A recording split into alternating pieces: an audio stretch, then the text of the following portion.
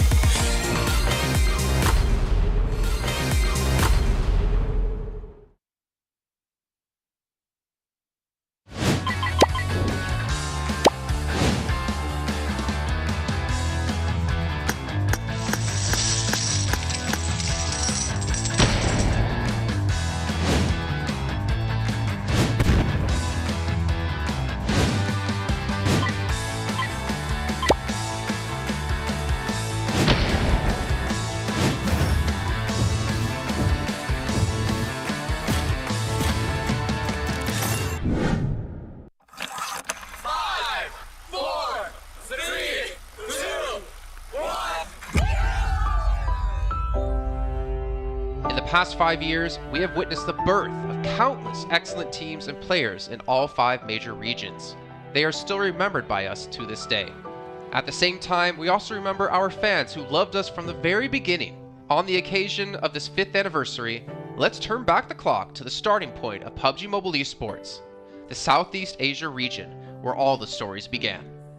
As the first world-class event, PUBG Mobile Star Challenge gathered professional players from all over the world.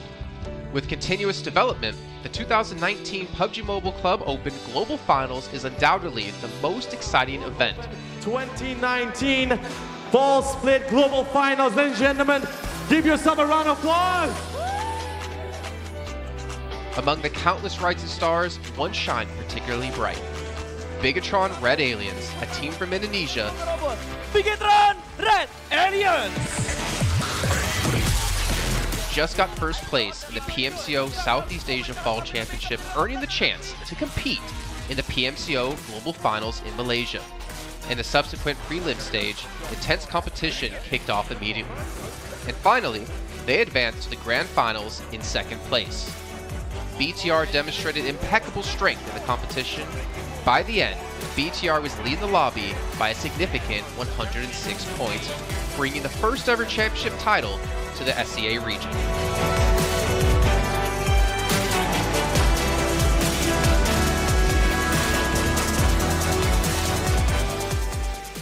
Di saat itu siapa yang gak kenal dengan nama Bigatron gitu? Tim yang punya segudang prestasi, mereka juara dunia di PMCO Global Finals tahun 2019.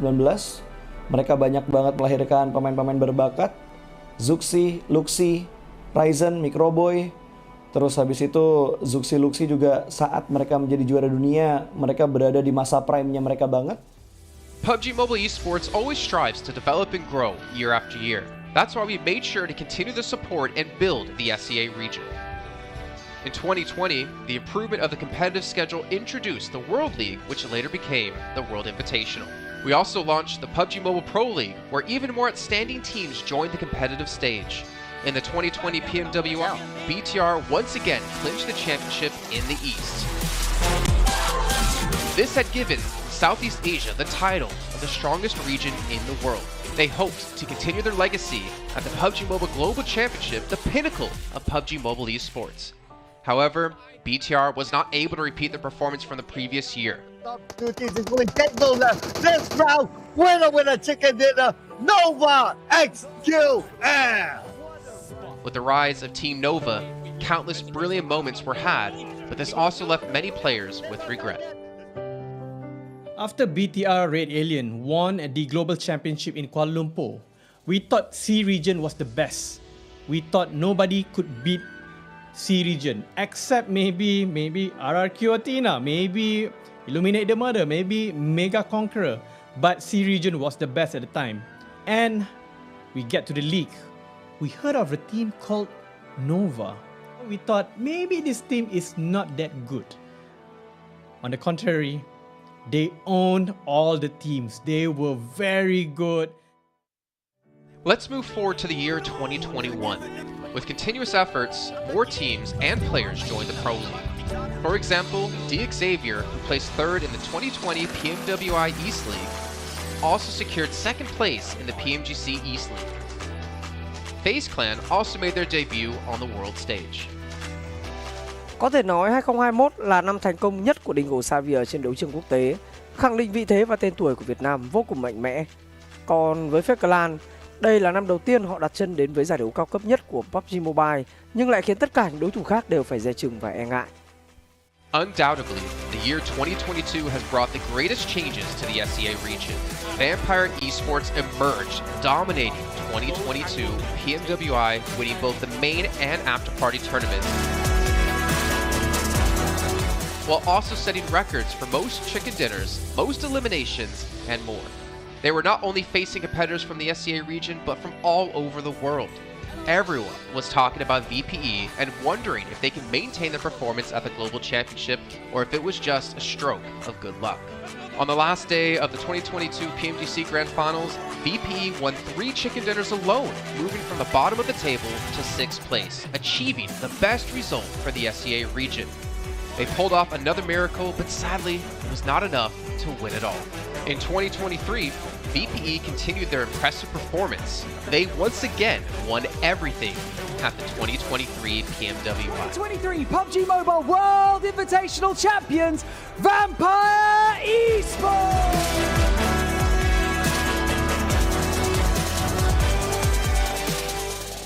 ก็ย้อนกลับไปในปีที่แล้วนะครับเอาจริงก็ผมมองว่าน่าจะโอ้โหไม่มีใครที่จะมองว่าทางฝั่งตัวแวมไพร์จะซักเซสได้ถึงขนาดนั้นนะครับเพราะยุคนั้นเหมือนทุกคนจะโฟกัสไปทางฝั่งตัวอินฟินแล้วก็เฟซแคนที่มีแบบว่าผู้เล่นดังๆนะครับแล้วก็ถ้าจำมันได้เหมือน PMGC ปีล่าสุดมากินไก่แบบเบิ้ลติดกันในวันสุดท้ายเหมือนเอาจริงน้องๆก็เคยบอกเลยว่าเฮ้ยเราเครียดกันไปหรือเปล่ามันเป็นตัวเองดีกว่าเล่นแบบปล่อยจอยได้แบบจอยเลยสุดท้าย3 ติดจบอันดับ 6 ของโลกซะอย่างนั้นนี่นะครับแวมไพร์สปอร์ตเดี๋ยวเชื่อจัด But don't forget, Alter Ego, an Indonesian team, showed a very strong performance by winning the Super League twice. The SCA Super League was an upgrade to the previous championship, which by many is considered to be the most competitive league in PUBG Mobile.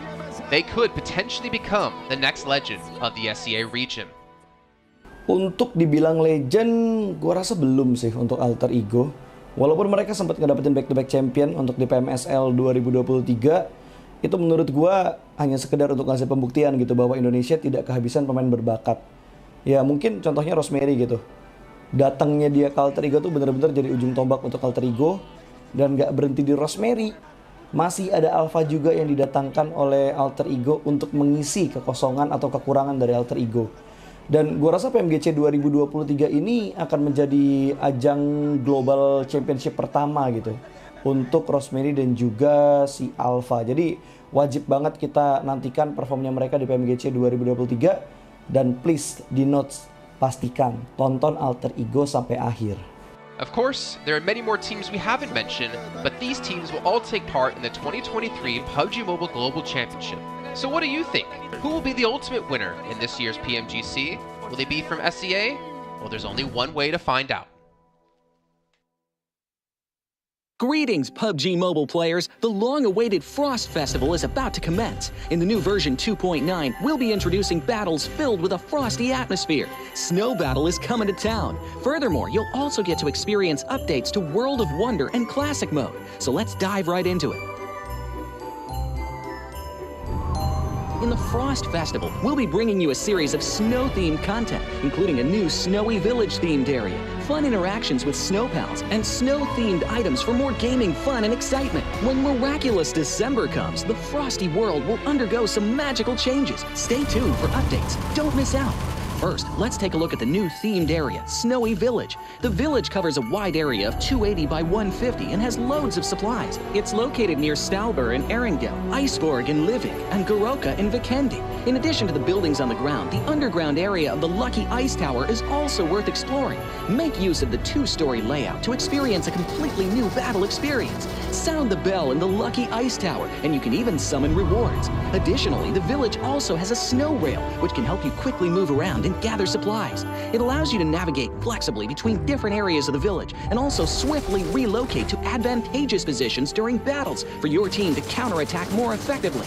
Of course, you should always remain vigilant to avoid becoming the target of an ambush. What's more, the village also features a special 2-seat vehicle, the Reindeer. It's also a great choice for transportation as it allows you to swiftly move all over the map.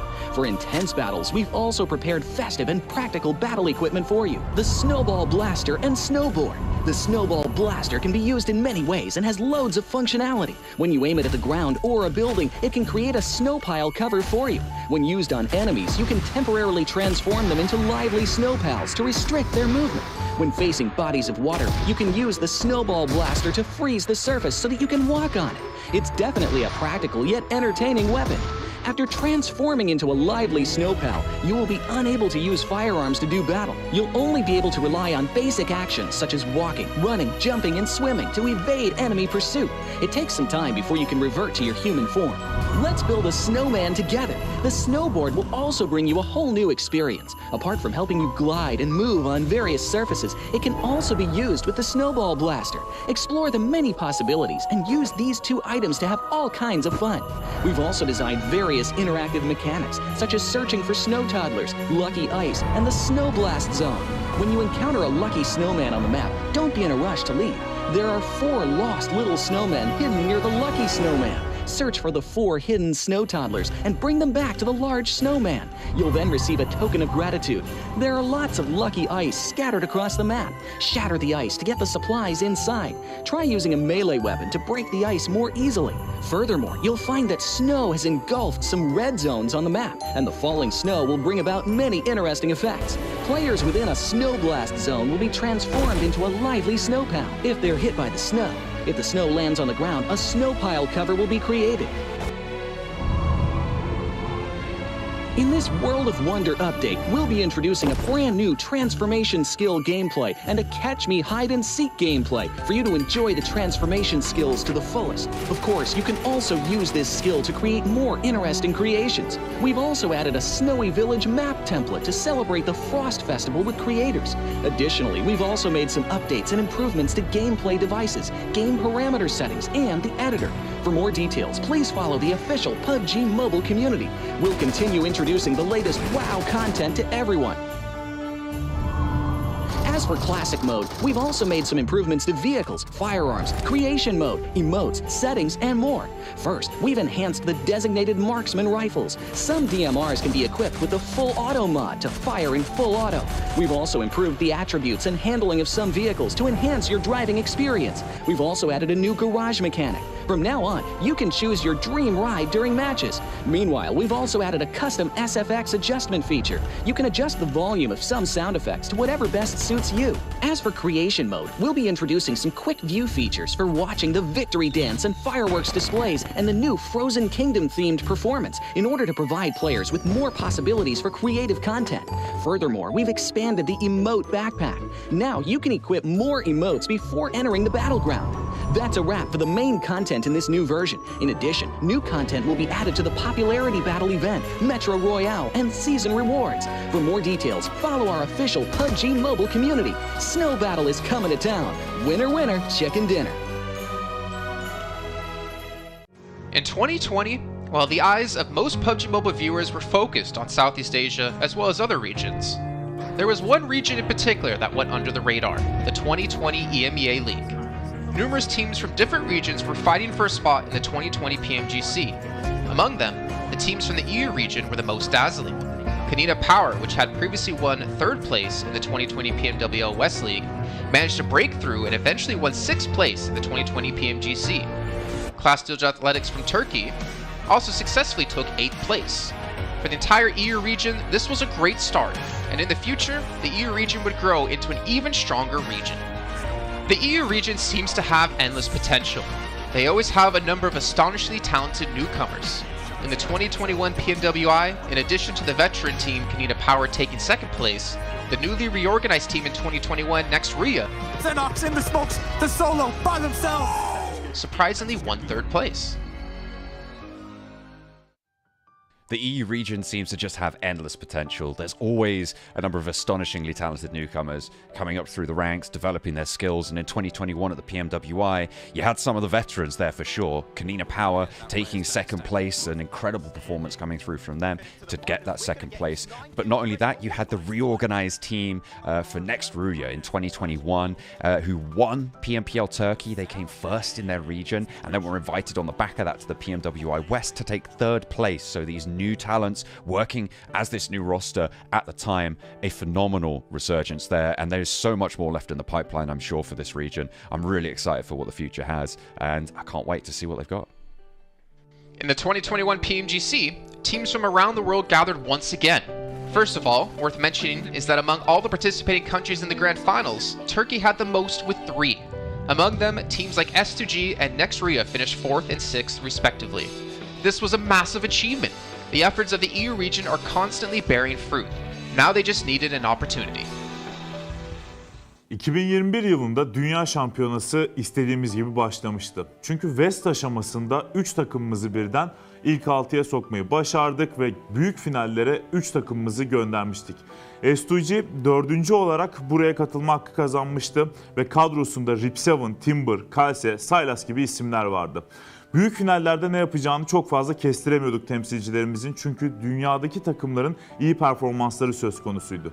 Büyük finallerde temsilcimiz S2G 4. olmayı başardı. Nexu'ya 6. olmayı başardı. Maalesef Fenerbahçe ilk 8'in dışarısında kalmıştı.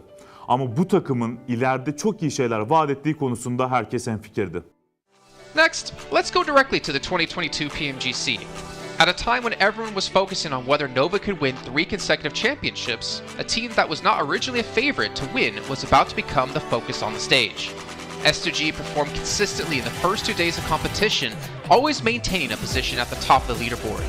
And on the final day, S2G changed its conservative tactical strategy and sought to gain more elimination points in the last few rounds.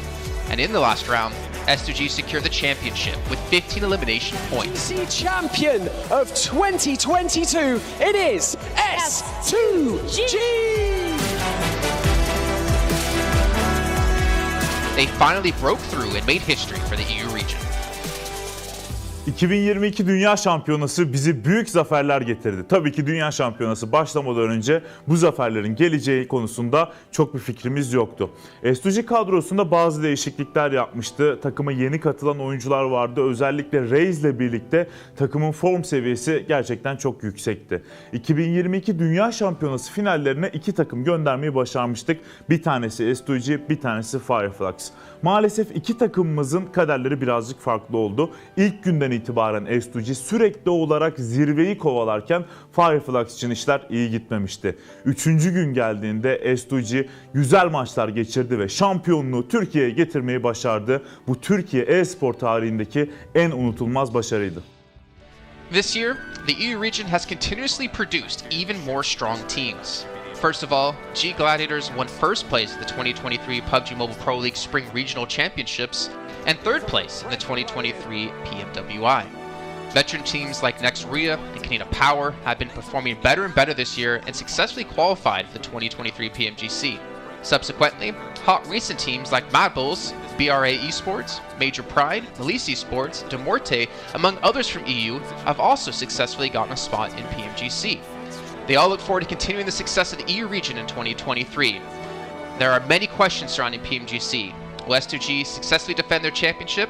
Will another EU team lift the trophy? Could it even be a team unexpected to win it all? Let's witness it together in Turkey.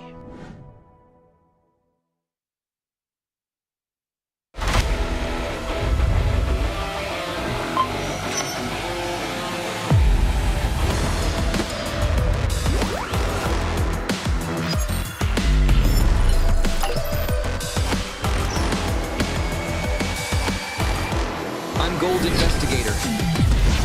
Join the Investigator team and let's protect the game's fairness together. 2023 Popularity Annual Gala event tutorial. Hey there, welcome to the 2023 Popularity Annual Gala. We've introduced a brand new competition and upgraded rewards. You will have to go through 10 rounds of 1v1 matches and compete to become the first ever PUBG Mobile Popularity Annual Gala champion. So let's get right to it. New competition, ladder competition.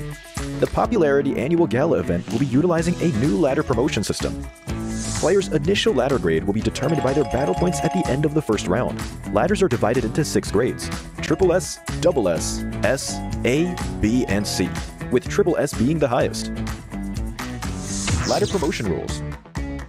Players are ranked based on the popularity they gain during the battle period. For rounds 1 to 9, the ladder results are settled at the end of every round's battle. Apart from ladder grade C, each ladder has 100 spots, with the top 20 promoted, the middle 60 retained, and the bottom 20 demoted. If you're trying to move up the ranks, be sure to stay within your ladder's retained threshold or higher before each round is settled. Additionally, ladder grades can only be promoted or demoted by 1 grade at a time, so your performance in the assignment round is crucial. Be sure not to miss it. Final Showdown. Based on the rankings from the previous 9 rounds, round 10 will be the decisive showdown to determine the final rank and ladder grade placement, including the champion of the 2023 Popularity Annual Gala, who will emerge as the ultimate winner. New exclusive rewards. At the end of round 10, rewards will be issued based on the player's ladder grade and final rank. For outstanding players, they will receive exclusive rewards that can showcase their supreme honor both in and outside the game. In-game rewards include the honor title, honor name tag, and honor avatar frame, which are sure to make you stand out. Moreover, there are also physical trophies, interviews, custom-made popularity gifts, official social media promotion, game exposure, and other exclusive honorable rewards. Gain global renown both in and outside the game. What are you waiting for? Participate in the 2023 Popularity Annual Gala now.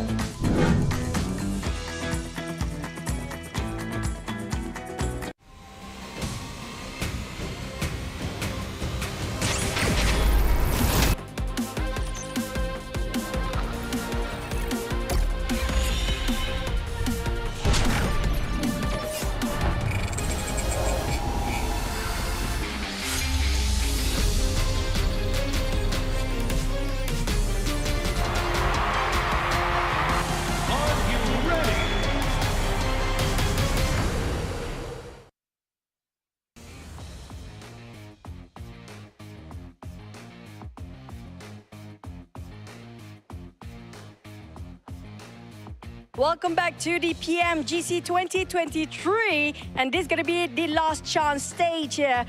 And I'm live in Malaysia, Battle Arena PJ, with me none other than Potato coming out from Alter Ego. Now starting off our questions and brief interview for the day. Now, for Alter Ego, you guys were PMSL champions back-to-back for 2 seasons, but it feels like there's a lot of challenges for you in the PMGC League stage. What was the biggest difference if you compare during the PMSL and even the PMGC now? Oke, jadi buat Alter Ego sendiri, kalian itu back-to-back champion di PMSL dan sekarang kamu berada di survival stage PMGC. Jadi apakah perbedaan di antara PMSL dan PMGC itu sendiri? Oke, kalau perbedaannya menurut kita sih dari segi adaptif di tim-tim global ini ya. Karena dari segi adaptif atau adaptasi mereka sangat-sangat kuat lah. Jadi mereka nggak ada patokan mau gameplay gimana, jadi mereka menyesuaikan dari segi gameplay. Okay, if you ask me the difference between PMSL and PMGC, most of the team at this PMGC, they know how to adapt with the situation. They don't have like one specific play style or they want to play passive or aggressive. No, they're not doing that. They just adapt with the situation and improvise from there. So I guess that's the biggest challenge for them as well then. And now, based on yesterday's matches, are there any adjustments? Since today is your last day playing as well, you have to wait for tomorrow. Will there be any adjustment for your team to just make it for the next stage and get a better result? Oke, jadi buat hari ini adalah hari terakhir buat Alter Ego sendiri. Apakah menurut kamu sendiri ada sesuatu lah yang kamu ngerasa bisa nggak kamu lolos ke survival stage nanti gitu? Kamu harus apa yang kamu harus lakuin buat kamu lolos ke survival stage? Apa yang harus kita lakuin sih pastinya lebih ke mematangkan kesalahan kemarin ya. Jadi kita belajar banyak dari kesalahan kemarin. Kita benar-benar adjust lah untuk hari ini karena hari ini kita terakhir bermain dan grup green besok masih grup red dan yellow masih bermain. Okay, so for me from Alter Ego, we want to do our best. We already touch up our mistake. We already learned from the past, and yes, of course, today group green and versus red, but then red is gonna play in tomorrow. So I think we're gonna perform really well so that group red is not gonna qualify easily to the last chance. Now I'm gonna touch that for a bit more. Since you mentioned about your mistakes yesterday, and it's so hard to actually identify your mistake in a very short time, can you state out some of the mistakes that's quite major for your team? Ya, kamu ngomong-ngomong, kamu ada ngomong tentang permasalahan yang terjadi lah, mistake-mistake yang terjadi. Bisa nggak kamu cerita sedikit aja, apa salah satu contoh mistake-mistake yang terjadi di kemarin hari? Mistake yang kemarin terjadi sih kita belum expect sama keisengan Semnan ya. Jadi benar-benar dari semua map kita benar-benar deket sama dia dan lumayan mengganggu gameplay kita lah. So the things that I don't expect is the playstyle from Sem9. So that's the mistake that we learned back then is because of our drop spot in every map is quite near with Sem9, and yeah, we don't expect these things gonna happen, and yes, they give us so much trouble. I mean, that's the unexpected to be happening on the global stage, definitely now. You mentioned about Sem9. Are they one of your greatest threat when it comes to this stage, or will there be somebody else so far? Kamu ngomong Sem9 nih, kamu mention Sem9. Apakah Sem9 itu salah satu tim yang kamu ngerasa PR terbesar kamu, ataupun ada tim-tim yang lain? Enggak sih. Karena emang kemarin iseng aja, kita nggak expect dia bakalan main se-iseng itu. Okay. So basically, it's not really Sem9 is our biggest threat, but then we just don't expect they're gonna play like that. Okay, so we might have more surprises for today, by the way. With tight points among the teams, and you still have a great chance to make it to the last chance stage. What's your focus to improve your rankings since today is your last day? And what do you think is the most important outcome for today's games? Okay, jadi kalau kita lihat dari point system, poin kalian itu tidaklah terlalu jauh untuk kamu lolos ke ke last chance. Jadi, apakah fokus terbesar yang kamu mau fokusin hari ini supaya kamu bisa lolos ke last chance? Kita lebih ngemaksimalin tiap game sih. Jadi kalau tiap game kita mendapatkan hasil yang bagus, poin juga bakalan ikutan bagus juga. Jadi kita fokus game per game. Okay, so basically we're gonna focus on each game. We're gonna focus on our first game first. It's because of I believe if we focus on each game, the point will come afterward. So we're just gonna do our best in every single map so that we're gonna maximize our point. I agree. It's one step at a time, one thing at a time as well. But we're done here on stage live. We're going to toss it back to the casters. Good luck, all the best for all the teams out there competing, especially when it comes to Green Group. Today will be the last day performing, and the next day they have to just wait it out. We're just going to toss it back to the casters. Casters, take it away.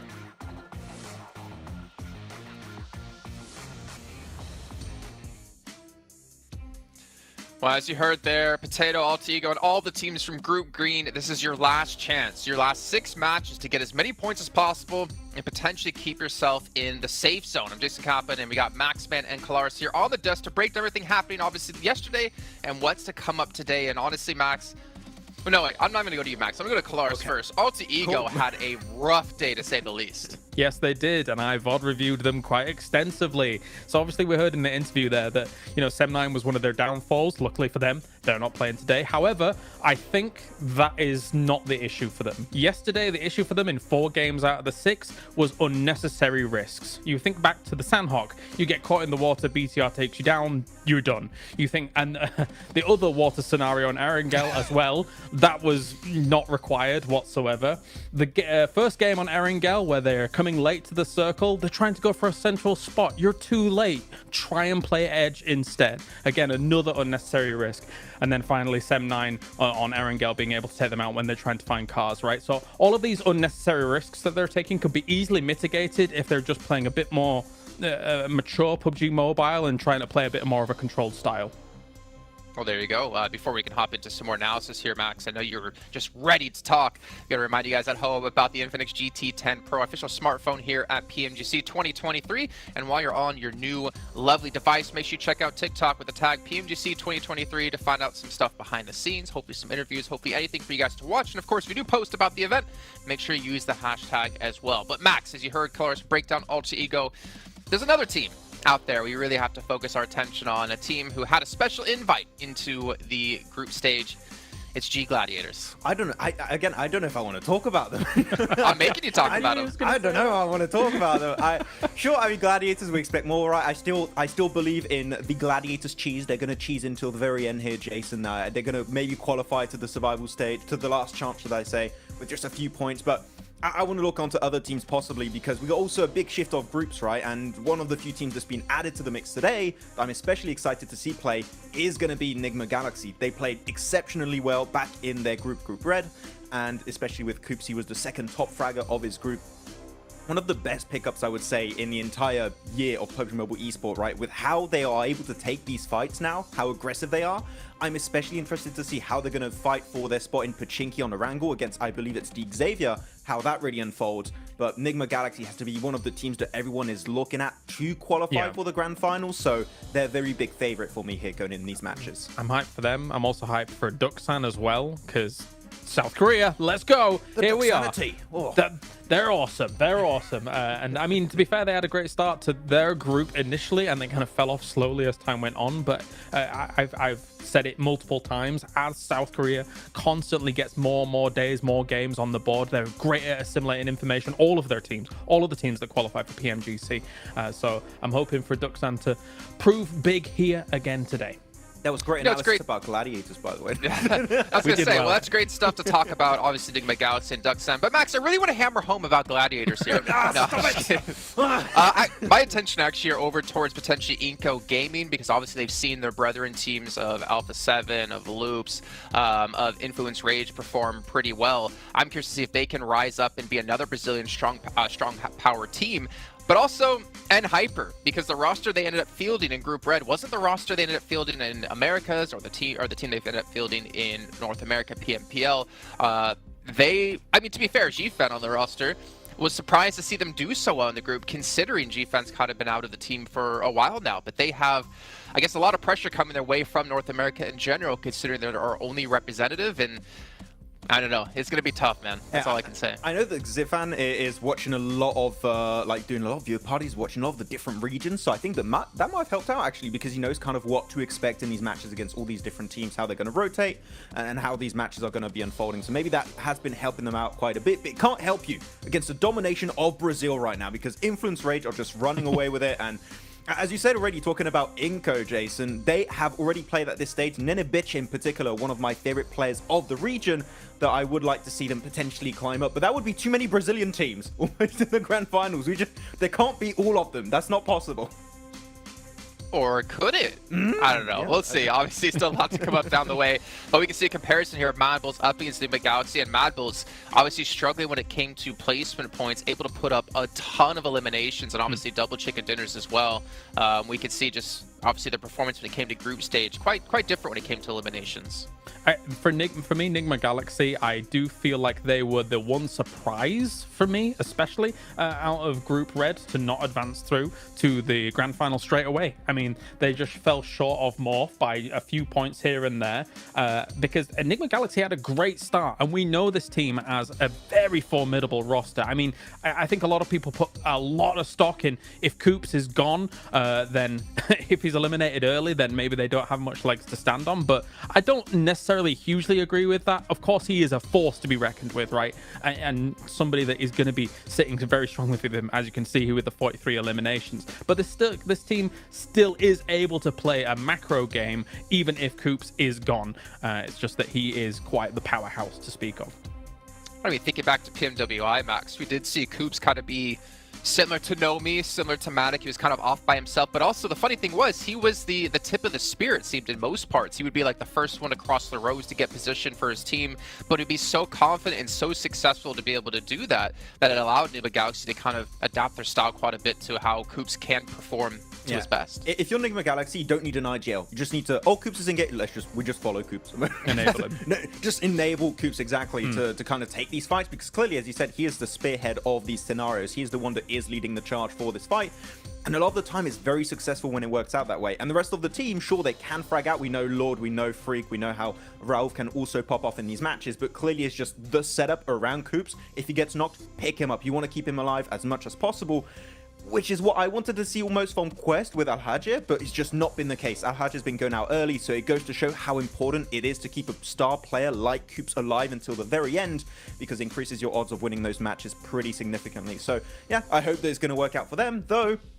If you're looking also on this graphic, Radio Seal, currently Reject, we had some great moments, right, Kalaris, in the group stage, but they've been a little bit invisible currently at the start of this tournament. There's still a bit of time for them to come back and hopefully qualify for the last chance, but Reject have not had the start I was expecting, and that might be also off the back of that long break between Group Green and now this point of the tournament. Honestly, I have a bit of a grim outlook for Group Green, in my opinion. We'll also take a look at some of the highlights, because, I mean, you've got 6 of their teams not able to make it happen yesterday, right? I think Alter Ego was the top out of those 6 teams with 22 points, and that's kind of why I focused on them a little bit in my VOD review from day to day, because I do feel like Alter Ego is the one that can try and get out of that rut that Group Green has put themselves in yesterday, because it is their last chance today.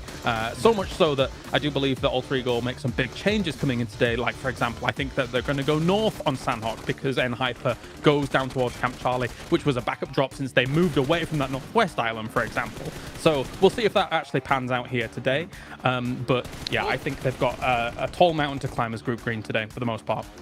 I will say this, I'm 100% in agreement with you, Kalaris, but one thing we can't forget about is that the difference between 16th place and 8th place is 15 points. Now, obviously, if you're Melise here in the situation, that's over doubling your points, but it's not that big of a gap at the moment, so it's really going to come down to those potential 1, 2, 3 points. That means whether you're into the last chance or your unfortunately PMGC run will be done. So it's still extremely close, but yeah, it is kind of eye-opening, Max, as we look at Group Green just struggling down towards the bottom of the leaderboard. Yeah, actually, I got a few numbers right now. Group Yellow, on average, have 40.5 points. Group Green have 26.3. So there's a pretty significant disparity between the teams that are between these two groups. It is going to be a bit rough.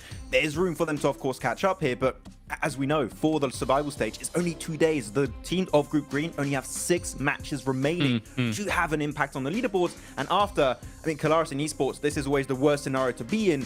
You just got to stay and watch and just hope that the other teams around you don't perform well, which is the most insane situation to be in, because you just cannot have the impact you're hoping for anymore. No, for sure. It's a terrifying prospect to actually kind of stare down. For Rejects, of course, I think that obviously right now they got themselves 17 points yesterday. Compare that to the group stage that they had, which was 188 points in total. For me, I don't know if 2 days is enough for Rejects and rotating lobbies for them to gain traction, because Rejects' performances came in the latter stages of their group as a whole, compared to some of the earlier days and the early results. That said, as well, there's some uncharacteristic numbers that came out from yesterday. Procedure, for example, only 10 eliminations across 6 games. This is a team that can get that in one game, no problem, considering what we saw from them in the group stage. So my eyes are also on them, aside from Alter Ego, because I just think that they're capable of more. 100%. I completely agree, and unfortunately, we're just not seeing out of them and the Twins. But you know what? Obviously, rotating groups. I think for me, as you kind of mentioned, right? Like, we have rotating groups. It kind of doesn't favor some of the teams. But for me, PMGC is always about finding the best all-around team, because there's so many different kind of mini tournaments within tournaments, right? You have your group stage where you play out the same teams over the course of 3-4 days. Then you have this event where you have rotating groups. You have to be adaptive. Then you get to the Grand Finals, where it's going to be a sprint, or I guess the last stage coming up in just 2 days, where it's really a sprint, right? With just 2 days of play. You got to be good all around, and we're going to find the team to be just that, hopefully, very, very soon. But one team I did want to focus on, just really quickly, because I want to throw this out there in case it happens. Influence Rage. You're so far in the lead, there should be no chance you're ever going to fall into the bottom 8. Do you start to hot drop on some teams' potential, start to kind of put yourself in rotational paths of some of the teams, well, obviously not them because they're not playing here, maybe Mad Bulls is a better case in the situation, to punish teams and prevent them from potentially qualifying? Because Influence Rage will come tomorrow, Mad Bulls is today. We always theorize this, and it pretty much never happens, right? But I want to see it! You want to see it, okay, but are the teams going to take that risk? I'm not quite sure. You could do it if you want at the second half of the day. I think now is a bit early to do that. You're safe. You're not 100% safe, so just... Mad Bulls? You don't... I mean, for Influence Rage, I would just say, just play the half of the day, just chill, normal. Then if you want, and see how it happens. I think the earlier you do it, the more responsive teams are going to be to that, and they're going to adapt around you, potentially hot dropping them, right? So if you Influence Rage, Mad Bulls, BTR, maybe you want to take a bit more time before going for a play like that. I don't know who you'd want to pick out. Maybe Rejects, maybe also Gladiators right now could be a team to take down. I don't know. Could be. I have a thought. I do think Mad Bulls is relatively safe. I mean, considering that I think that the performance will continue here throughout the day. I think if you were going to target anybody based on these two groups alone, I wouldn't even mind looking towards Procedure for on Erangel. If you think about their potential rotational paths from something like Yasnaya going up against kind of Rozhok, sometimes those can potentially clash from time to time, and Erangel is the most, as we all do our little things. Please sir, I want to be next. You know, I think that could be a target. If they were going to do something, I don't know whether they will though. I'd even go on Alter Ego, to be honest. I think that would be a good team to take down. Maybe. They could be a threat. I mean, that's a good point. If you prevent people from hot dropping you when we get into the last chance stage, then it means your position's going to be a lot cleaner. You're limited in games. You have a better chance of qualifying through. But let's see what's going to break down as we're heading to our first match of the day with Sandhawk. Going to throw it over to our commentators, Jack and Blink, to take it away. Thank you, Jason. Oh, it's exciting already because I kind of like the way you can see we're all there in anticipation. It was cool. I like the way you kind of had, the we're in school blank. We want to get our opinions. Oh, in. yeah. Because even me and you were speculating, we're theory crafting. It's sick, man. This week's going to be so damn good. Like, the quality of games yesterday was great. If that carries on, I'm living for it, blank. Yeah, I mean, we were having a little chat behind the scenes there. I mean, to be honest with you, there's a lot to talk about here. You have some of these groups here that are now playing their last day. It's Group Green. This is their final day today before we head in towards tomorrow. Everyone gets 2 days of play between both the survival stage and that last chance. And some of the players, some of the teams in Group Green are in real danger right now. It's a stressful experience. You2 Alliance, they look happy, they look ready to go, they look very, very excited to get things on the road here. They had a pretty good upwards trend over in their group. Didn't start off so strong, but ended it quite significantly well. Obviously not getting in towards that direct invite stage, but yeah, for Group Green, things do get a little tough here. And we were chatting about, like, there's really only a couple of teams from Group Green that we actually thought were fairly decent towards the end of it, and it kind of felt like the group of death. But the more we look into it, the more we see there's actually some very, very good teams in some of these other groups that definitely deserve more praise. Absolutely. I think that's sort of the speculation that we had when we came to this agreement, like looking back on it, in retrospect about the rose-tinted goggles or green-tinted goggles, really, the upper echelons of that group were absolute masterclass, right? Even Reject Tokyo can be lumped in with that, with how well they were playing over that week. But since coming into this, well, hang on a minute, hold that thought. It seems that hot drops are happening, blank. What's going on here? Straight into the action. Is that Mad Balls under pressure already? It is Inco versus Mad Balls here. And we saw this versus Mad Balls in the very first day of their group versus Falcons. They lost their hot drop, but they're used to it now. They're expecting something to go off. They've already found one knock off the bat here. Let's see if they can find any more, Jackie. How far can they go with this then? Fleek getting the reload off instantly, trying to assess the situation. Now, Mad Balls always feel like they were hit with pressure on Sanhok. Even back in regulation of Group Green, they were being tested for control.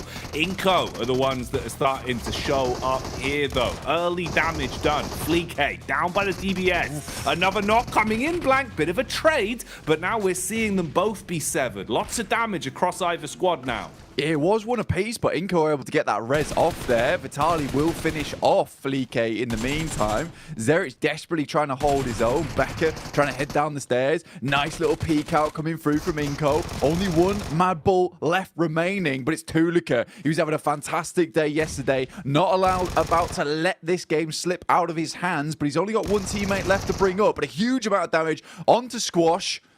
Last player alive, Tulika. Can he clutch this out?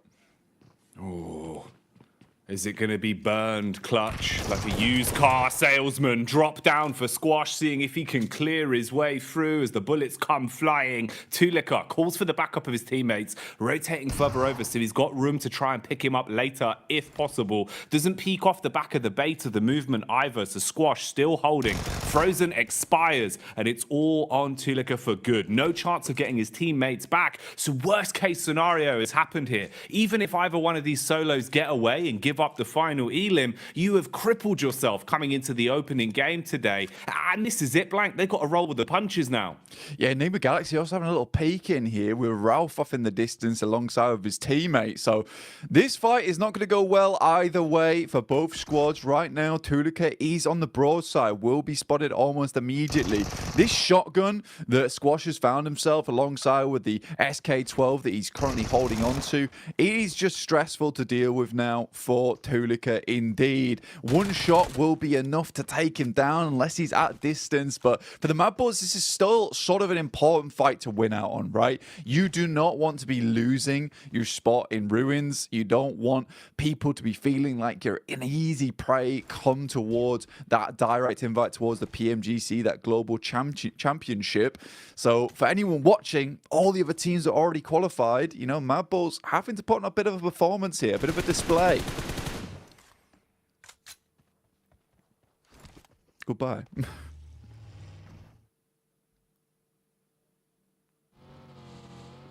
And with that, Tulika will move onwards. Ralph takes out the final player there from Inco. Difficult stuff ahead now for Tulica himself. Be moving forward here, Jackie. Oh man, that is a rough way to start this off, Blank. You know, we're coming into it thinking that we have time to speculate, give a bit of a lay of the land, if you will, for our viewers at home. We got Jason's favourite, just what he ordered, you know, fresh from the oven there, the hot drop specialty. Mad Balls just walking away with just the one man as well. The worst case scenario, really, Blank. And then a third party to steal that last elim. Ooh, wrap that up in a neat little package. If that isn't a little taster of the sort of shenanigans we're going to be seeing today, then I don't know what would be. You know, maybe like a beef stroganoff. Yeah, I mean, for some of these teams, some of these squads, right, it was kind of interesting because we were sort of speculating, is Mad Balls going to want a hot drop? In the end, they have to, but it's Inco who does engage that. And I think for Inco, maybe not the greatest thing to happen. I mean, we were talking about how, you know, here on Sandhawk, you do want to try and get as many points as possible, squeeze out as much as possible from this map, because you're only going to see one of it anyway. You don't want to go heavy on these games. Tixie all by his lonesome here. No one else to help him. He's got a DBS versus the three-man squad here of Quest.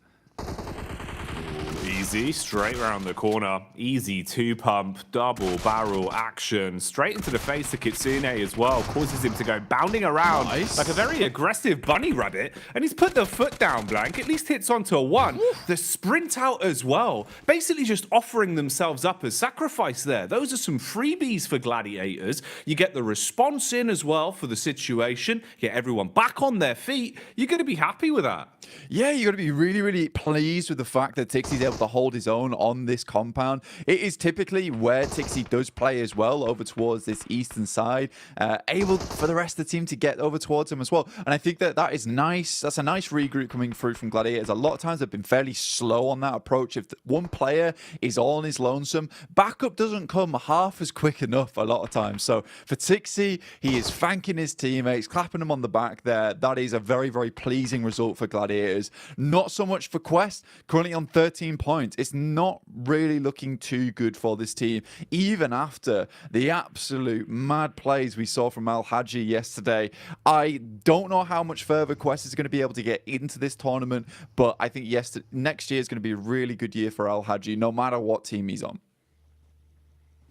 I think they've done well, at least in kind of winning the hearts of the fans a little bit as well, with the time we've seen from them on camera, the way they've come across in their interviews, and the resilience we saw, at least in regulation, back in Group Green, right? You know, for them to actually fight through and even still be in the tournament in a position where we can still be talking about them right now, Blank, at least for me, was impressive. It just felt like there was a little bit of room for them to get another step forward. It's a shame how some of the games have gone for Quest, especially yesterday. It was rough. It was raw. Misery back on screens here, though. Evos instantly aggressing, looking to try and build themselves a few points on this one. Misery got the early knock off with the UMP. Redface and Co now moving in to clear out the upper compound as well, and flushing their way through anyone that dares to peek into them.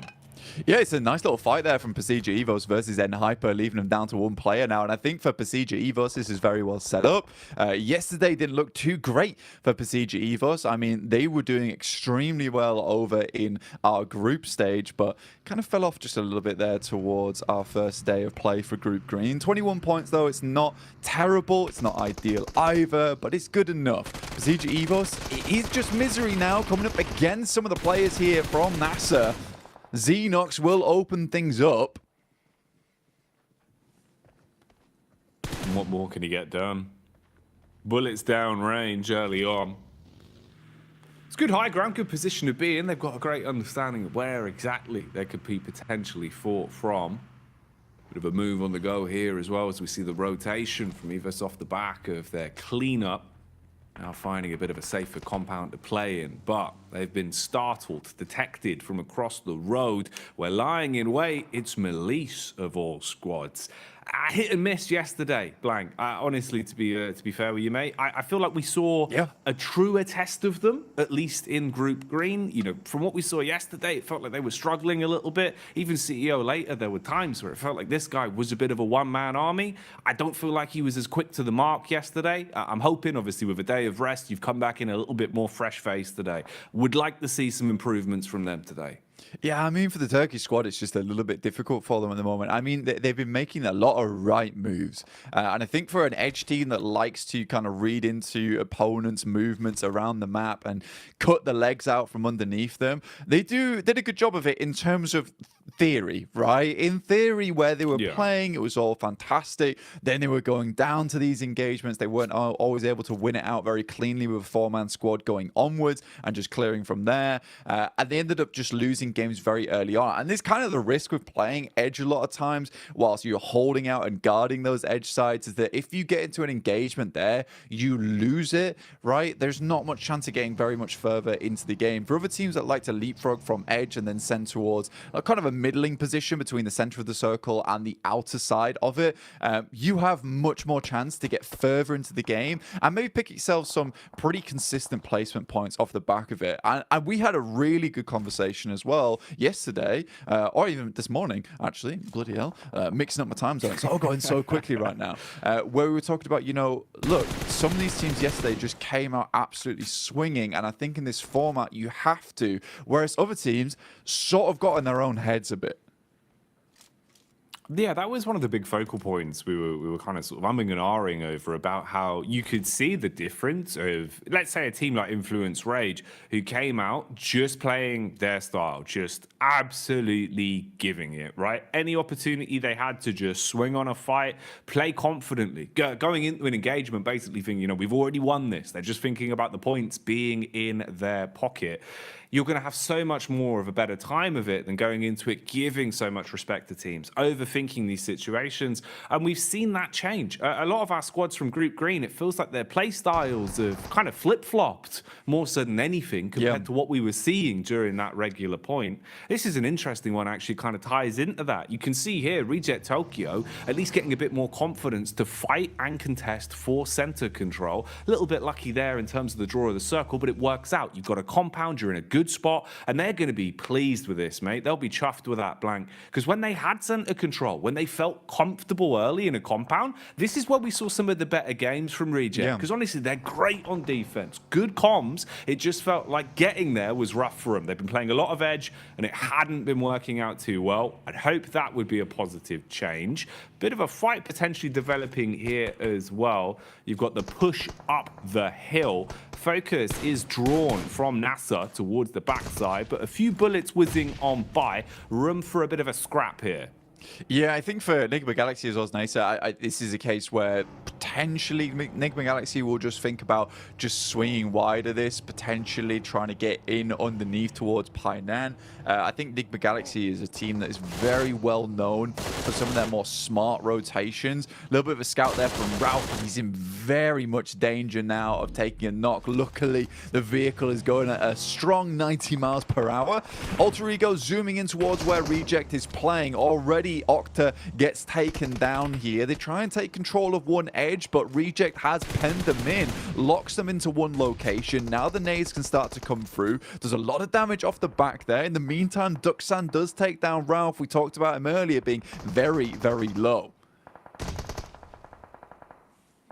Pins pulled on the nades for Alter Ego, looking to see if maybe there's a way they can defend themselves with these bad boys. Problem is they've already taken so much damage. Reject Tokyo setting themselves up. They're trying to reset in terms of the defense and readjust what positions they're playing from so they can support each other a little bit easier. There is nades in play as well. Reject Tokyo normally very good on lining up those double nades. That could be something to come back towards. For now, we'll see what's happening up on the hillside as well. There's been a bit of commotion here.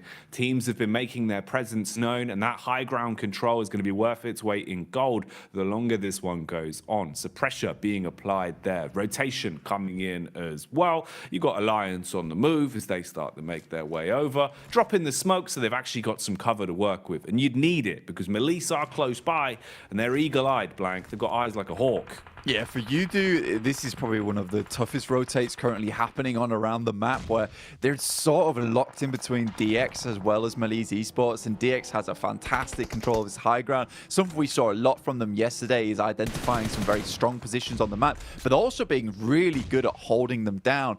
Not necessarily always in compounds, just in certain areas of the map where they have that high ground control. They can play around a little bit of hard cover and go from there. Circle moves very hard towards that north side. Now, that is a little bit of grace given towards MB Esports. They can use that to their advantage. Udo Alliance, they take a knock in Flax, and a quick heal goes over towards Fatar there. So very, very immediate response from Udo Alliance, but I don't think it's going to be enough here. I think they're just caught on with the worst end of the stick out of the lobby. Probably the only team that's going to suffer in the next minute or so, I would say.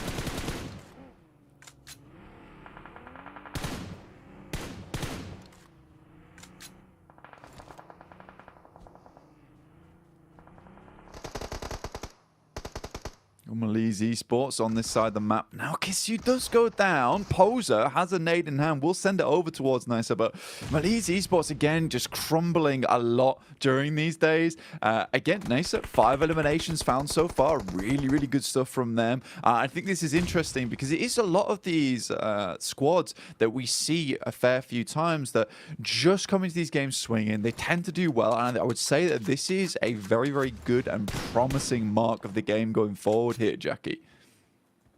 I'd agree with you, man. It feels like, actually, we're getting into a bit of a groove now, a bit of a stride for some of our teams. A lot more aggression displayed early game as well here with the culmination of the 2 groups we have in today's lobby for survival stage.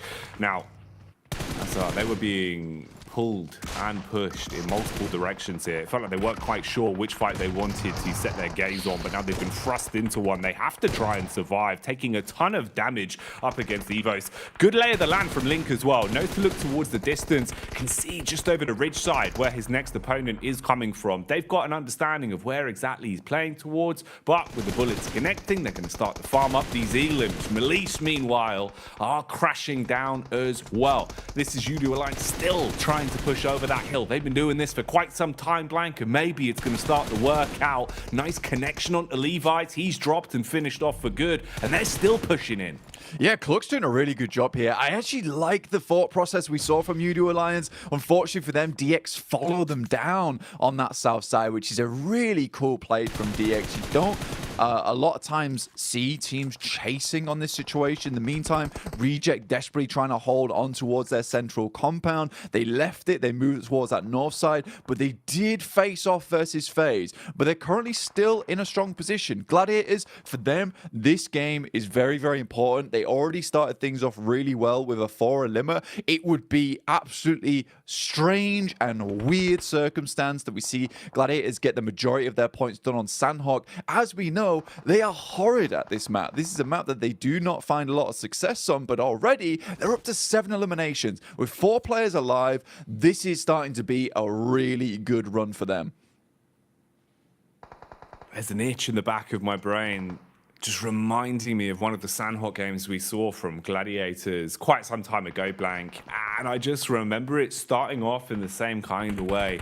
When the pressure's on Gladiators, when it feels like, the story's not going to happen, the crazy comeback towards the end is never going to be there. It feels like finally that Cinderella story won't be written. Something like this happens. We've seen it before on Sandhawk. I don't know what causes them to play like this sometimes, but they've certainly had their breakfast this morning, and they're coming out with some fibrous maneuvers, looking very solid in the moves they're making. 7 elims to the name, Blank. How much longevity have they got on this one? We'll keep our eyes on it because Gladiators need a good game, and the individuals are playing to prove that. Yeah, they desperately do. Right now, facing off versus Duxan, not an easy team to go up against. MB Esports, they lose Fistboy on a knock. That's to DX, who are doing a really good job over on this eastern side, just clearing their way through. Up to 3 eliminations now. Alter Ego also chiming in. Bit of a better rotate from them over towards this south side, able to take over that compound that Reject were holding on to. I think a lot of that comes off the back of the fact that Gladiator was able to get some really good pot shots between the windows, knock some of the players from Reject very much slow them down, bog them down. More nades sailing in from Gladiators, taking out the remainder now of Duxan. FaZe spots out some of the players from Gladiators, will take some pot shots towards them, over towards that western side. Chow gives his life for the rest of the team, but it's just Paragin now. With Lamborghini down, he is able to get in, but this is more of a survival game for them. Great circle here for the Gladiators. The last minute men, as usual, very much feels like back towards my university days where the deadline's looming and then suddenly I'm in the library for 24 hours. That's how it always goes with Gladiators, man. I sympathize with a lot, Blank. I'm the same. Unless the deadline's there, it's not getting done. And that's the way they play. And honestly, it's working wonders for them right now. Again, you know, with every time we're looking over to them, they're starting to build up more elims. And like you're saying, zone-wise as well, they're in a good position to make a play off this. The one awkward encounter in the dead center as well is Reject Tokyo, now basically being the Reject duo, with all of FaZe in full force around them as well. So not really what you want to be. A bit of flat sharing going on, and that's illegal. It's called subletting, Blank. FaZe are going to clap back onto DX as well, finding a way to peek through the windows. An assault onto Paragin. That's an unlucky knock. Yeah, I think right now, even though he's able to get Lamborghini up, it was kind of for nothing. This little high ground the Gladiators currently have control of was so fortuitous that they got the circle on this side. Coming off that high ground is very difficult, so they're trying to milk it for as much as they can here, stay on this top side. But it's MB Esports coming in to try and challenge us for now. Gladiators need to be ready for this one. Kitsune luckily is in position as the DBS, only able to find one though, and that's not quite enough. The rest of the team instantly needs to improvise off the back of this. Sek and Mondo are down, so it's a decent start. The nades start pouring in, and it's a nice nade on the backside towards Fistboy. Just Akaze left remaining, and Gladiators quickly clean them up there. Up to 12 eliminations now, Jackie. A fantastic start. Tixie's flying through the air. Matic is on the support. Oh, mate. This is perfection put together so precisely from Gladiators right now. That was beautiful. The nade work to defend after the crash was on point, and then straight back into hungering for more elims. The peek down the hill, beautiful connection on the aim skill as well, and we get left with our final four. A scrappy one at that as well, Blank. Alter Ego still alive. They were able to find what remained of Mad Bulls and shut them down, but they've now had the same done to them. Peek out from Sarah Biceps, and with a smooth right hook, he's wiped them off the face of the battleground. 3 squads remain. Gladiators currently on the outside edge right now. It's FaZe with a very strong position. Alter Ego still need to work their way in as well, but they went out earlier on. Reject holding on. It's a good little game for them, but for the Gladiators, more points would be absolutely gorgeous for them here. If they could win out this game, they'll send themselves tumbling towards that top side of the lobby after just one match. So 20 points. Realistically, if they can get themselves 25 after this, they'll be very, very safe. It'll give them a buffer. They still will need to put in the work after the rest of the day, but they'll be in so much better stead. And taking that pressure off yourself this early on in the day is so, so nice. Taking the pressure off themselves and applying it to Reject Tokyo. Problem is, though, it's not going to turn them into diamonds. It seems like they will instead just buckle under the pressure. Bit of a peek out here from FaZe, though, as Gladiators encroach further on the compound, closing in on them, using their utility to try and blow Lufa out of the equation. Nade after nade barreling through. Swing from FaZe on the stairway as well. And that connects. Meku left black and blue, down on his last legs now as they first onto him. Gladiators with only a duo remaining, Blank. I think regardless of what happens there, I think Gladiators are fairly pleased with this result, right? Meku was always left behind to try and help the rest of the team get further up. Now it's Matic in a 1v3 scenario. It's going to be very difficult for him to pull this type of thing off. Goes for the pre-fire as the circle starts to push all these players in. Has an idea of where they're swinging. This rock is really nice to play around, but Onzen, he's on the prowl, and it will be found by the rest of the team. Mormon finishes off Matic. Regardless regardless, FaZe picks himself a nice win from a very easy rotate on that north side. But for Gladiators, that could have been a lot more for them. Either way, I think it was around about 15 eliminations they finished that game with the 6 points on top of it. 21 points is just a very, very nice start for them. And you know what? Jason might have been right to bring them up at the start of the day. It's crazy, isn't it? You know, we sit there, Jason brings out all his storylines that you think are never going to happen. And I think we hit the mark for 3 out of 3 of Jason predictions all in one game. So he's doing well today, Blank. He's doing well. Oh, look at the dance. He's happy. He's pleased with that one. I mean, starting off the day with a win here for Mela is really, really nice for him. He's got his hot water bottle in hand as well, mate. Oh, yes. Taking the heat to the next level. This is why FaZe are winning. They're bringing the heat in. They're warm. Exactly, Blank. That's madness. They got the moves inside and outside of the battleground, and they got the chicken dinner to boot as well. Can't turn your nose up at that one. But I think we do have to give a little bit of eyesight over towards Gladiators, looking at the stats in terms of what they got up to on that one as well. Yeah. That's a big game from them, right? They're actually fragging as well, Blank, which I think makes the world of difference in the sense of confidence. It's what we were talking about way back at the start of the game. At least now, having a high elim game, it should perk you up a little bit. You're not going to feel so somber throughout the rest of the day.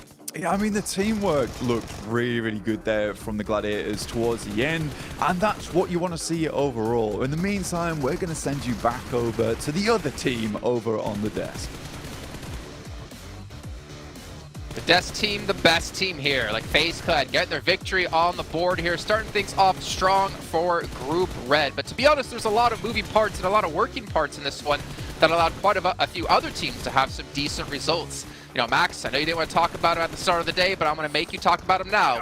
It's G Gladiators. Okay, you know what? They got himself some wins. I can give you that much, Jason. I think Kalaris was talking about that. The eliminations kind of got fed to them in weird ways, especially that fight versus Quest. Alter Ego changing their drop location to the Eastern Island, and Mad Bulls fighting Inko, which means that their rotation path here, Jason, is completely free. Even if you rotate late, you can make it through Trifecta, you can get access to Bootcamp Hill, and off the back of that, they can just start blasting at so many other teams like Duxan, Alter Ego, and get 15 eliminations on the board. They needed those points here because they were in a tough spot before here, and they already doubled their points. They had 20 points before this match, and now extra 21. That is massive for Gladiators. That might be exactly what they need to get themselves in more of a safer position, considering this is their last day of play overall. But another team we have to dive into here is Reject in particular, because the position they had, we were watching a little bit of a disagreement between you and Max in terms of what Reject decided to do as his own tried to center up on FaZe. So I think that they were trying to make the game-winning play, right? Like with some of their moves. They start in Trifecta, they had a 2-2, and they go to the compound, which in our region we see always as a focus point for some of these circles mid Sandhawk. Now, they realized Alter Ego's coming in behind them. They made a ridiculous blitz through. It was risky, but they actually got a lot of points from it, 8 points in total. That's by the by. Rejects here from this point on tries to leave this compound and go north towards FaZe. I think they already took one elimination off of FaZe, so they knew that they were weakened, or in a weakened state, but it was very slow, very unsuccessful trying to breach the position of FaZe here. So I like that Rejects was a winning move, but it materialized. At least they got high up in this game, I suppose. Yeah, I think that the situation they were in with Alter Ego playing the Road Trifecta compound is you want to work with Alter Ego and stand that compound for as long as possible to gatekeep other potential threats later on down the line. If you stay there with Alter Ego, you eliminate Nigma Galaxy, Deke Xavier, Duxan. You can also maybe eliminate some players of Gladiators as they get pushed down Bootcamp Hill, and off the back of that, you can transition through the rocks, maybe make over to FaZe. I think that was the better approach, but to be honest, the moment Deke Xavier died, right, Kalaris, they could play those rocks and survive super fine to the match. So it ended up working out, but I think there was maybe another option available. But that's the cool thing. There's so many ways to play it that you don't know which one might be the best at the end. I mean, yeah, I get what you're saying, like a symbiotic relationship in that compound for a little while. The thing I look at it is that they got third in this game, and would they have probably have got third if they'd have stayed in that compound as well? Yeah, probably. Yeah. But would they have got first? Almost absolutely not. So I think that, you know, they were trying to go for it all, and obviously it didn't pan out. Yeah, and again, trying to make those plays that are really important for them, considering Reject coming into this one from Group Green. So they only have, well, now 5 matches left to go. They have to get as many points as possible. They have to make sure that to make the right decisions, though, as we did look at a drop as well between Mad Bulls and Inco. And Mad Bulls, a team that it really doesn't matter for them, right? They're pretty much safe into the last chance. For Inco, though, at least them trying to scrape by as many points as possible. I think they got 3 with the eliminations. They're realizing, okay, well, this is not going to work out. Let's try to salvage with something. But they have to maybe look forward now to the next 5 matches. Yeah, you don't forget the best part of that fight here, Jason. You just Ralph come in like, sit down. just get rid of them right away. That was a good bit. That was a good bit right there. But yeah, it's a hot drop. It is normally Inco that would have to change that drop because Mad Bulls, as you touched upon, Kalaris, during that game, are already so comfortable.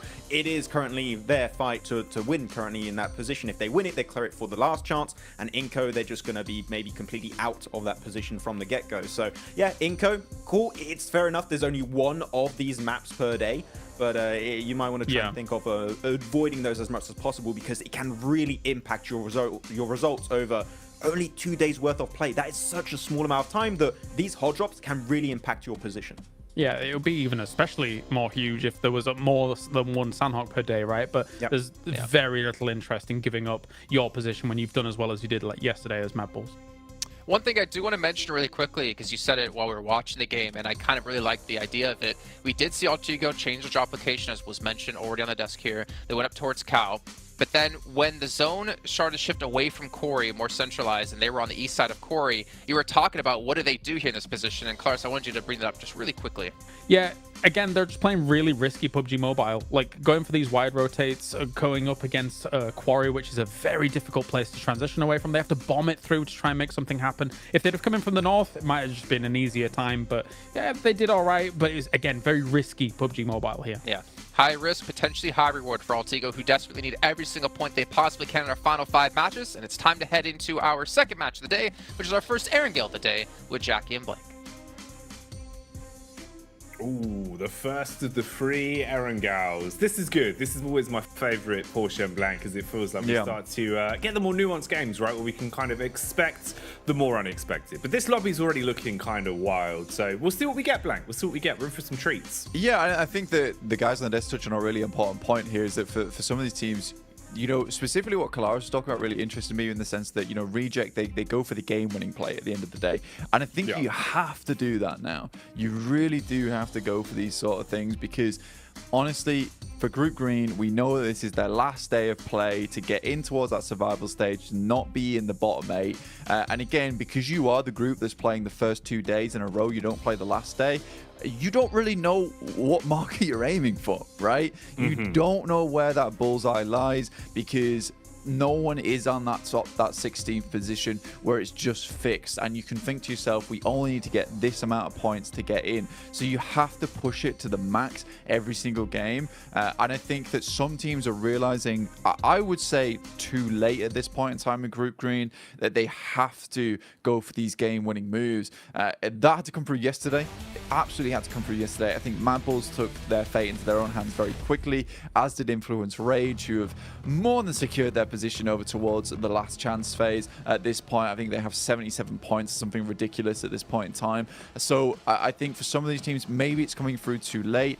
You need a little bit of luck today.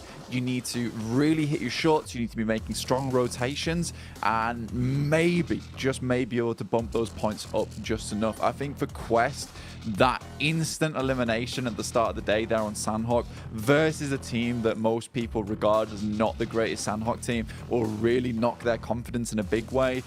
We know Quest made it in by the skin of their teeth, literally 1 point in Group Green to get towards that survival stage. I don't know if that sort of playstyle is going to cut it here, where a lot of teams, we're starting to cut down past the teams that, you know, didn't get past the first group stage. They're now in the survival stage now, where we have a lot of really, really strong teams. They won't just sit down and die like Tiamba did.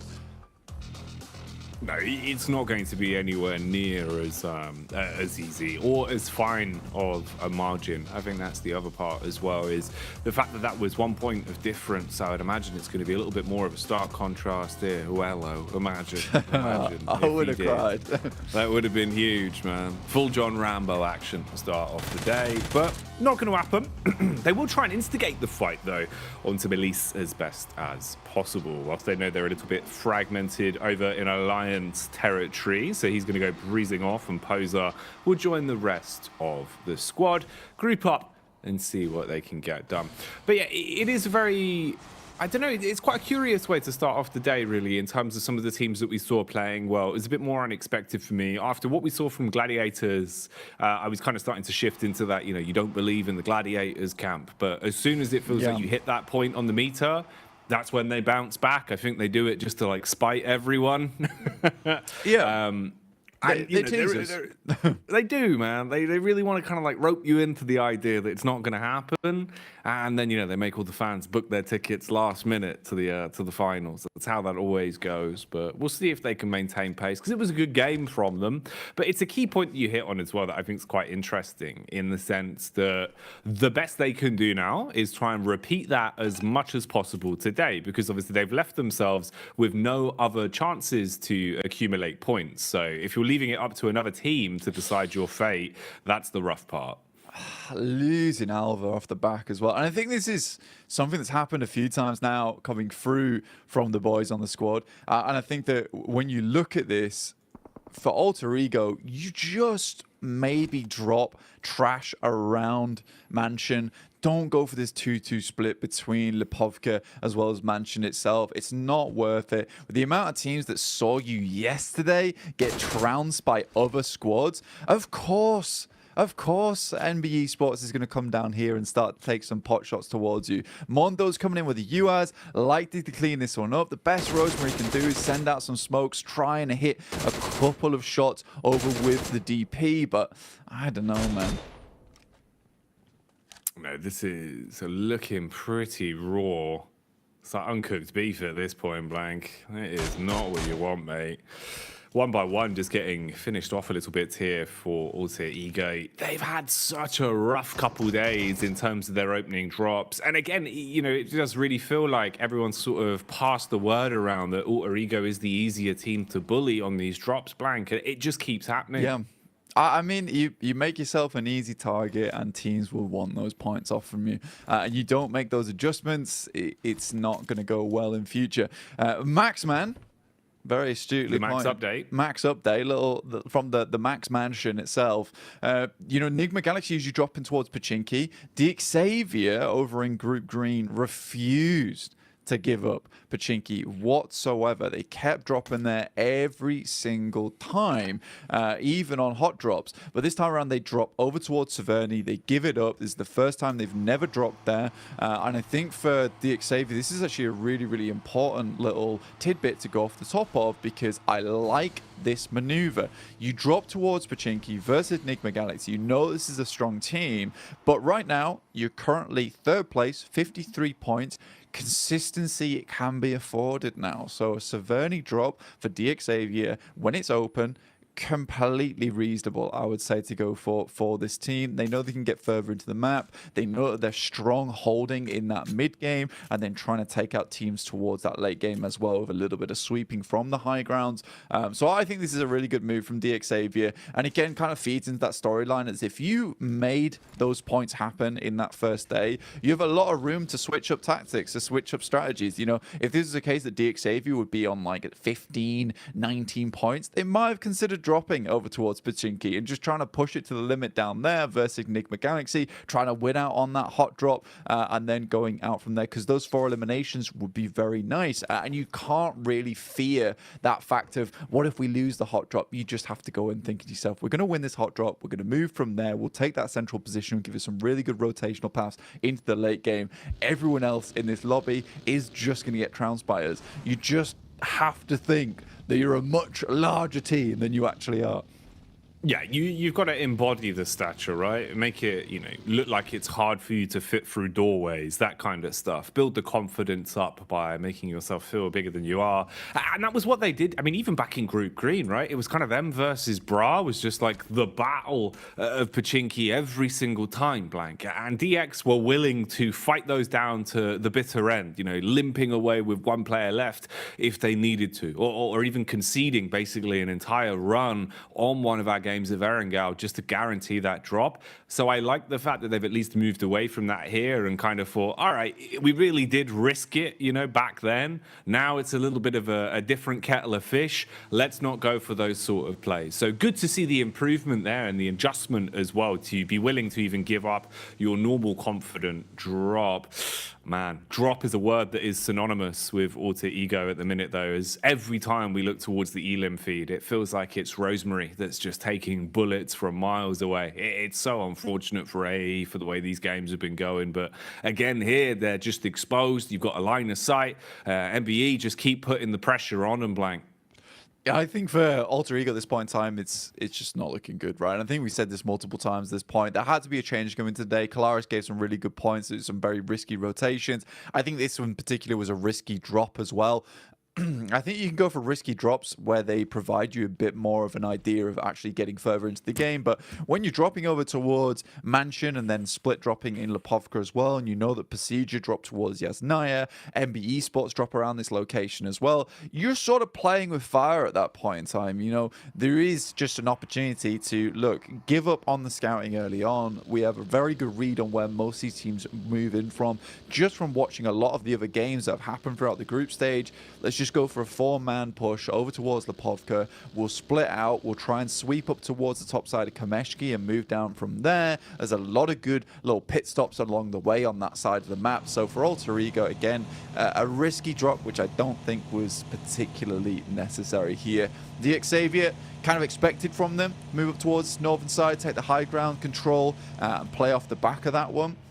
So I like this from DXavier indeed. Mad Bulls also find themselves on the northern side of Yasnaya. Very nice little quick rotate from them and a very hard shift over towards the eastern side, encompassing a lot of water in this one as well. So if teams want to get their feet wet, they certainly can if they want to live out this game a little bit longer. But for most teams, it's going to be either trying to sweep on this northern side or trying to hold towards some of these compounds on the edge. It's kind of a difficult position to play in. Some teams will be afforded some great spots early on if they were able to get here quick enough, but some teams on this outer edge will be struggling to find themselves a home.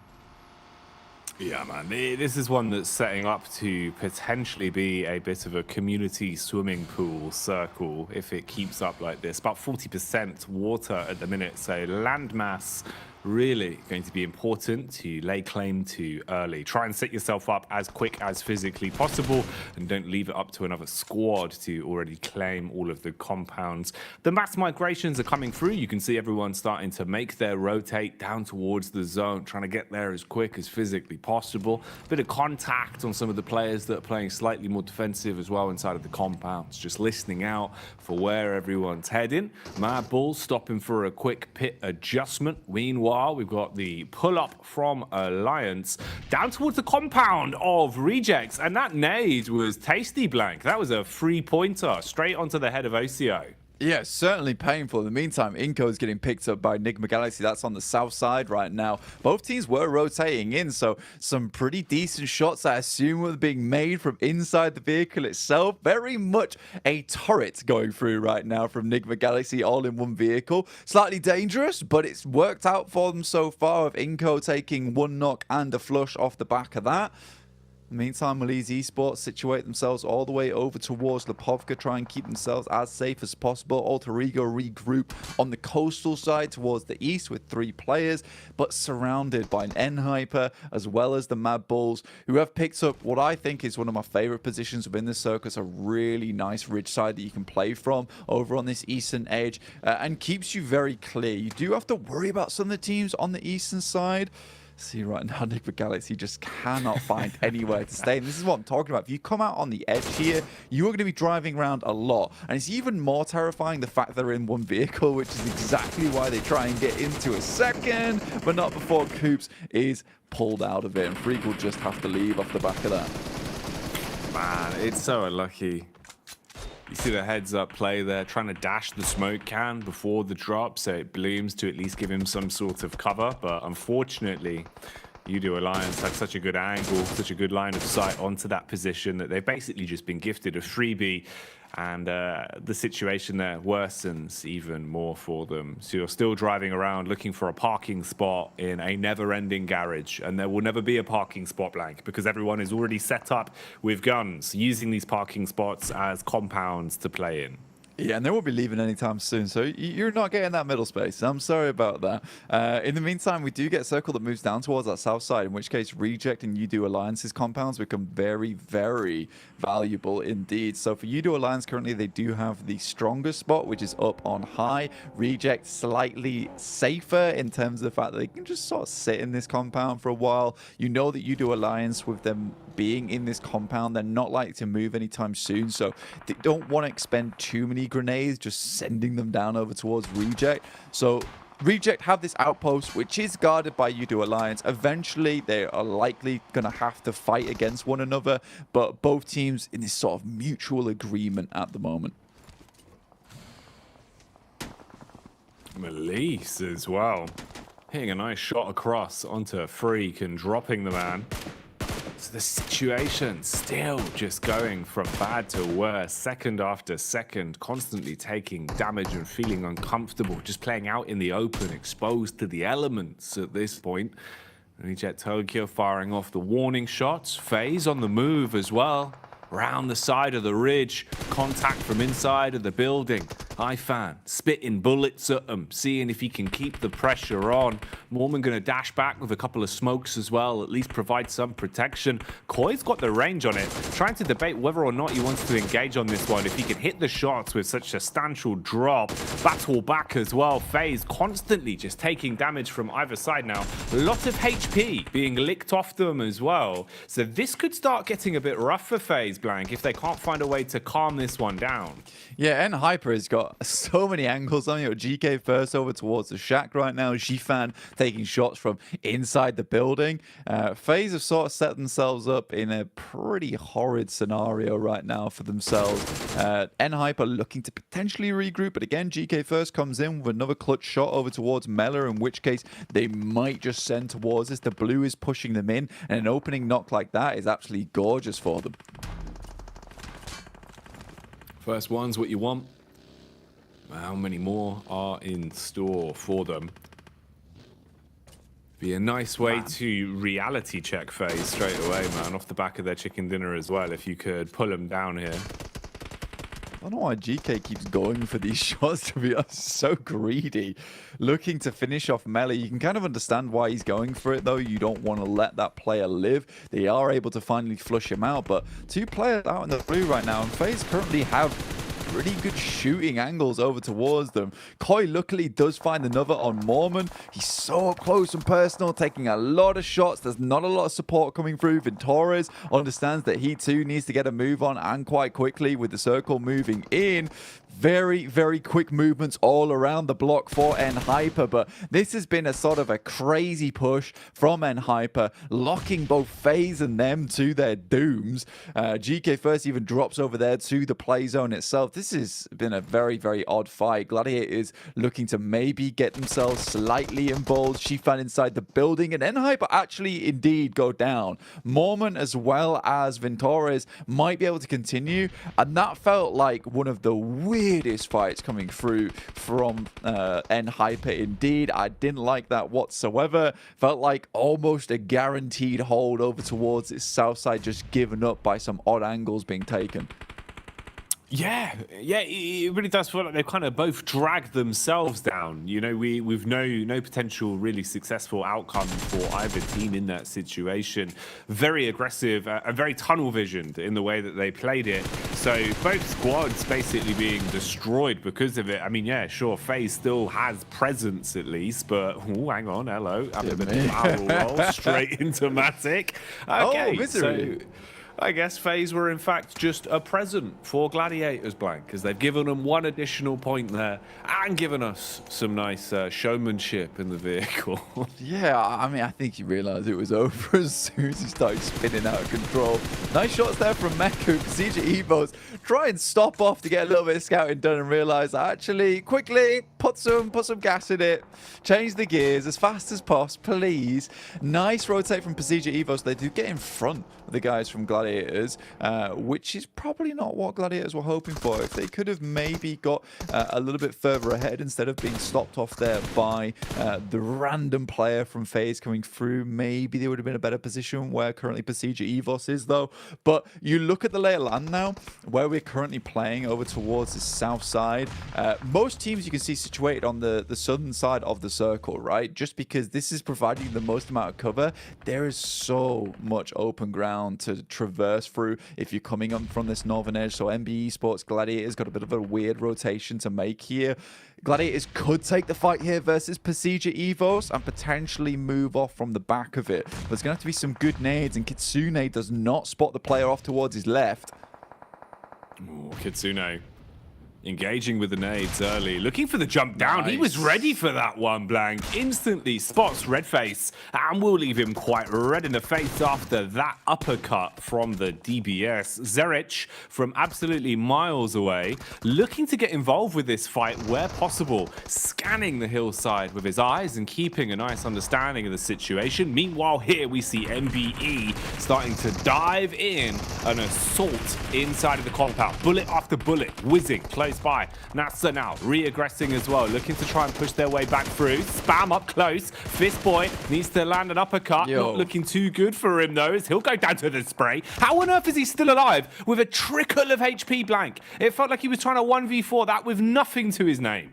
I mean, Xenox did an incredible job there, but here's Quest coming in over towards Reject. They're holding on as best they can, and the crash is just not working out. Luther immediately gets inside. They want to keep hold of all four members here. They know they've got a strong position to be working with. Duello moves in, tries to clear out the player, but he gets a nice little side swipe back in towards the door. Finally, it's over, as Tixi will pick up an elimination over towards Fahidan. But 6 eliminations for Gladiators. Once again, a pretty decent result for this squad. They'll have to push on through, potentially third partying down towards this position on Reject could be a good idea, but even Meku still putting on the hurt versus Inko, holding on whilst Kitsune scouts towards the western side of the circle. This is far, far better for Gladiators so far. You can tell the teamwork is here. Yesterday they just felt so disjointed.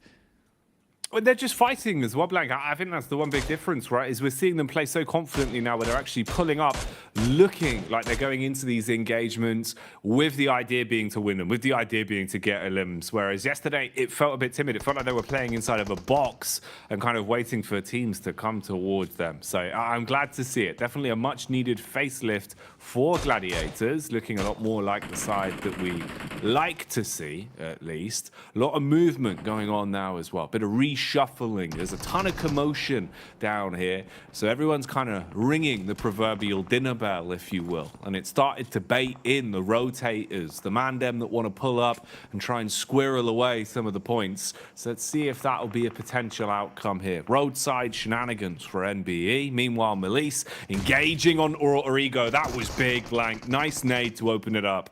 Yeah, an absolute chunky nade as well. Kisyu looks for another, sends it in, but Origo is tucked away just for the time being. Smoke's been dropped down by Malise Esports. They don't want to get caught off on the side here. In the meantime, Becker on his lonesome trying to take down the rest of DXavier. Does find at least Levi's here, which is fairly impressive indeed. CEO later off in the wings, looking to see if he could spot any of the players here in Lipovka. Alter Ego, they drop in Lipovka itself. This is where they've resided for a very, very long time now, looking to potentially get a little bit more out of it, but Malise have them surrounded. Reject once again surviving their position, will have to move forward. They know that UDO Alliance are behind them.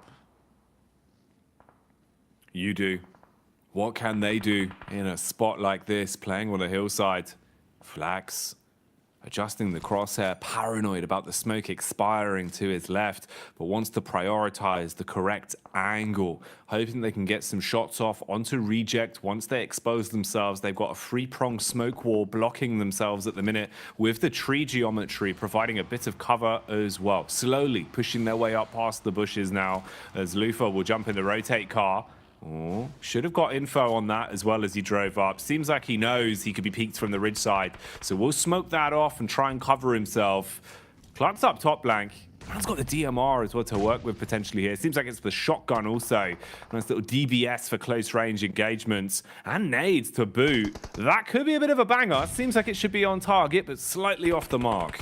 Yeah, you really need an airburst here, but a nice shot comes through, and I think that's from MBE Sports actually over towards Udo Alliance. The Gladiators continue to lose members. Squash finally does go down off in the distance. And the circle does center up and confirm up towards the Povka. So any team that made that decision early is happy about it. But look at this. Udo Alliance is losing members left and right, but the drop shot will at least keep them alive for a little bit longer. But the drop shot just ends up with them being dropped themselves. Udo Alliance out and Reject up to 5 eliminations. A very different face on this team, looking more Oni-esque today. Demonic coming through from Reject.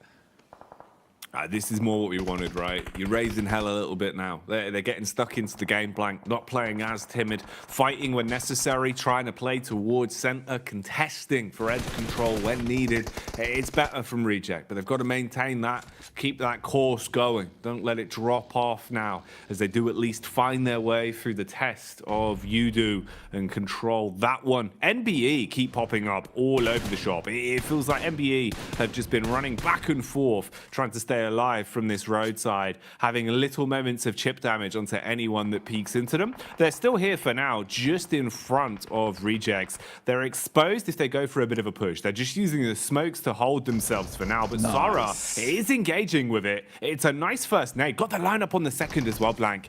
The nades alone could be enough to deal with them.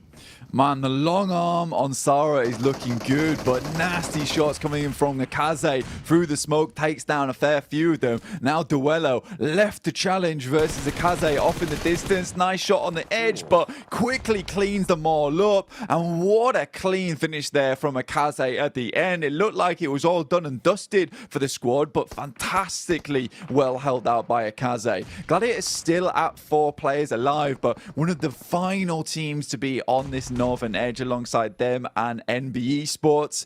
Mad Bulls up to 5 eliminations, Gladiators up to 8. They're doing good here. You asked about a bit of a repeat.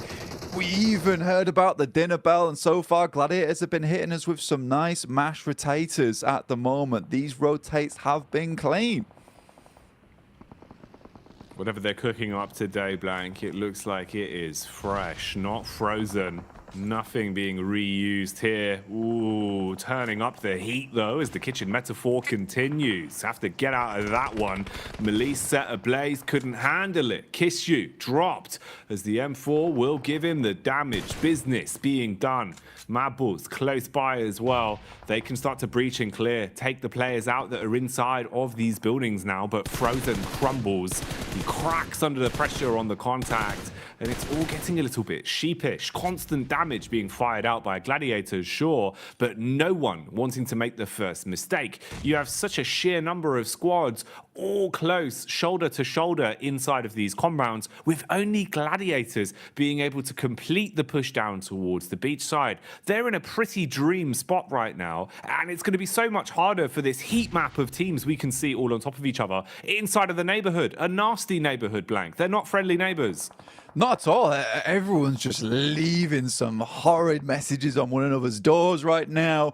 People just aren't picking up the newspaper. They're turning the Amazon delivery guy away. They will not be handing that through the post box to their next door neighbor at all. But for Gladiators, what an incredible circle for them. Moves up towards this north side, and they've had direct contact with a lot of these teams on the southern edge. What's great about this rotate from Gladiators as well is that they forced out the Mad Bulls from this position just with sheer sheer firepower. Up to 9 eliminations, set 50 points after the back of this game, just around about 18 points behind Mad Bulls, who we know had a great day yesterday. This has been very, very good stuff from the Gladiators. And again, it's that pressure off in that first game that allows you to succeed later on. They're moving in over towards MBE Sports. Sec, barely any HP. The vehicle flies over the top and Tixie's there on a Kaze. He's quickly put down and MBE Sports is out. Oh my goodness me, Gladiators are fighting. What are we watching, Blank? Is this a Michael Bay movie? Because that was a blockbuster. They come flying through the air, hit the griddy on that one as the shot connects mid-movement, and then they just continue on as well. This is ridiculous. Meku and Kitsune just putting bullets down range, Blank. They are farming. This was a great move from Meku as well, mate. They left him behind on the side swipe just in case anyone was between the trees. Likely Meku's going to be a sacrifice in this situation, but he's got great lines of sight over towards Duxan, providing very, very difficult terrain for Duxan to deal with. They step out of the way of the bullets from Kitsune as well as Tixie and Matic. They step directly into the bullets from Meku, who's very much safe on this outer edge. Luckily, Zipian is able to get some shots back over towards Kitsune, but it's just Meku and Tixie lighting them up.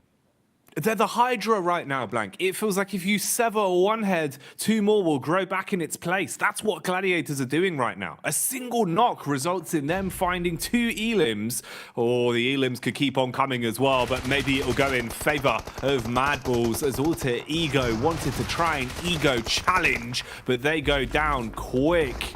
They've got cinder block shoes on that one as Melise third party and Mad Bulls hold on to their compound. Gladiators, though, still showing that they're handy with the sharpened steel, slicing their way through anyone that peeks into them. Now just pushing up the road to close down these and make sure these eliminations are theirs for good, Blank. Yeah, Tixie flies over towards that position, has the M4 in hand. Lovely nade over the top as well. Finds Hoxie. Now just Binny in the back here. Another nade flies over the top. Nice little Molotov will shoot underneath the vehicle. Has eyes on. Just needs to hit these shots now, but is sort of being cut off by the fire, by the smoke. Stands up to try and hit this one. The step out is there and Tixie gets taken down. Meku left remaining for the squad, but honestly, with the amount of damage the Gladiators been able to do, they've just been looking for those eliminations. We talked about this early on as well, Jackie, in the sense that eliminations desperately what you need. This is what you can confirm in these games. This is what you know you can handle, and I appreciate that they're just fighting for them. Exactly, it's the one part that you can control just by playing aggressive, playing confidently, and guaranteeing those eliminations. And that's what they've done. They've played for the elims here. Now they can try and see what they can squeeze out in terms of placement, because the other teams are doing the infighting for them. And it's whittled us down to only 2 players, really, you've got to worry about. Oh man, Mad Bulls licking their lips at the prospect of this one. They do find Meku. He's exposed himself from behind the rock. Now it's simple pickings. As long as Mad Bulls could reset, you do have an edge. The battle of attrition is in your camp. They're setting themselves up for a chicken dinner, but Zerich will expire. For Duxan, this is going to be a very, very important game for them. You know, 3 eliminations, it's not ideal. You go out this with a second place, 6 points, 9 points total. It doesn't feel great, but if you're able to get your chicken dinner off the back of this in a 2v3, you know, 13 points on this match feels really decent coming into the rest of the day. And with the blue pushing in, it is very, very ideal for them, but the Mad Bulls just look so absolutely clean today. They looked at yesterday as well, and they pick themselves up yet another chicken dinner. That is 3 in the space of 2 days. That's huge from Mad Bulls. A complete change of pace from what we were seeing from them, looking an awful lot better. And also now, Blank, it goes back to our point about the fact that you don't want to leave it up to another team to decide your fate in the survival stage. You want to make as many points as possible in the limited number of games you have to play. And that's what Mad Bulls are doing in droves. Yeah, it's a stressful game for Mad Bulls as well. Not an easy one. You can see that they're not super excited about this because it's more of a of a relief than anything they're able to pull off that chicken dinner. Playing within Lipovka, there was so much infighting in that area, getting forced out by the Gladiators. I think it was a very wise move for them to actually just send across from the rock side in the water towards those buildings. Yes, they had to fight for it versus Malise Esports, but they were confident to do that, and it sort of gave them that winning position. I think things got dicey as soon as they started to see the circle move towards the north side. Like, have we made a mistake? Did we make the right call here? But you just got to follow through.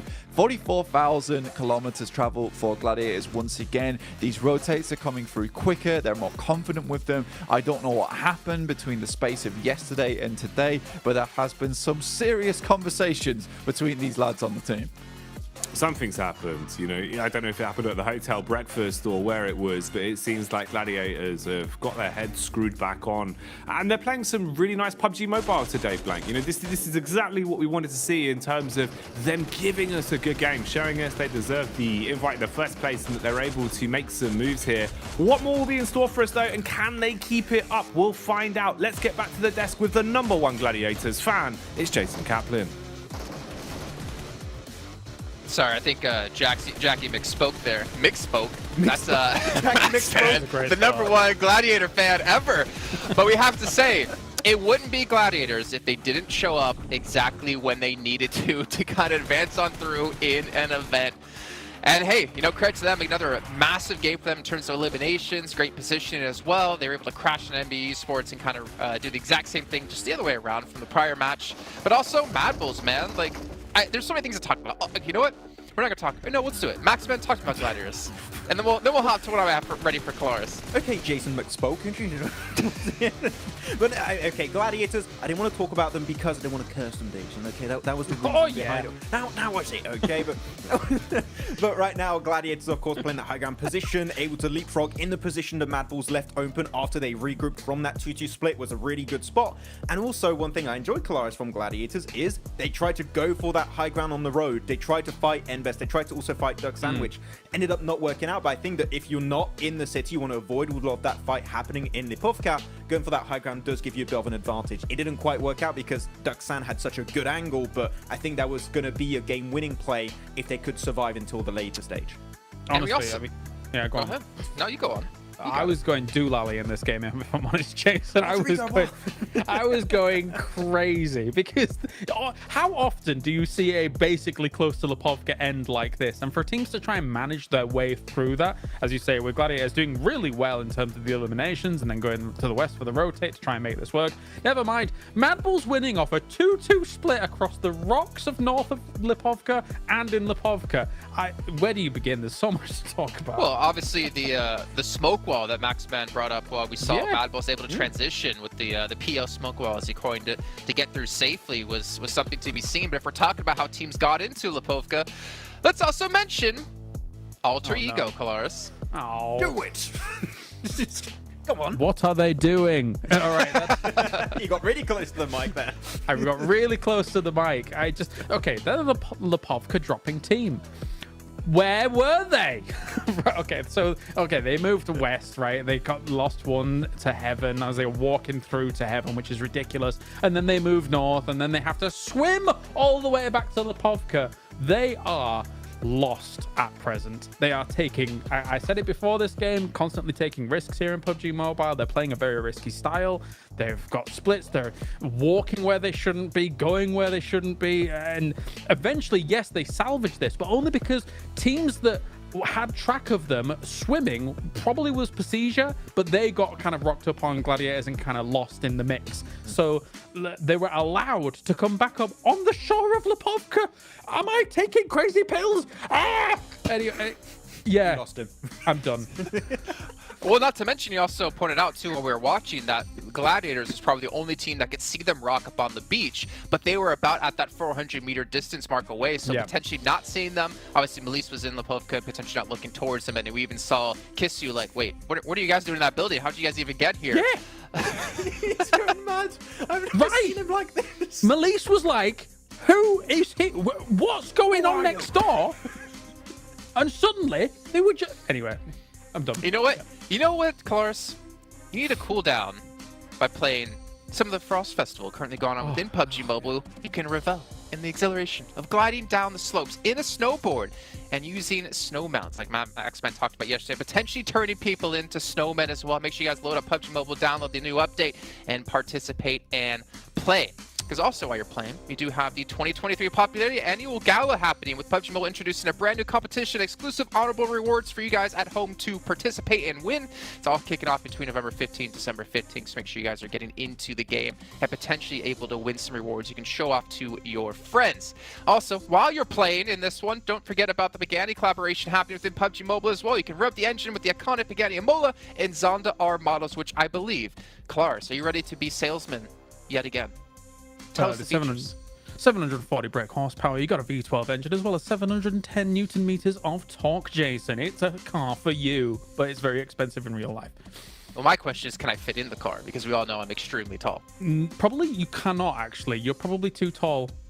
Okay, well, that's a shame. Maybe we can get special order one and make one for me. And also, last but not least, before we head to a break here, the new RP84 Victory Dance, which is available now. You guys can show off your victories with the PMGC vibe, and also use your Victory Dance to cheer for your favorite PUBG Mobile team. And we all know who people are voting for. Max is all aboard the Gladiator train, but we have to wait till that train takes off after the side of a short break.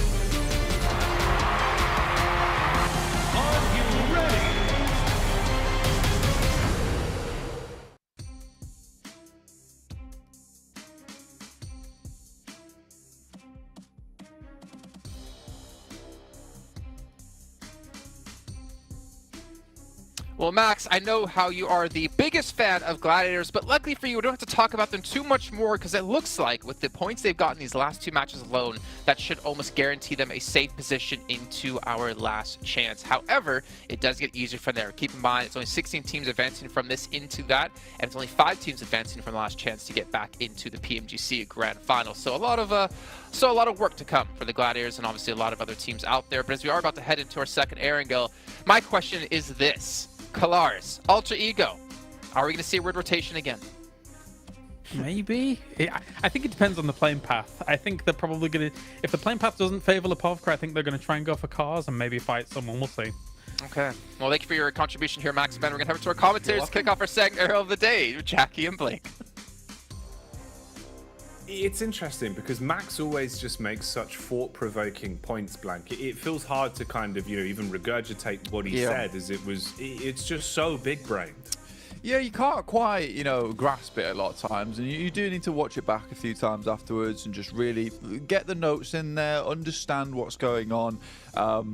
But I'll have to do that after the show, I think, as well, really. Well, it was a big segment. It was a big segment. Yeah. We don't have time right now to... I'd have to get out the notepad. We can't break some it down. highlighters. Yeah. No, it's just not possible. It's just not possible. But obviously, Jason just said Gladiators will win, so I get where he's coming from. Yeah. That was very clear that Jason said that Gladiators would win again.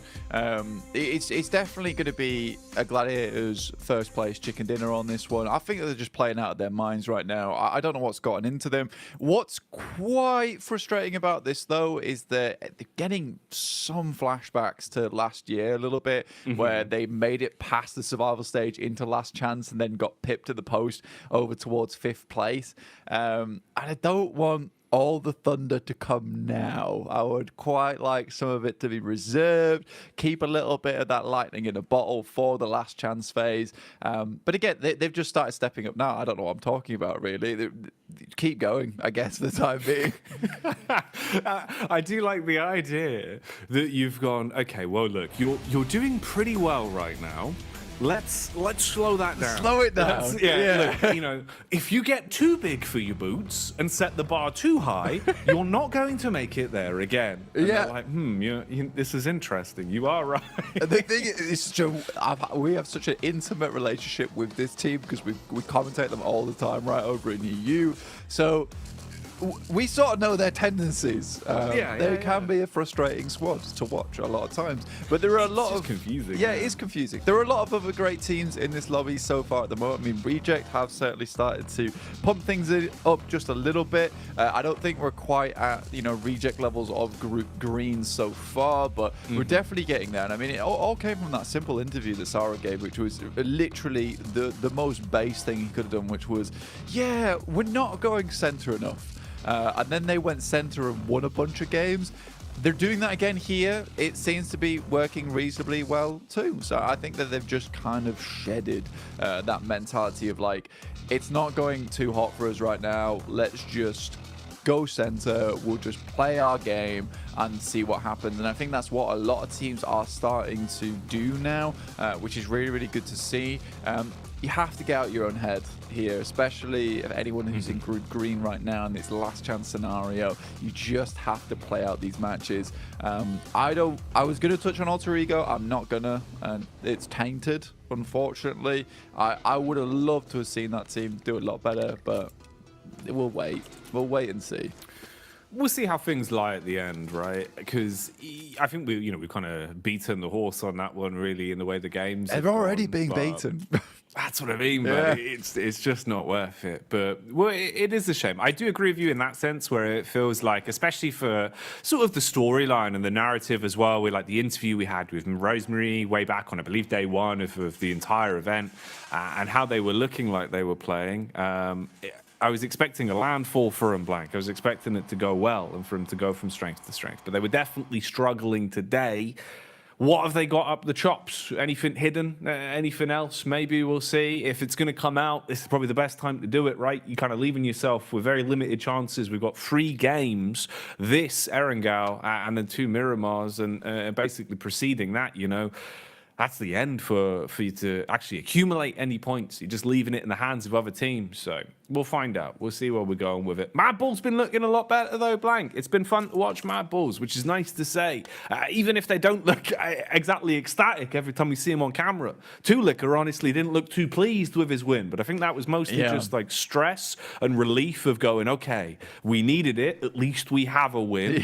If they can just keep that up, that's probably the ideal scenario. But they need to drop that stress. They did seem a bit on edge. Yeah, come on. We need to get the team masseuse in, right? Massage those worries away, because right now I do think they should be a little bit more elated than they actually are. I know that sounds crazy. I have just said in a different manner, be happier, which isn't always as easy as it sounds a lot of times, as we know. And I think for Mad Bulls, realistically, they're doing really well. And I think they should be proud of themselves so far. I think they also understand that they need to keep a little bit of lightning in the bottle saved away for that last chance phase. Right now, I think they should be very pleased with where they've placed. They're currently in first. Obviously, Influence Rage still has another day to play. And I think, all things considered, by the end of it, Influence Rage will be on top in terms of the standings. But Mad Bulls certainly done more than enough to secure their position at this point. The rest of these games now, for them, it should just be study, right? Maintain this kind of play style, maintain this kind of pressure on the rest of the squads, because more than likely you are going to have to play against quite a few of these teams again in the last chance. So the more they can stake their claim on positions around the map, the more they can stake their claim on these rotations and be a team that some of these other squads may be a little bit scared to run into. You do have that small advantage in the last chance where you have that kind of don't mess with me factor. Don't mess with me. God, it's like a late night walk home, Blank. And you're like, what? Do you not want to mess with that man? I mean, that's a good vibe to give off, It definitely would increase your protection a bit.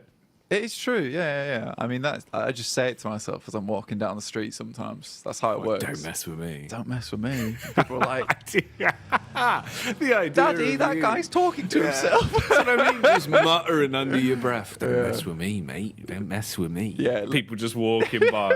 Excuse me, sir. Do you need help? Don't mess with me. Don't mess with All me. right. Yeah, it's less that I'm giving off hard man vibes and more that I'm giving off that I need to be in an asylum vibes.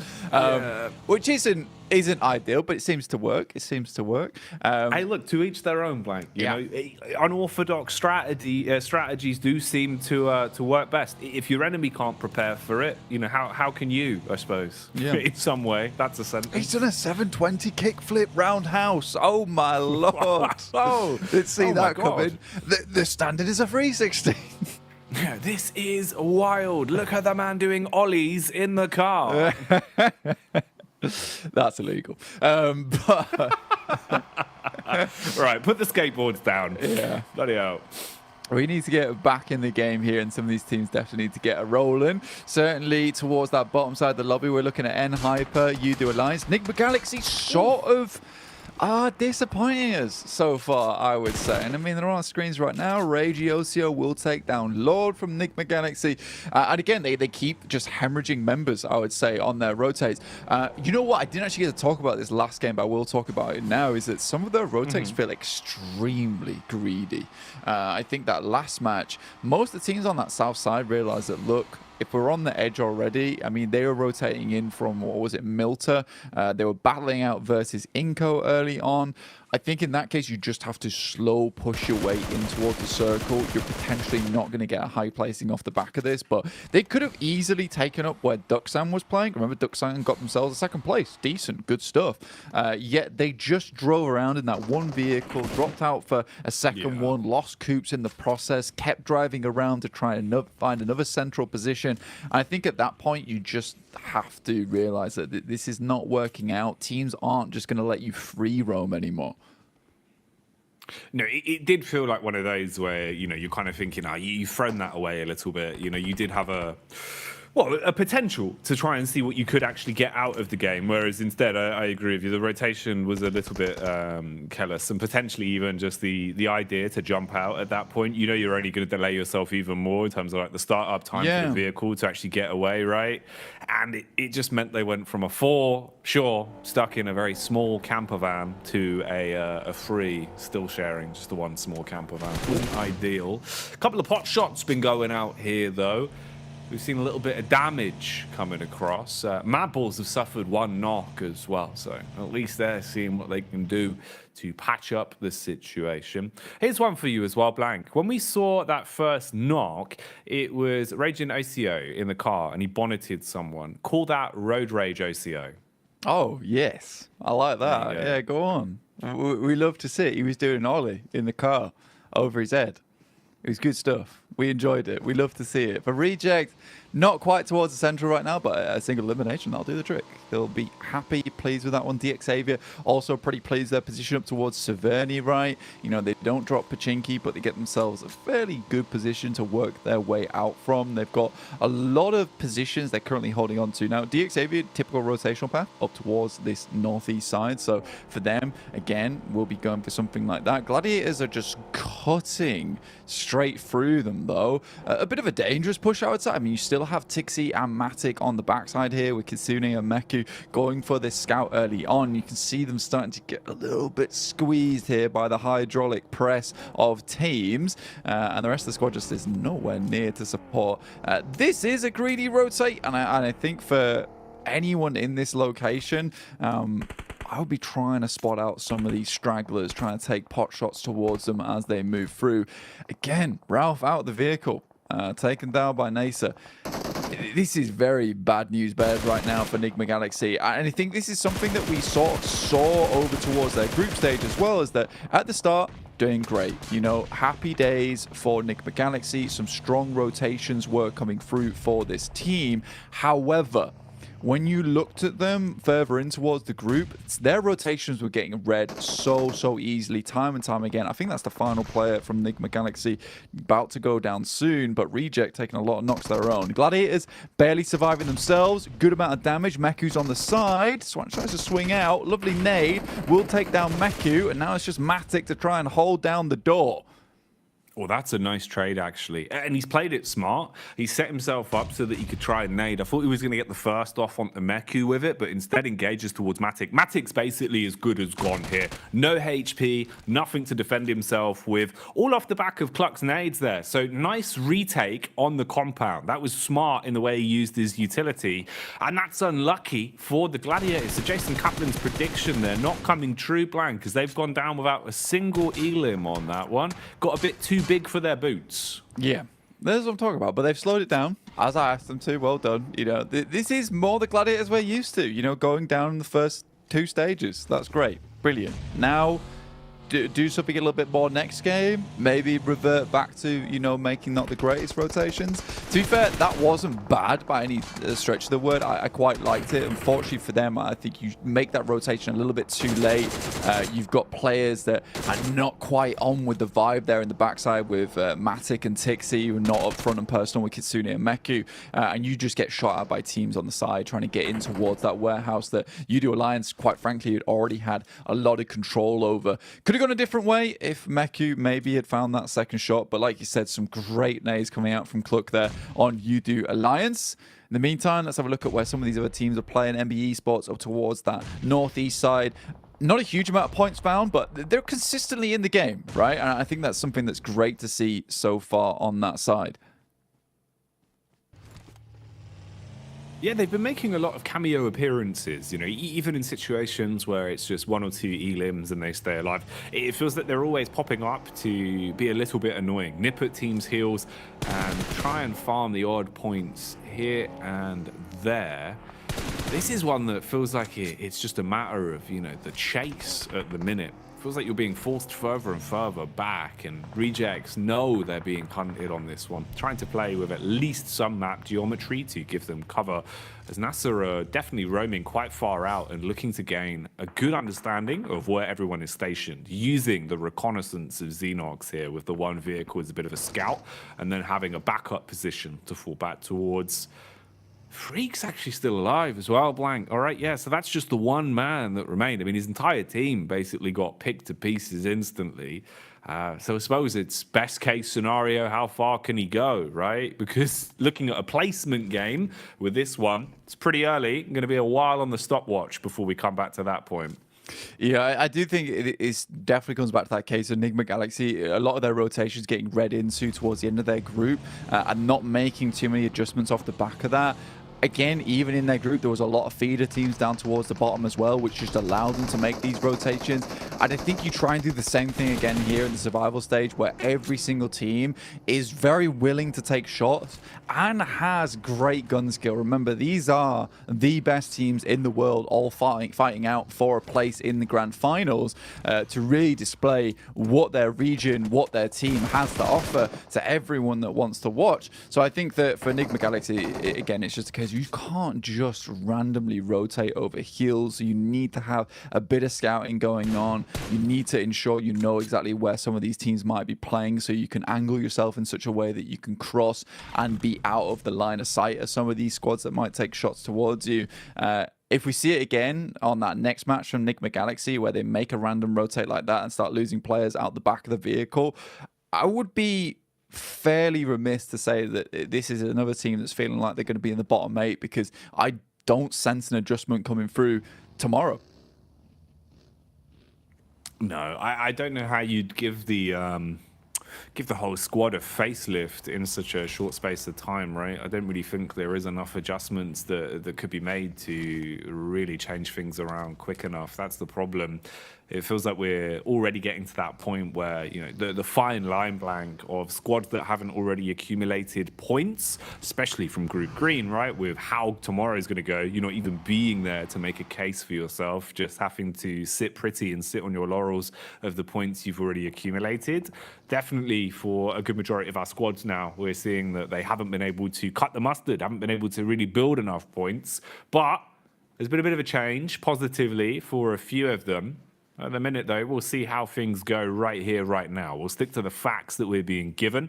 Again, Reject Tokyo look to try and get themselves a bit more center and try and set up early. Melisse are also on the move down, but most likely have to bypass their way through DX. Roadside setup from MBEs as well, as they've got contact. Inko taking damage from quite far away. The Mini 14 pounding the pressure out and buying them enough time to go back on the res. They've got the ridge as well, so you're covered from the road. They don't have to worry about getting tapped in the head just yet. So they can get Mondo back up. But what's the game plan here? How are they going to play this one? Yeah, I think your difficulty comes in the fact that, you know, you're getting pushed in by the blue. It's stage 4. It will hurt. You sort of need to make a move soon, but NASA's sort of unwilling to give up this position on the eastern side. They know how important this compound is to them over towards this eastern side of the circle. They don't just want to let a team get through for free. MB Esports, on the other hand, decide that, look, we're going to take shots over towards Inko. Becker in the way, gets absolutely crunched, but lives off the back of that. Grazed by the vehicle, but not out yet. Becker continues to take shots and will finish it there and then. Broken leg regardless. Man, okay. Big balls are fire as damage is done onto the vehicle, and he tries to stand his ground. Becker quick on the medic maneuvers, trying to get the heal in. Meanwhile, with Lise, they're being attacked. DX have crashed onto him, but DS, they've crashed more literally just straight into the faces there, hitting the shots one by one. Melissa expiring as they've been stung by the Scorpions, it seems, Blank. Unable to defend from that one. DX can reset, pick clean the corpses on the floor now as well, and reset the utility they've got to work with, so they're going to be content. Meanwhile, back on the move, Xenox, he's been pretty damn quick with his scouting. He's been able to take some point man positions and look to get the damage out early. Again here, setting his focus towards the bridge. Wants to put pressure on Squash, who's so low, outside the play zone as well. So a single bullet he was hoping for, try and make that elimination his, doesn't go his way. Backs off with at least the read and tries to play with the rest of the team. Vitali, he's got a read on him. Trying to take a couple of shots off, but doesn't want to do this as a solo, Blank. Playing smart, knows he still has a team to work with, even if it just is the 3 of them. Yeah, Blue's really being the big pressure point right now for Inko, because they've got to move further in, but they know as soon as they start to head over towards the top side of this lip, they're going to be in angles of a lot of other teams that are inside the lobby. Freak here trying to hold his own up towards the Wizard Tower. You can see off towards his western side, you got Duxan as well, but Becker very happy to try and take this fight with an incredible hold versus these other squads. Freak, though, takes down Vitali, looks for another, but won't get it and will fall himself. So Enigma Galaxy come away from this game with a 1 single point, up to 6 now. So a 2-point average for Enigma Galaxy so far. Feels pretty horrible.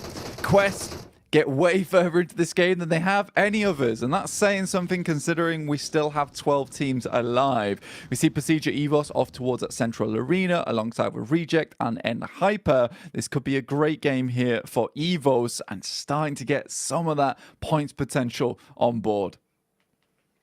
You'd like to see him have a good game as well. The talent that's there on this roster at times, man, feels so powerful. When it's a good sort of mix-up for them as well, when they come in playing off each other's comms very nicely, it's very fun to watch. So having a center position, having firearms in their hands as well, we'll see if they can bring the heat, if they can command respect the longer this one goes on. FaZe back on the move as well, looking to set themselves up as the smokes will be cast out bit by bit. Redface looking like he wants to try and at least have info on this, get the eyes on the situation. The engagement here, though, is pretty easy to clean up versus what remained of Inko. One by one, they have been broken and bruised there. So the Brazilian side removed from the situation now as they'll go out again. That's unlucky in the end there. Inko, of course, fought hard to even make it here, Blank, and they are getting a little bit bullied. Similar sort of things have been happening to Alter Ego. Again, pressure applied on them. Fnatic from the side at least assists where possible, but he's got to scurry off, got to reset on this one now. Yeah, it's good potential here for them to hold out DX Xavier, right? But at the moment, it's not looking too good. Holds on the spray from quite a while, but at least does find the shots over towards Lamborghini, laying him low. Outside the circle will delay them a lot, making this very uncomfortable for the squad of DX Xavier to make it in. Pasija Evos taking shots over towards FaZe, who are currently huddled up over towards a very, very small shack at the moment. The shots even coming through from Spec here on Nasa. But Pasija Evos currently sat at 28 points in 11th place. Is a team that definitely needs to put some more on the board here.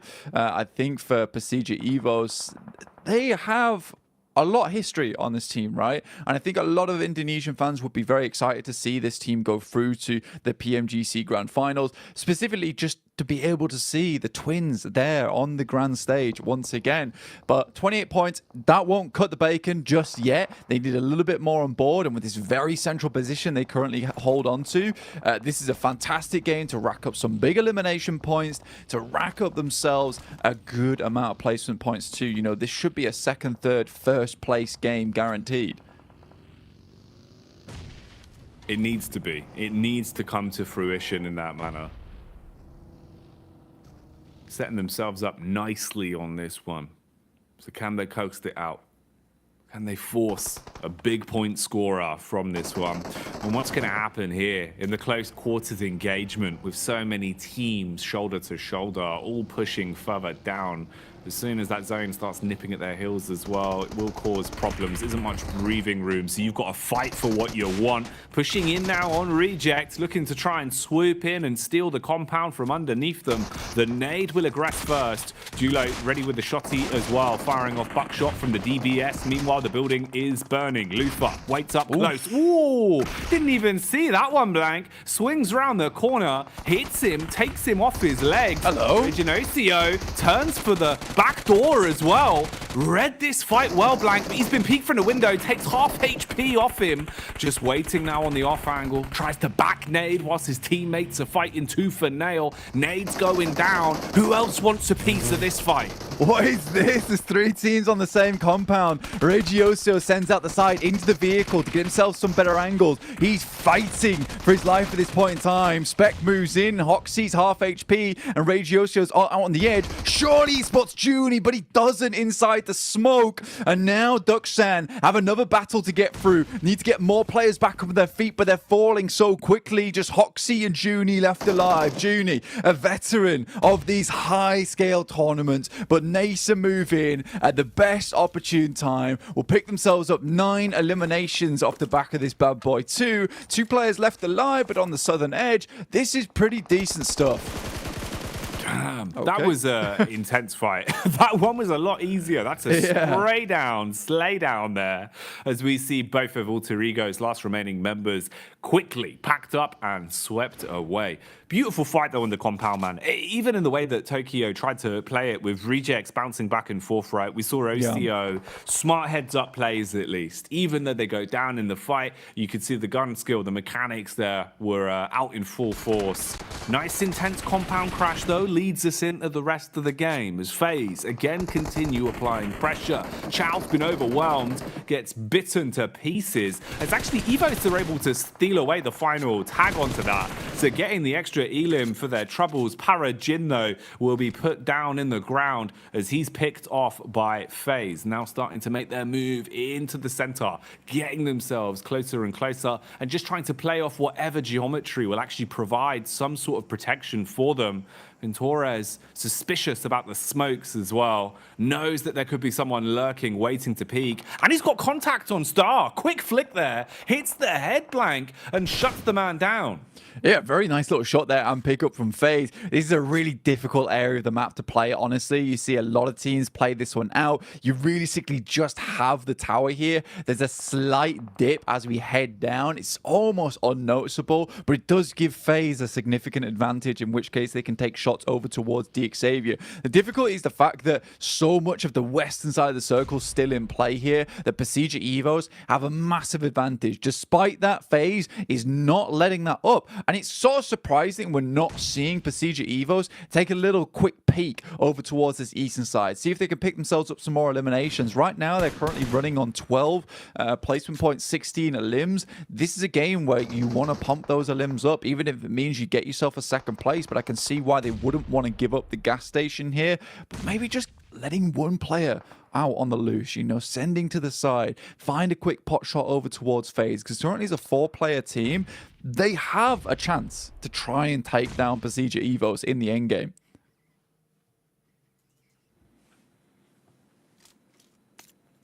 Big chances. Definitely there it is. Open opportunity for this one to swing into the favor of Evos now, though. Nice first tag down the hill.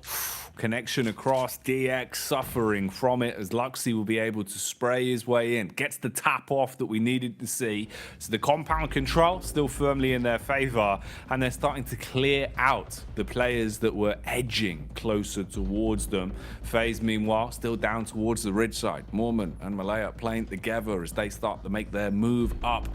Close on in. You've got a couple of angles of connection here as well. Spec being one of them as he's firing off the warning shots. And then, for Udo Alliance, there's actually a bit of a chance here to just be a fawn in the side. If you're not cleared, you're so far back down towards the ridge. As FaZe come pushing up, you could try and get stuck into it, especially if the timing works for the push down from Spec and they draw his attention. Lots of small nuances on this one, but the big focal point is just the fact that Evos are in a great position to try and command the game. Ooh, rough recovery mission there. Very much so. Chloe just goes down. Lynx finds Spec as he makes a rotate through. PCG Evos now up to 5 eliminations, looking for a little bit more. And they have to push for more here because, you know, a 5 elimination game with a chicken dinner, it's all right. 15 elims, 15 points, sorry, total is decent. But, you know, pumping that as hard as you can here. They know they want more points. It's a very good initial nade that's sent out, but FaZe is on the back line. They're not looking to give this game up. Another amazing nade on the predict over towards GFan. And Redface is just sending these over and over again. Another one will take down GK first. Now just FSS left alive. And it will be Redface to stand out for this one. One knock goes over towards Luxy with the 5 eliminations on board. Nade sent over the top over towards FaZe. One of the final teams alongside with Olio over on Udo Alliance, looking for that second place placement point steal.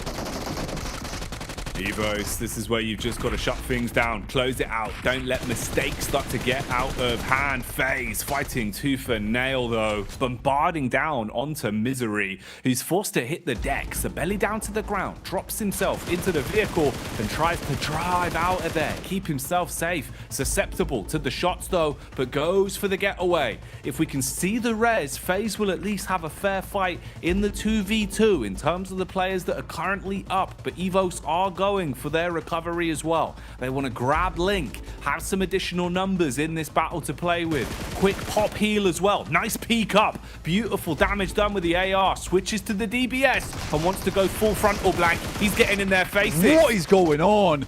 Already we see another knock come through with the DBS. Misery left alive and he's taking damage here and there, able to clutch it out. But Udo Alliance, they're still in the wings here, Jackie.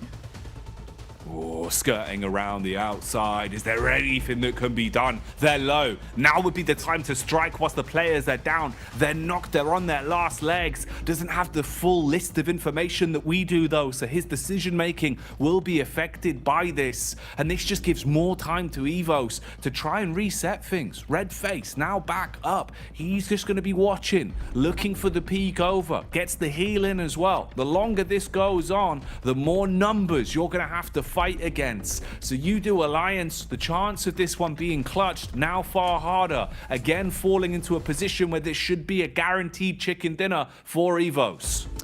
Man, that could have been a chicken dinner there for Udo Alliance, and Olio just need a little bit more confidence to try and go in and bruise the pride there of Procedure Evos. He's got 2 nades in hand. There's no utility on the side of Procedure Evos so far, but that might change once they start to loot some of these crates that surround and litter the battlefield. No meds available for Misery other than those stims available for him. Might go for a quick scout in the vehicle. So far this game, Luxy is absolutely putting some mega work for them. 5 eliminations so far. First initial nade sent out. After that, there is another sent over the top. Little bit of damage found, but not a lot. Yeah, there isn't going to be too much we can really set the stage for on this one, unless somehow he was able to flip the script entirely and pull off the 1v3. That's the situation he's left himself in. So likelihood low, but potential reward very, very high here for Alliance. just crawling his way around through the reeds right now, staying down in the ground. Luxy is jumping around, trying to get info on this, just wants to spot where exactly he is. They're playing a more fragmented system, just looking for the trade. There's the contact, it seems. Bullets being spammed into the smoke. So just a bit of a pre-fire rather than actually locating where he is just yet. Longevity on this one being played out though, Blank. Fair play to him. You've got the time to work with. You want to make it as awkward as possible. See what he can get done here. Yeah, I mean, the mistake was made way early, and this should definitely be a Pasija Evos win. But the thing is as soon as you see the teams go down to 2 and the amount of knocks that came through on the elimination field, Olio should just be sending in, looking for elimination points where he can. Does find a little bit of damage to start things off, but that'll be all it is as Redface finishes him off in a 21-point game there for Pasija Evos, which will make them feel a lot more secure in their standing, right? But yeah, I definitely think that Olio could have got, you know, at least 2 elims off the back of that if he just tried to flush 2 of the players, maybe even a chicken dinner. If he just went sooner, I think, it's like I said, as soon as you see those knocks in the elimination feed, as soon as you see it drop down to 2 teams remaining, you just fly in. You just fly in because the result is the same either way. No, it's very true, right? There is no worse outcome. There's nothing that's going to result in you getting less points. You're not going to be forced into a third out of nowhere. I agree with you, man. As much as it's one thing where he didn't have the full situation, we obviously have a little bit more information. Going into a fight like that where you know they've just had that final fight, no matter what, HP is going to be low. He was basically in a 1v1 with a half HP player, but obviously didn't have the chops on him to go for it. You can see the excitement here, though. Evos looking very vocal. Luxy telling the stories from that one as they relay some of the plays they just made. Fair play, though, for what it was, Blank. Pasija Evos playing a great game there. You know, had a good setup early. They were confident in the way they wanted to take the compound and played it smart. So you do love to see that. Yeah, it's awesome to see Luxy like topping the tails in terms of damage and eliminations there. I mean, well-revered player within PUBG Mobile Esports, just fell off massively over the past couple of years, but it looks like he has really put in the work and he's returning to form, honestly. It's amazing to see because it really was that Luxy sort of was overshadowed by the likes of Ryzen and as well as Zuxi back on BTR. But look at this. Luxy's really making a stand, so he's constantly pressuring the issue, constantly trying to push for those big heights in the future, which is amazing. I'm really, really glad to see it. But again, Udo Alliance, a little bit of a throw at the end there, a little bit of a throw from Pasija Evos. They could have lost the 2 players there from FaZe, but just like Luxy, let's get back to basics with the desk. That's right, Pasija Evos getting themselves the victory here off the back of this. We lost Jason for just a little minute, but we will hold down the fort just as Pasija Evos held down Gas Station. Looking fantastic whilst doing it here, Max.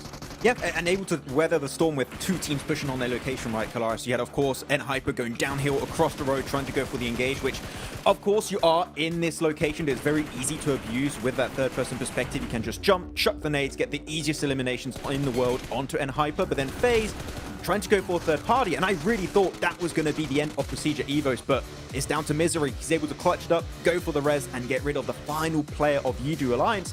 That is how you hold down a position like that. You just make sure you can use those walls to its full potential, and that's 21 points here to start off this match. Absolutely. Oftentimes we see the Gas Station as having a little bit of a vulnerability, right? Because there is that small little gap underneath the walls. However, they did a great job of zoning people away from even having angles on that little gap. And then, as you say, blasting them with the nades as they came close. So 21 points go their way. NASA, for the most part, we thought might have a grasp on Gas Station, kind of moved a little bit to the east, but eventually just started blasting everything anyway for those south rotates. So, I mean, it's a really big game for them as well. I think it was J7 that was in the warehouse, and they had this, not in the warehouse, in the gas station, and they had this massive 4-man split, and I thought, okay, they're going to wait for the next circle, and based on where it goes, they're going to regroup normally in what I thought at the time was going to be gas station, but no, they regrouped to the eastern side, then wrap around the southern side of the river to fight Inko, which I was a bit surprised by that, Kalaris. I didn't expect them to do that. They just completely obliterate Inko. Then third-party reject that were fighting Duxan come out on top of that to get then, as you saw, 9 eliminations.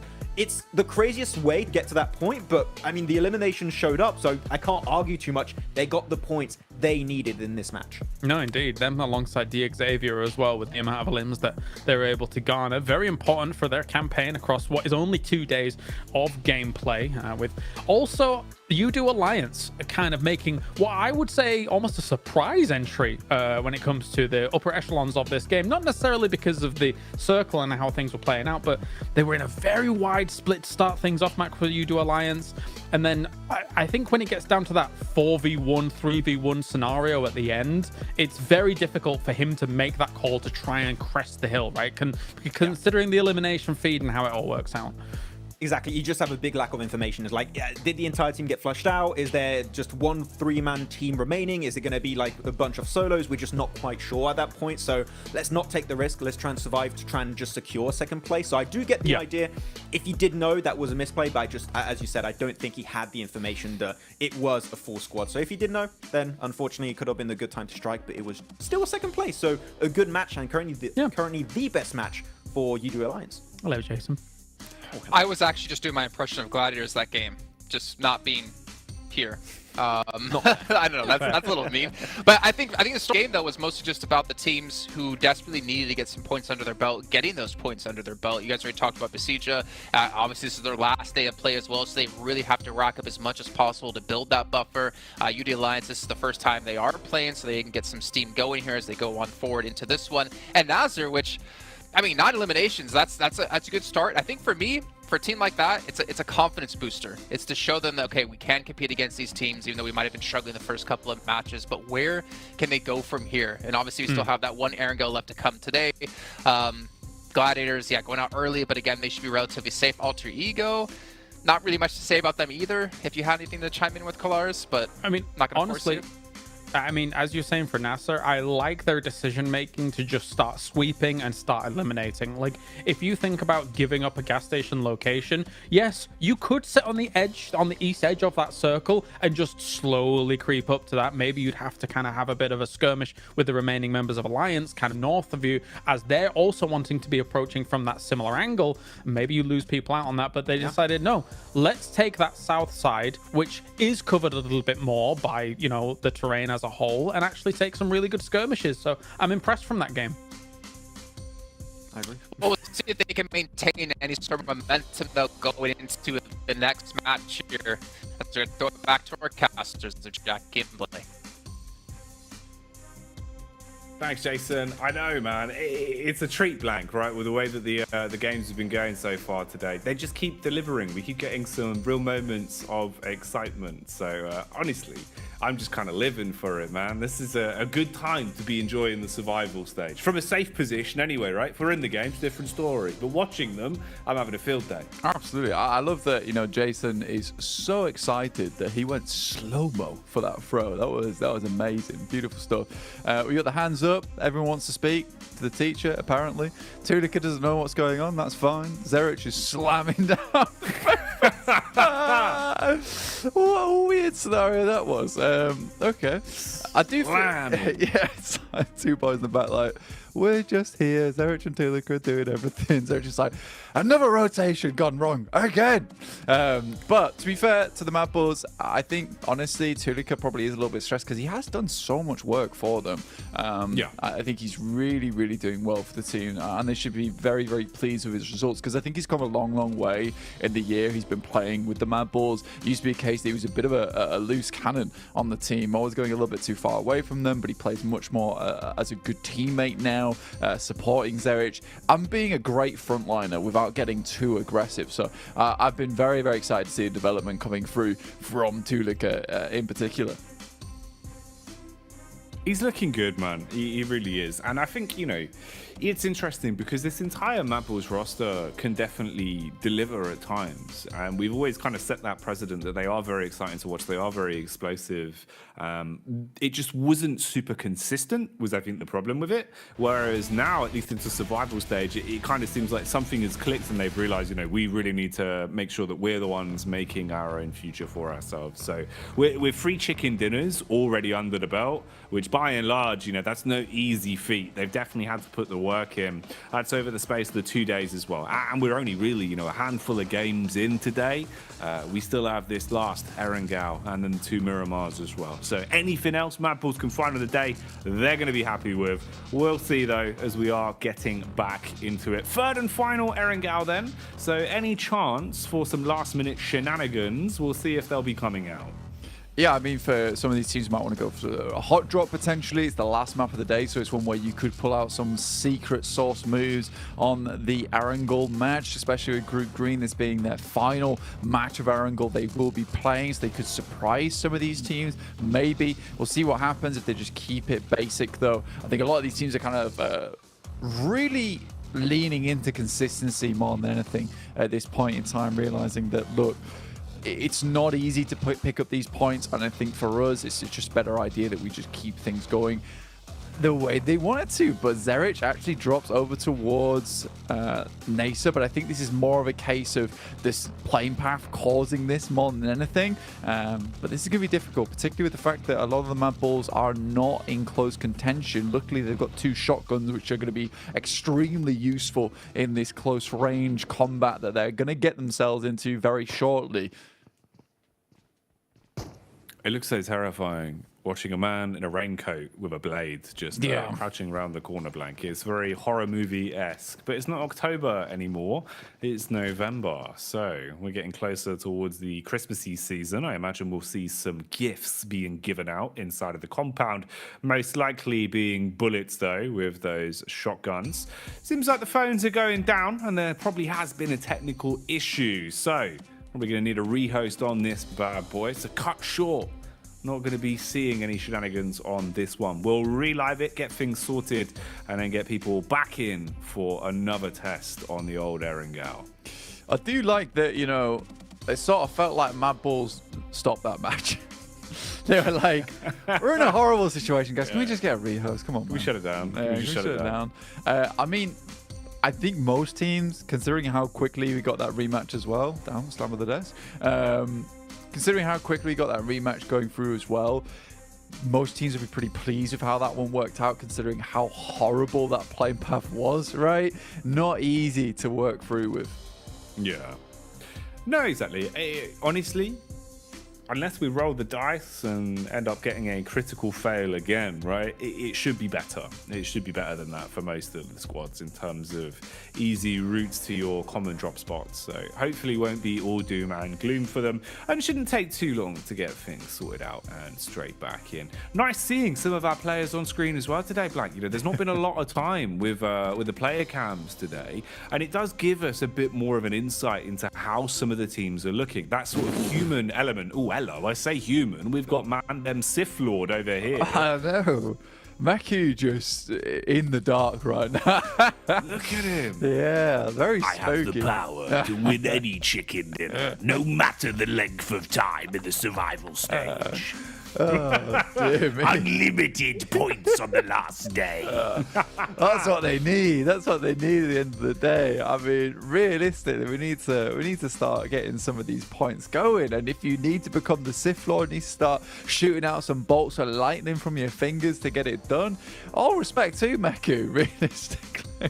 Hey, I'll give it to him, man. It's a good look. Honestly, it's a good look. This is nice, though. I have missed this. You know, even seeing Quest on screen, man. You know, Al Haji, the man is just so emotive as well. Kind of wears his heart on his sleeve a little bit. So it's nice sort of getting a glimpse with the camp of Quest, seeing how they're looking. Obviously, rough day for him.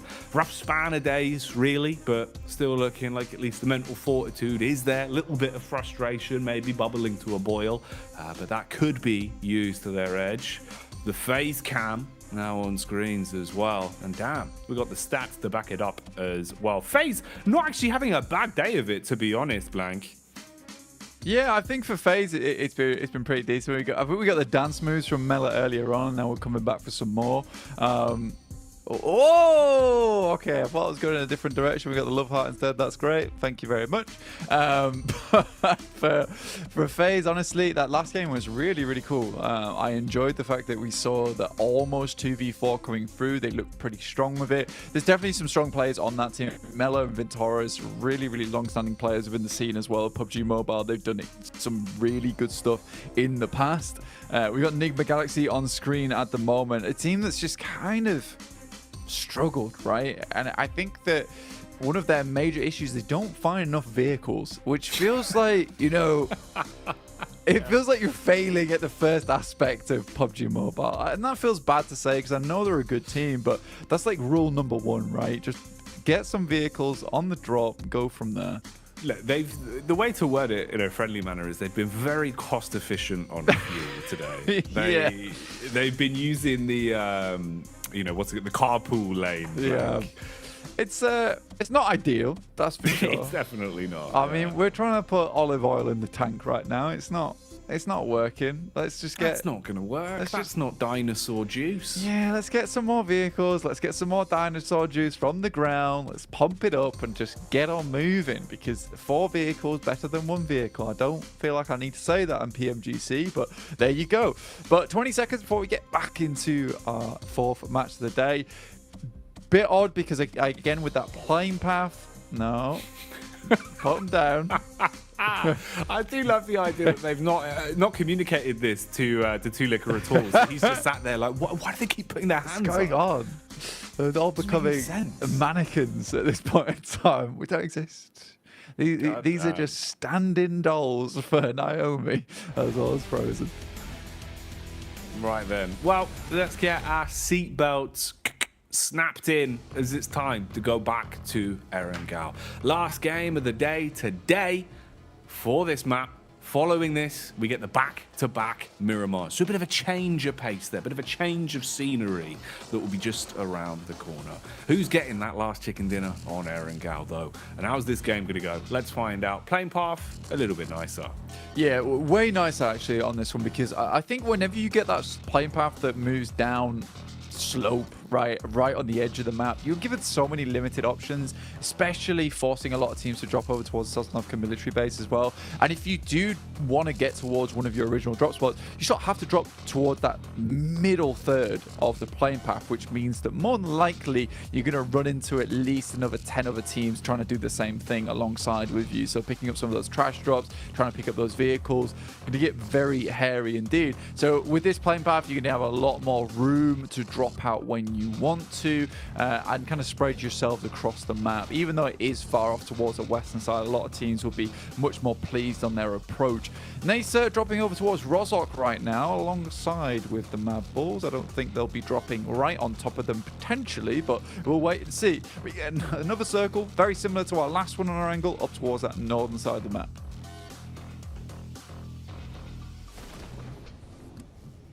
Okay then. A little bit of water on that boy for now, but it won't matter too much. Early doors, looking at some of the spots though, just seeing if there's going to be any shenanigans here for our last Erangel. We've seen a couple of hot drops sprinkled in for good measure today, but nothing overly audacious here. The only close proximity we really see is on screens now, with Mad Bulls a couple of miles away, especially with the move that's coming in, different trajectories for the rotations. Well, you can't be doing that. If you look directly at the sunblank, it's quite bad for your eyes. He's got a blue light filter on the red dot, don't worry. Oh, he's okay. He's all good. I was worried there for a second. His retinas will be taking damage, Blank. Oh, absolutely. Won't be able to see for the rest of the game. Just have like the smallest pinpoint of vision towards the center. Just really realistic PUBG Mobile. Yeah, I've looked at the sun. And I can no longer see. It's not good. Can we get a rematch, please? Rehost. I've been flashbanged by the big orb. What is big orb in the sky? I do not understand. Where has this come from? Who is he? Yeah, it doesn't be like the oh my God, bear in the big blue house, mate. Yeah. You know, we'll have to explain what the sun is.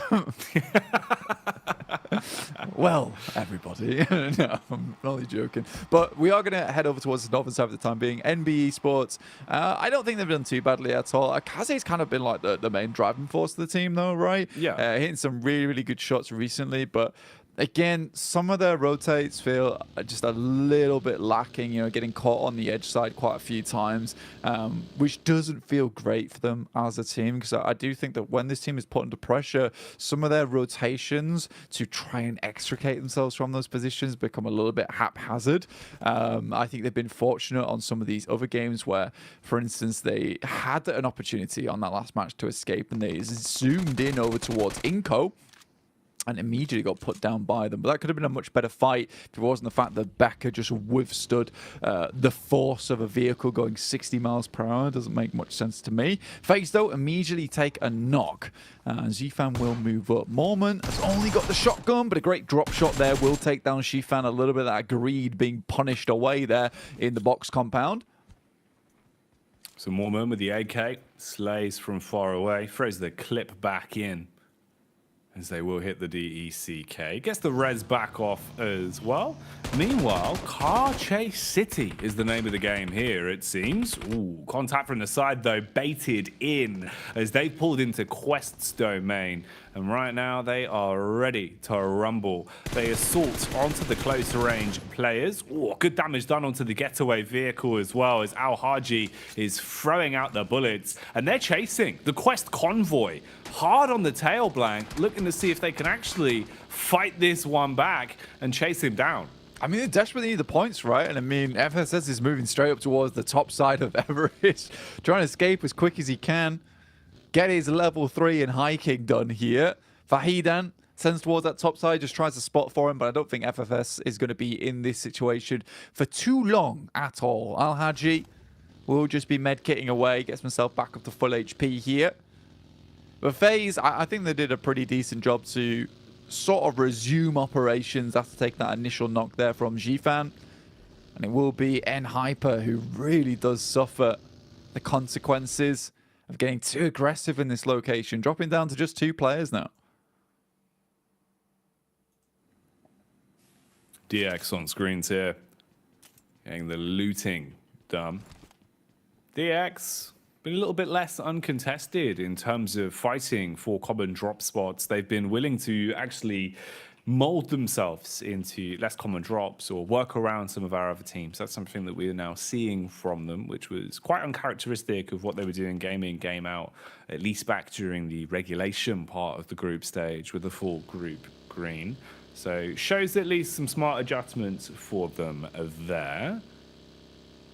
FS did at least get away. He's been able to run down and avoid Quest's onslaught. Yeah. But what have you really got left, man? The entire team off the back of that was basically split in half, right? Like, sure, they're still alive, but you're down to just 2 with low HP and not really much to work with in terms of the early loot either. You haven't had a chance to kind of pick anything clean. So rough start for them, to say the least.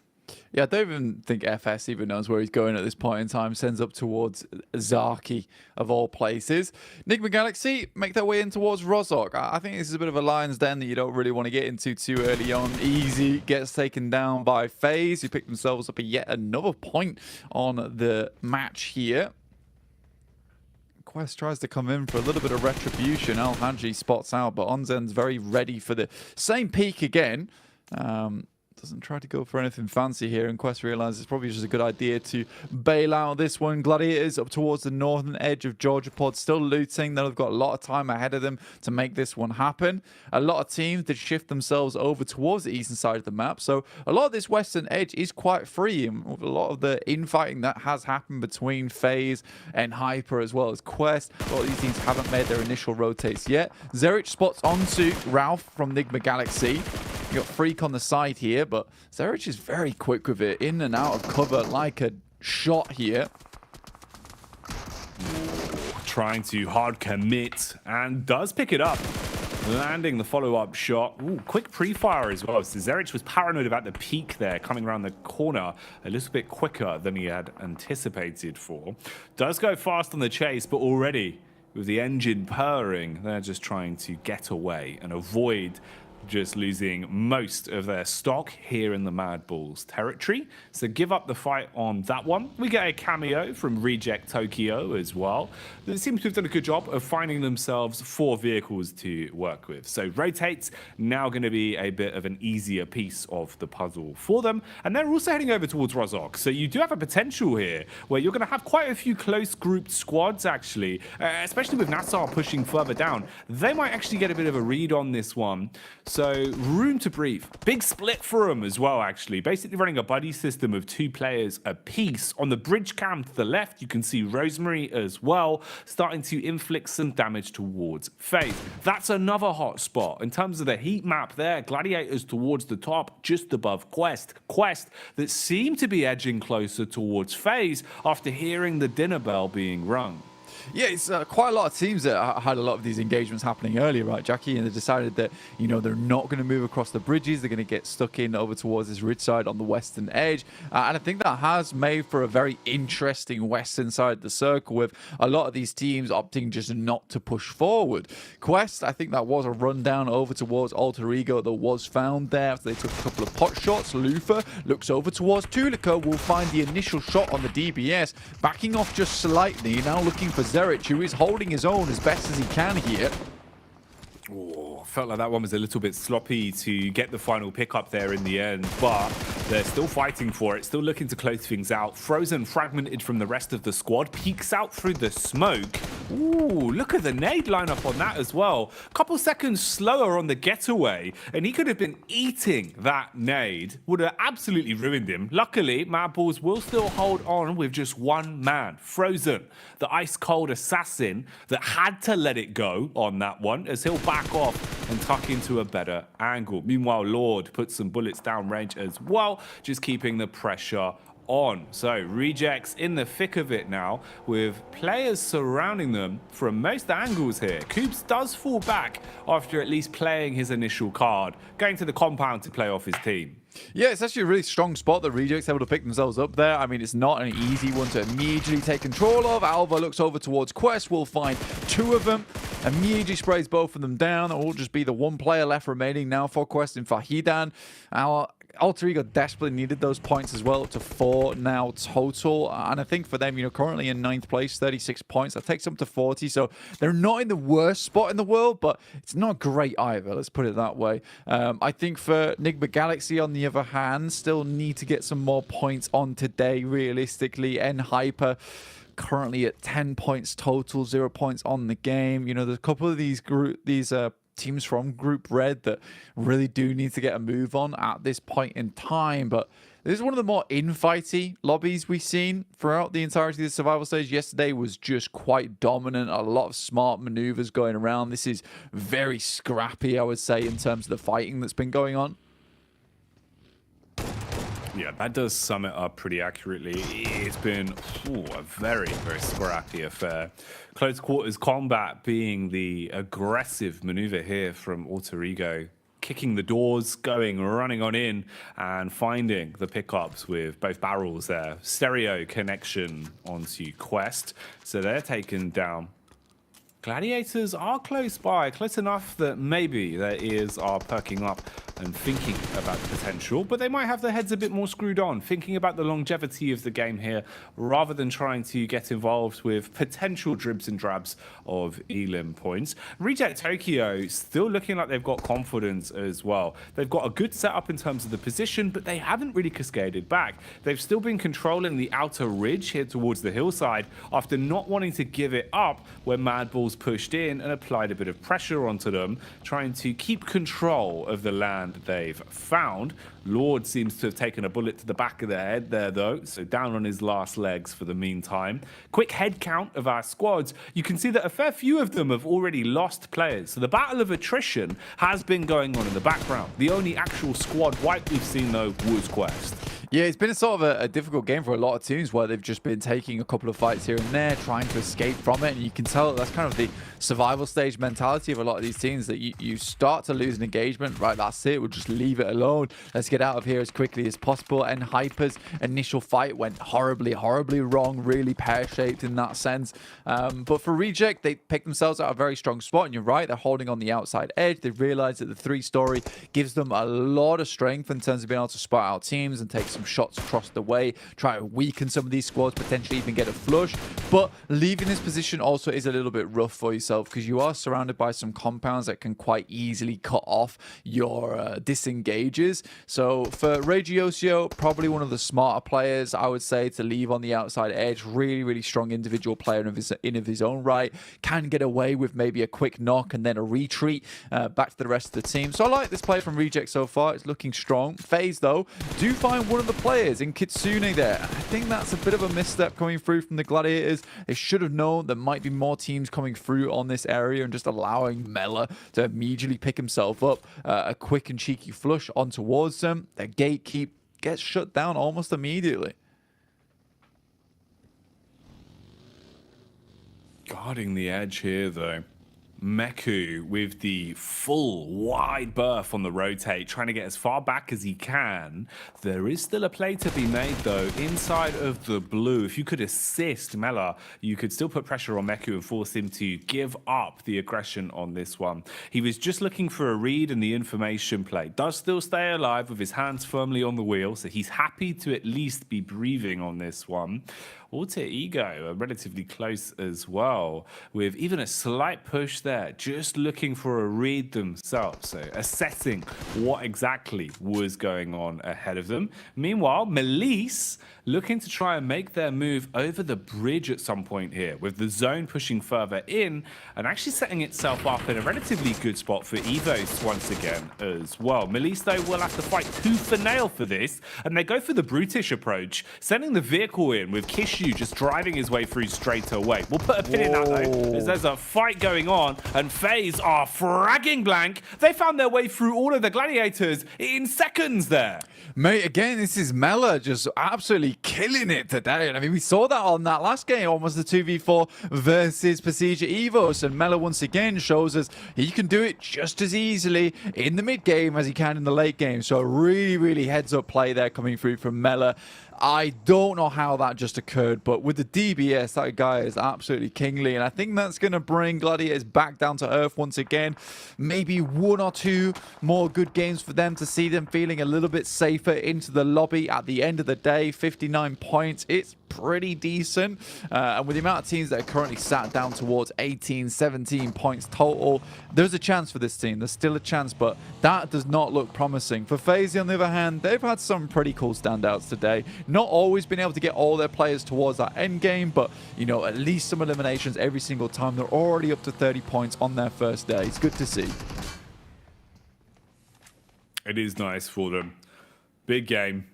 Even if they go out now, you've still been able to achieve a lot in terms of the elims and the other chicken dinners they've taken. More to be done for FaZe as well, of course. As you know, this isn't the end of their run. They'll still have tomorrow to come back out swinging up against Group Yellow and see what they can do there.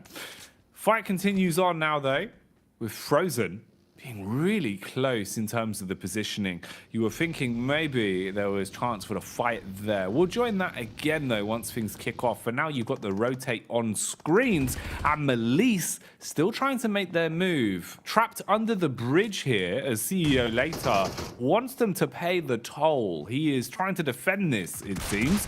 DBS in hands, close quarters engagement up against the SMG, just peppered instantly, overwhelmed there, and crumbles because of it. So the remaining members of Melise are expired, and Inco could potentially third party from there. Had a read on the hill, but don't aggress down.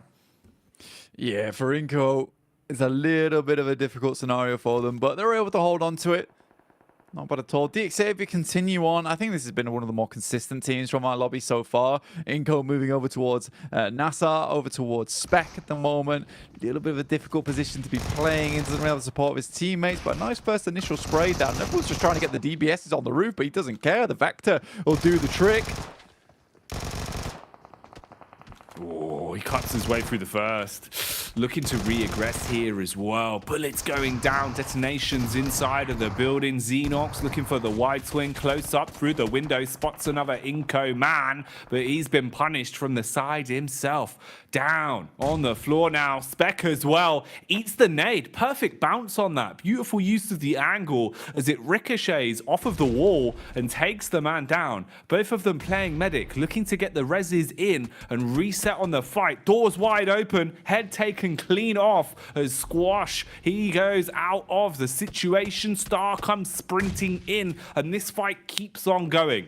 Mate, there's no point did it occur to Spec to just use the first aid kit in his inventory at all. Like, what was he doing jumping down with 10 HP? It didn't make any sense to me whatsoever. And with that, Nenebete might be able to finish up a lot of these players coming through from NASA. A total misplay, in my opinion, from what was an incredible opening fight there from Spec himself. Nenebete is able to clutch this out. It's basically all down to the fact that you just don't use the utility that's on side. There was more than enough time and chance to use it. Just the aggression there was a little bit silly, in my opinion. Reject still pushing onwards, currently up to 34 points, 37 if you add the eliminations on. And I think, you know what, they've had a decent day today. They've been really trying to hit those numbers where they can. They understand that time is wearing thin for them too. And the gap between DX is closing as well. Similar sort of story for Rejects, it seems, as they go for the swoop in and look to command respect here in the compound clash. Sarah, the bicep man, hits the first as Link goes down. Lufa again aggresses onto Misery, and one by one, Evos are becoming extinct as they are falling out of the server quite quickly. Luxy, though, wants to try and save face. Nades thrown in. Nice tag on the first. Has the DBS as well. He could clean out the building here, Blank, if he can find his way in. Nice nade to at least defend. Smoke canisters go up as well. Blocks the pathing and the eye line, but could be exposed to Coops and Co from the back. So Rejects have taken command of the gas station for now. That was definitely a deluxe grenade if I've ever seen one. Nade over the top from Regiosio.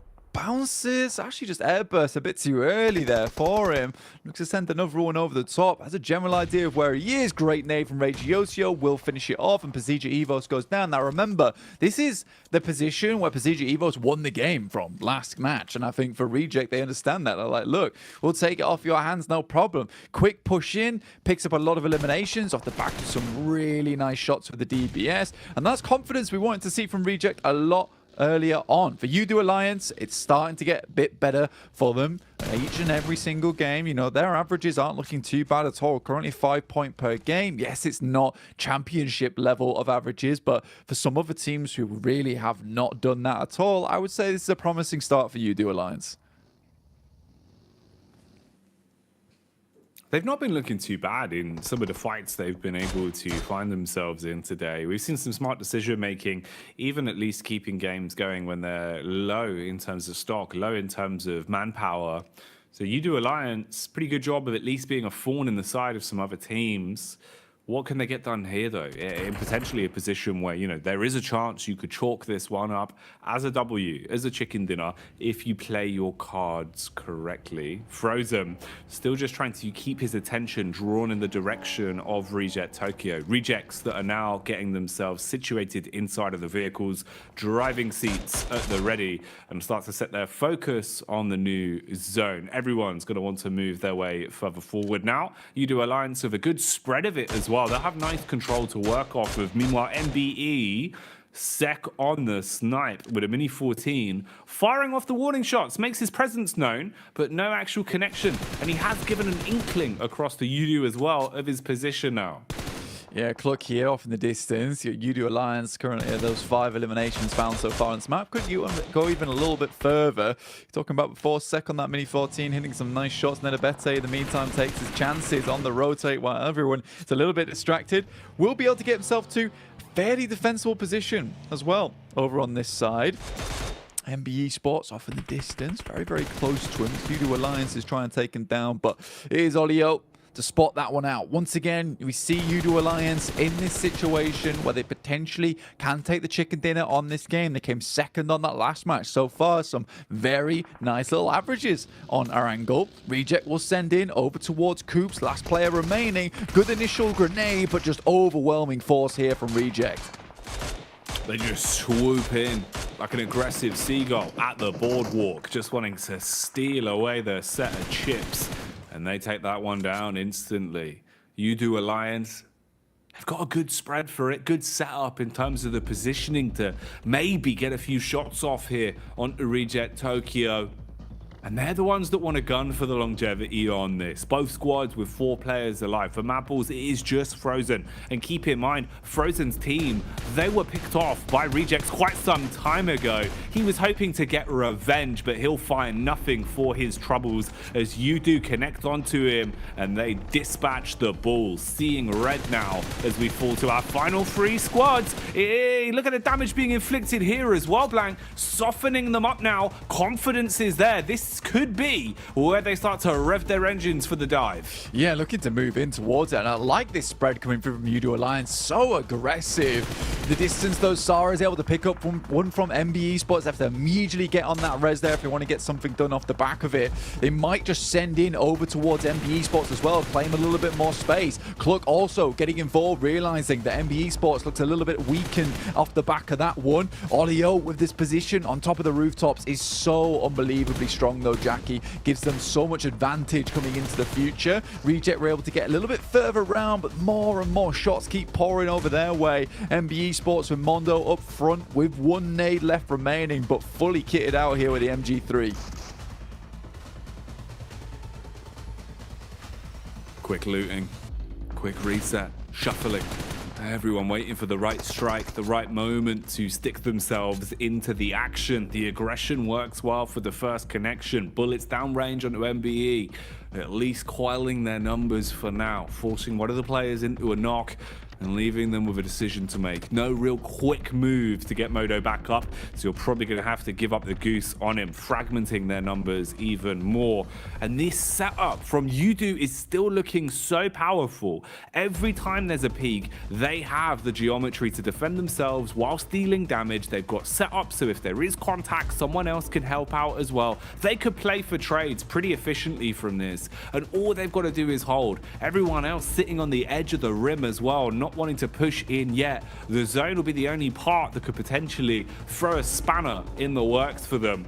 But with how they're playing it at the minute, Blank, this is looking great for Alliance. Yeah, pretty much this was one of the circles that Reject likely was hoping for as well, because Olio on this spot had to be pushed out of it before stage 8. Realistically, this is a very early way to end a game in stage 7, having 3 teams at stage 6. Almost unheard of. This game was extremely quick in terms of play.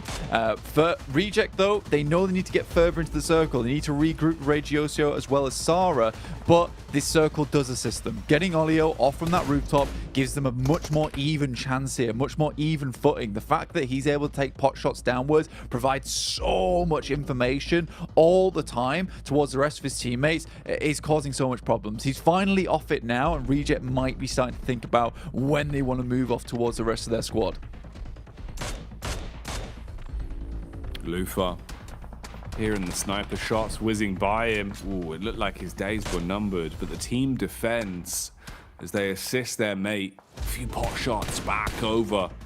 That's Reginosio, who's just taking the peek from behind the tree, hoping that he can, if not deal damage, at least start to dent the confidence. So Udo Alliance can't peek into this so easily.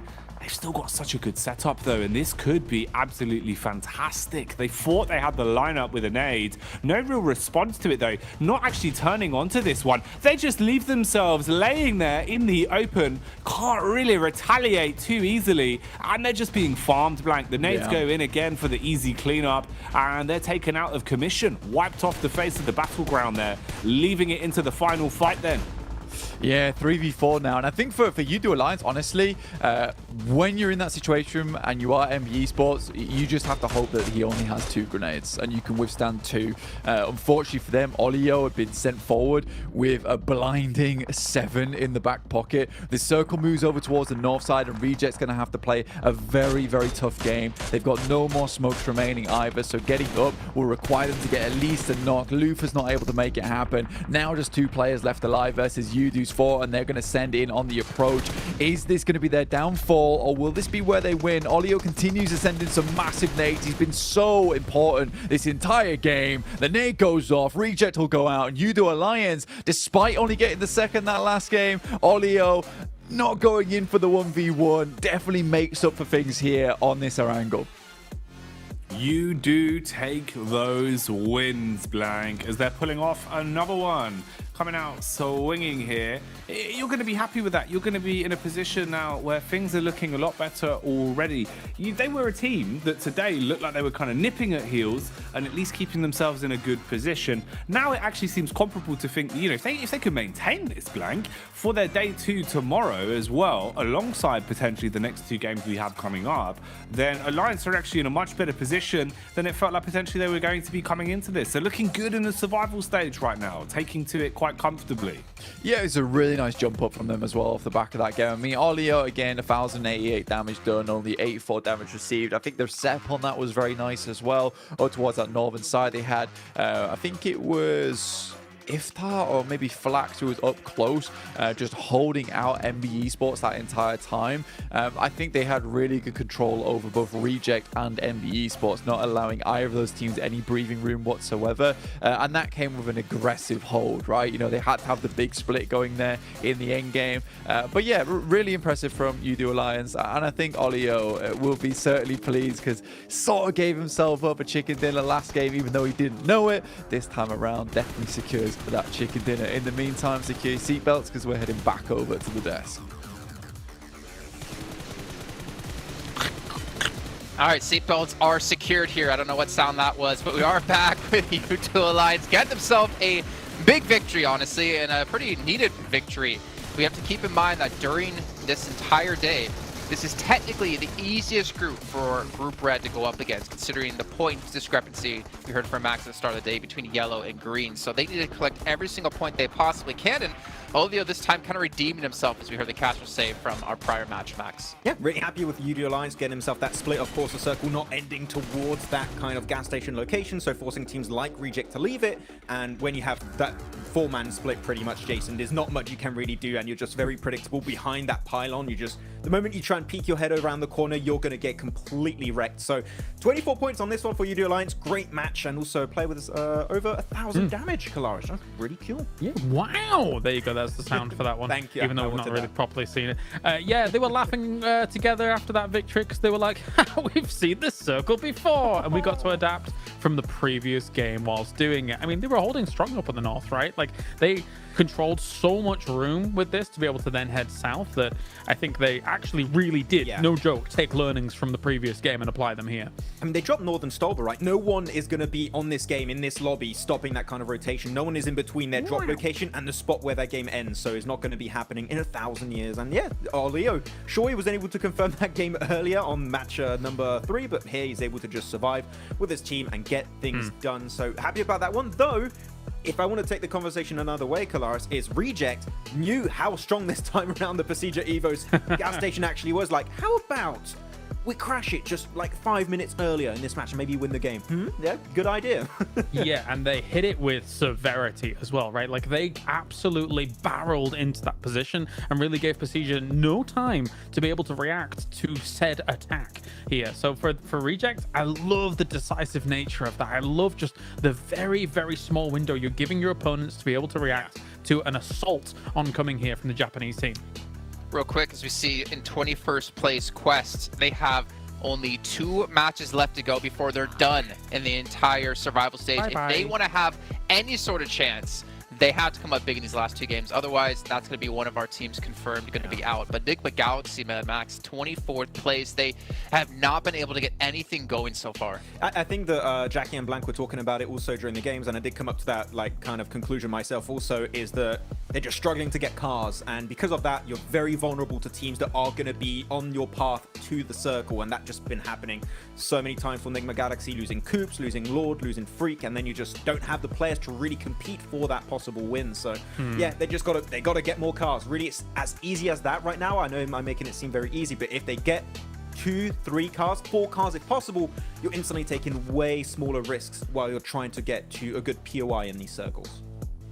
I do want to give a special shout out to two different players that we haven't really touched on just yet. Spec from Nasser coming in massive on top of that building when we saw Inko crash on top of him. Somehow with the Vector, he was able to just hold on, but then Nenebechi on the other side, able to close things out and save his team. Well, save himself at least, and get the wipe onto Nasser. That was just a really cool little battle between those 2 individual players. Yeah, some good knocks from Nenebechi to kind of finish things off. And again, cooking grenades to be able to just throw them at the exact right time to really cause a lot of problems for his opponents here, trying to kind of clutch things out. And we didn't quite see the last moment of that fight go down, but yeah, it was very impressive individual skill on both sides, which really gets down to the wire. Nenebechi was doing something that was very interesting, is he was faking nades also during this entire match. He was just like taking the pin out and actually just doing the audio cue, and that was kind of scaring the opposite side to go for the res, and because of that he was able to just make them linger as a solo and then win the fight. So it's very small details like that, but Nenebechi as an individual, we also saw it last year in PMGC, right,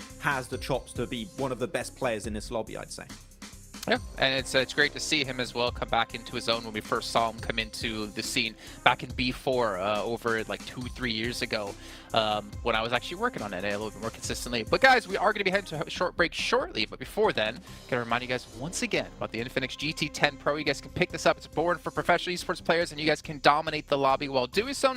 Not to mention, you can play in the new Frost Festival now out in PubG Mobile. You guys can get into this frosty adventure, pick it up and play, and potentially create some snowmen yourself. We also do have the Popularity Annual Gala kicking off between the November 15th over till December 15th, where you guys can play in 10 1v1 matches, potentially get some exclusive rewards that you can show off for yourself. And while you're showing those off, you can show off your new Pagani as well with the Zonda R model coming to us, and the Amola. You guys can run over your enemies, and hopefully for Enigma Galaxy's sake, they can pick some of these up and survive and stay alive and get into the later stages where they can potentially use their victory dance and show off that they are their own favorite team in PMGC.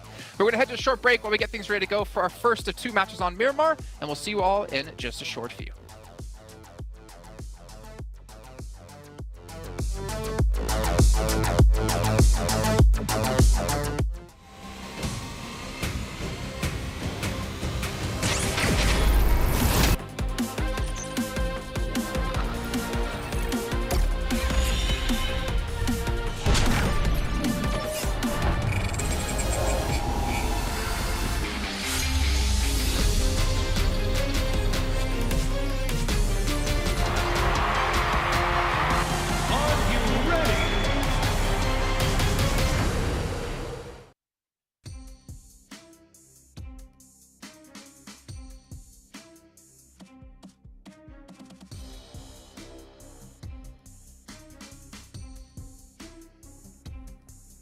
And we are moving into Miramar, 2 of them back to back to be precise, to finish off the second day of the survival stage. And Blank, it has been a bit of a journey we've already been on, mate. The Eren girls, the initial Sandhawk as well, all of them have had a bit of a different flavour. I wonder what's going to be sort of, you know, the taste left in our mouths after these Miramar games. Yeah, well, I mean, man, I don't know. It might be a sour taste, might be a bitter taste for some of these teams, might be a very sweet and delicious taste for some of these teams towards that top side, feeling very comfortable, feeling very safe. For you do Alliance, that is a really comfortable game on that last one. I think that Max and Clive mentioned it. Look, it was just the same circle from before, and they have a very easy and very nice little crossing down towards that position. And they essentially just played it how they would have wanted to play it that last time around. So really, really well done to both of them. And I think for, honestly, Reject, they'll be happy with a 3rd place on that one, a 2nd place on that one, get some good points on the board overall.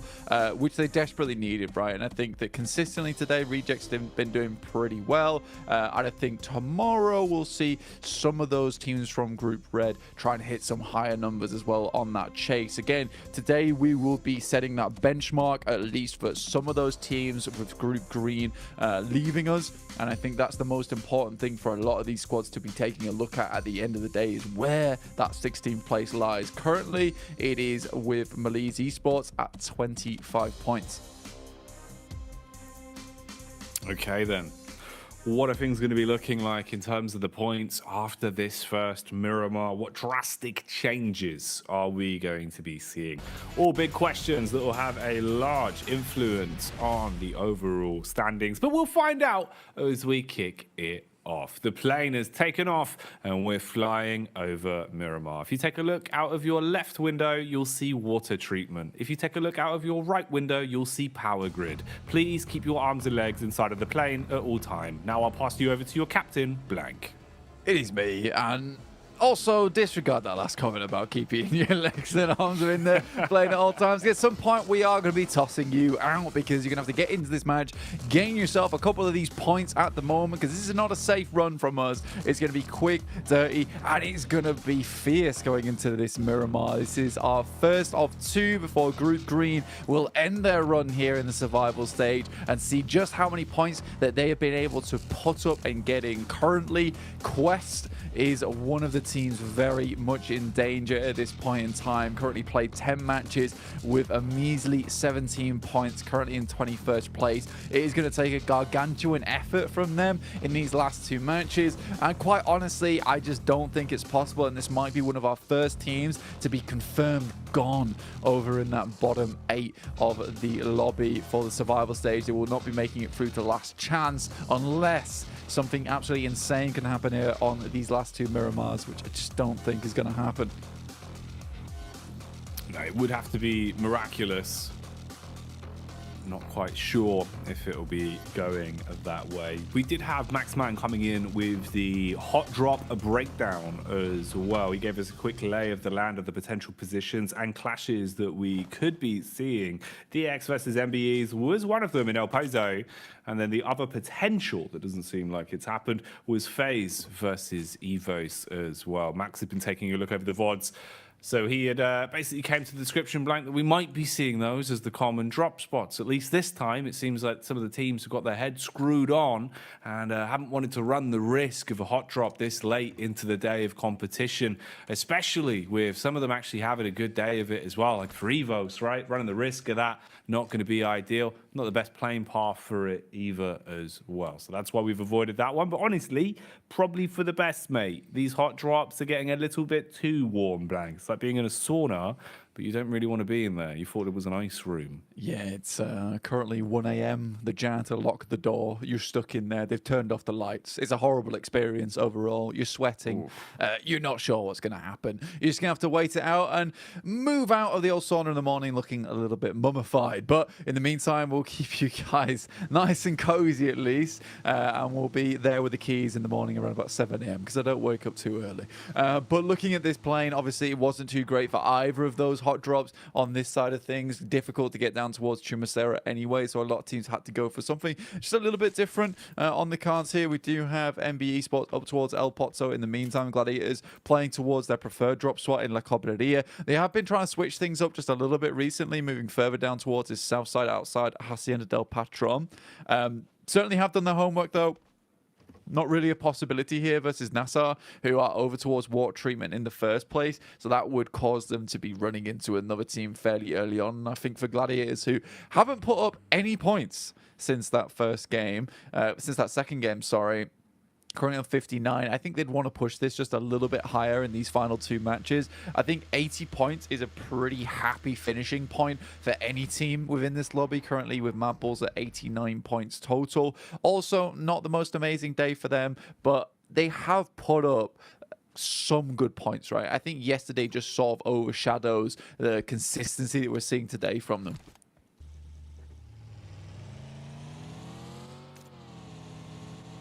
It's been an interesting day for it as well, man, because I think it's made it so hard to really, truly assess the situation. I don't even know by the end of today, Blank, if we'll have the best lay of the land of how things are going to look by the end of survival stage, because any sort of the theory we came into it with initially with, you know, kind of the idea of Group Green being the real big group of death that it was, that had so many top teams in it, translating into survival stage, felt like it kind of wasn't an accurate depiction of day one. Then now we're seeing some of them bubbling up towards the top. We're seeing a good test of some of the other teams now in the lobby for today as well. I think really by the end of tomorrow, you know, as silly as it is to say, is when we're actually going to truly understand just how tight this was, because it's been hard to call the whole way through. We've seen the standings definitely getting shaken the longer it has gone on. It's been a lot of impressive maneuvers from Brazil as a region as well throughout the course of the entirety of the tournament. Here at the minute, Inco, being the sole representative of Brazil inside of this lobby, haven't had the best day of it. Of course, they had to fight tooth and nail. Similar story to Quest, to barely make it here in the first place.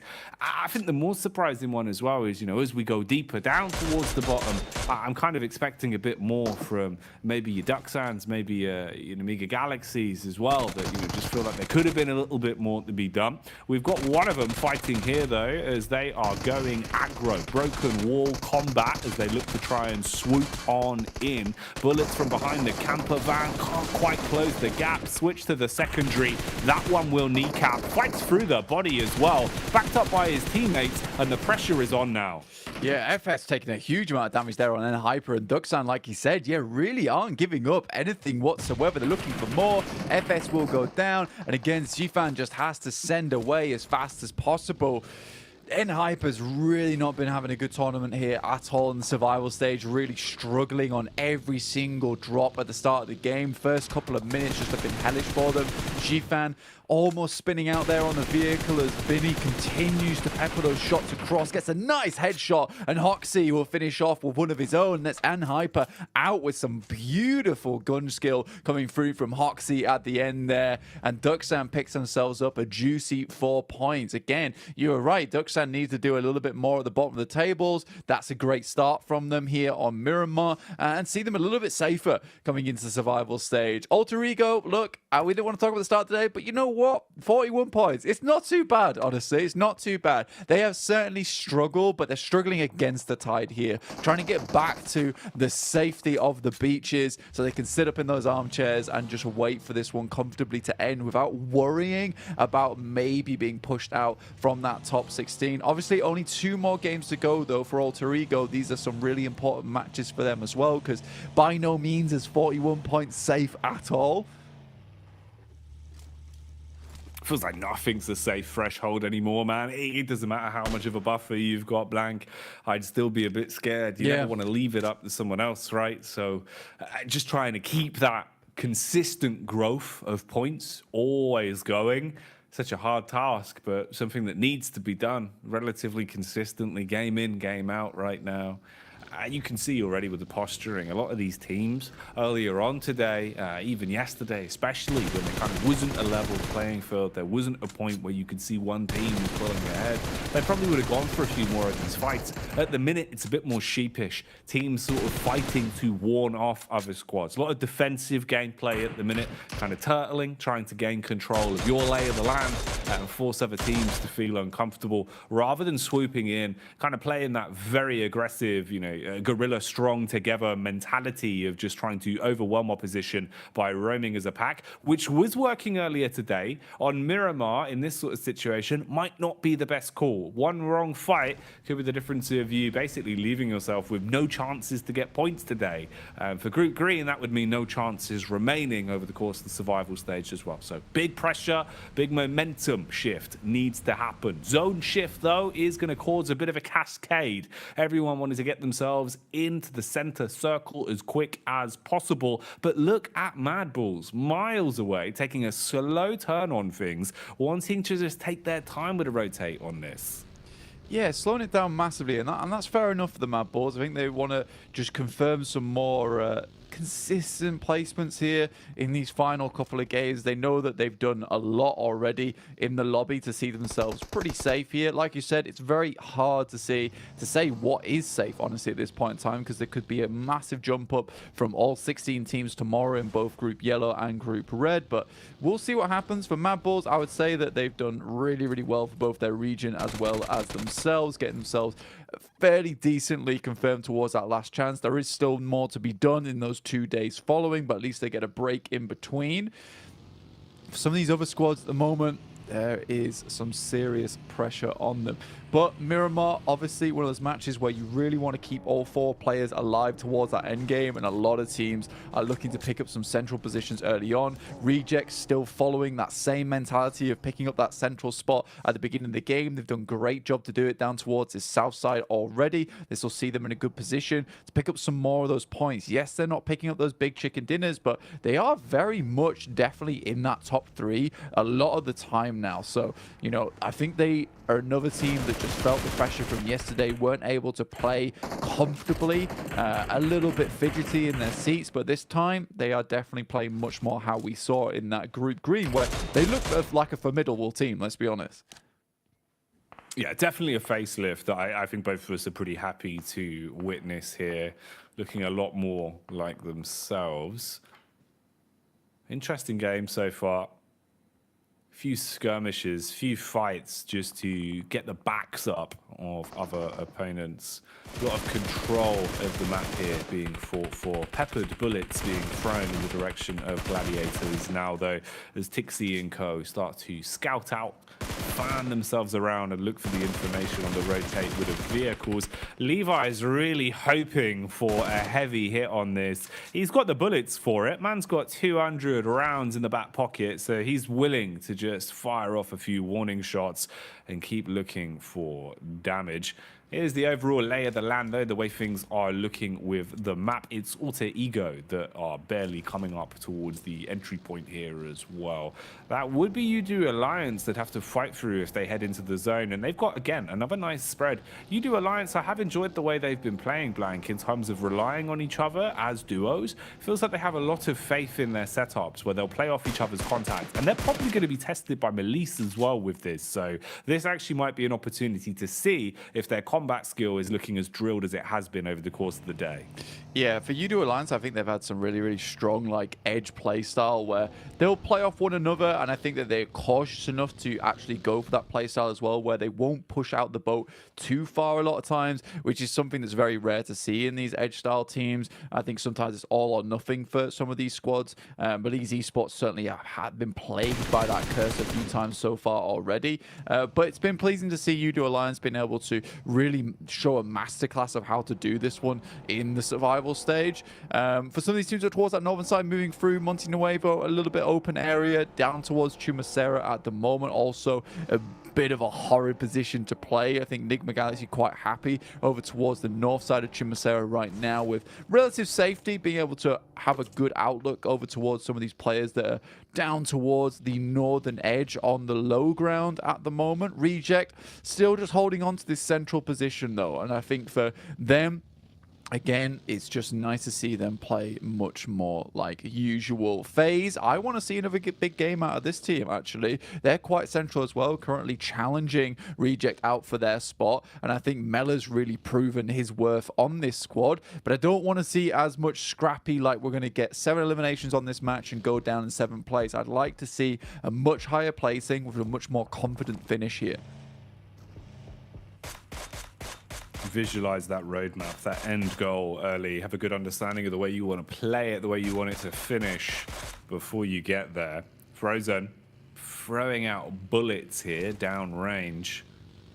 You've got great high ground, great understanding of where everyone is. Oh, Frozen, he's been drawn into a fair few fights today that he's looked so confident in. And seeing Frozen playing with confidence is really fun to watch because you know he's a bit of a one-man army. You know that he can take these fights and single-handedly win them pretty confidently when he is playing his best. And the fact that he's instigating a lot of these, looking to just try and pick up elims where possible off the skin of his own back, and his team's giving him the extra reign to do so, bodes well. It makes me think they're all feeling pretty confident individually. That might have been an air of overconfidence though. Gladiators on a scouting mission have been skewered. Duxan have engaged onto them, found the first knock. Matic has to get haphazard with the automatic because he sprays back some bullets. Yeah, tag sure, but not actually finding any frags out of it. Driving and healing, that's illegal, but he will pull it off and get himself back in the zone. So Hoxie being able to maintain good movement here as well and get ahead of Gladiators. This has worked out pretty well from on the rotate unless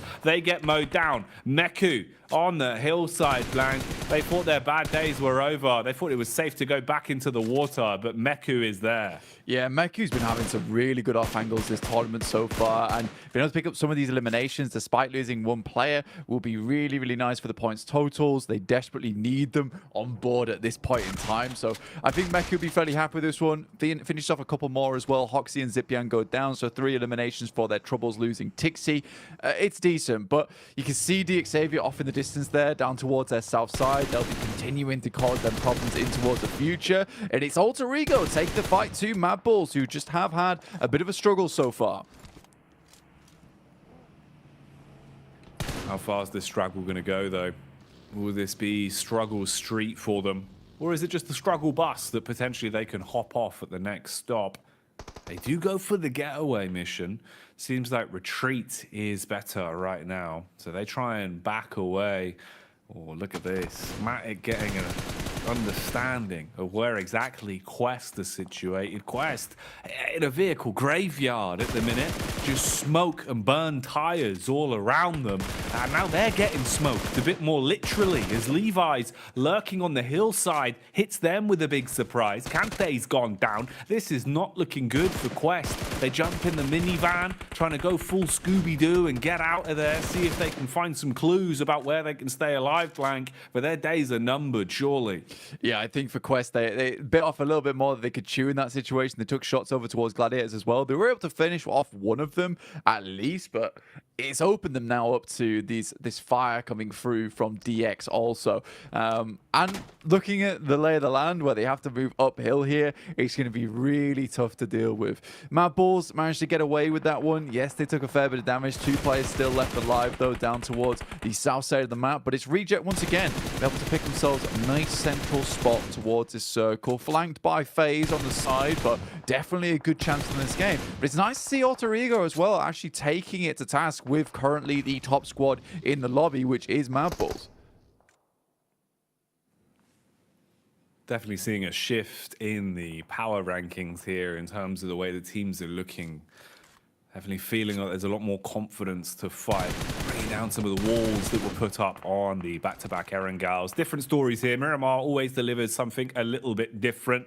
Grenade-based combat seems to be the play here. It's like a game of badminton, as those nades will go flying. Lamborghini wants to make this one look like a shuttlecock, sends it out as it will whiz on by and be miles off target. Wind must have caught that one. Yeah, I mean, you always got to blame the wind at the end of the day in that situation. Junie, though, can't really escape the bullets that come whizzing at him. I mean, those have got a pretty direct trajectory on those bad boys. Quest attempts to try and get involved to maybe open themselves up a little bit of an avenue of approach versus DX, whilst they were slightly distracted by the final player coming through from Duxam.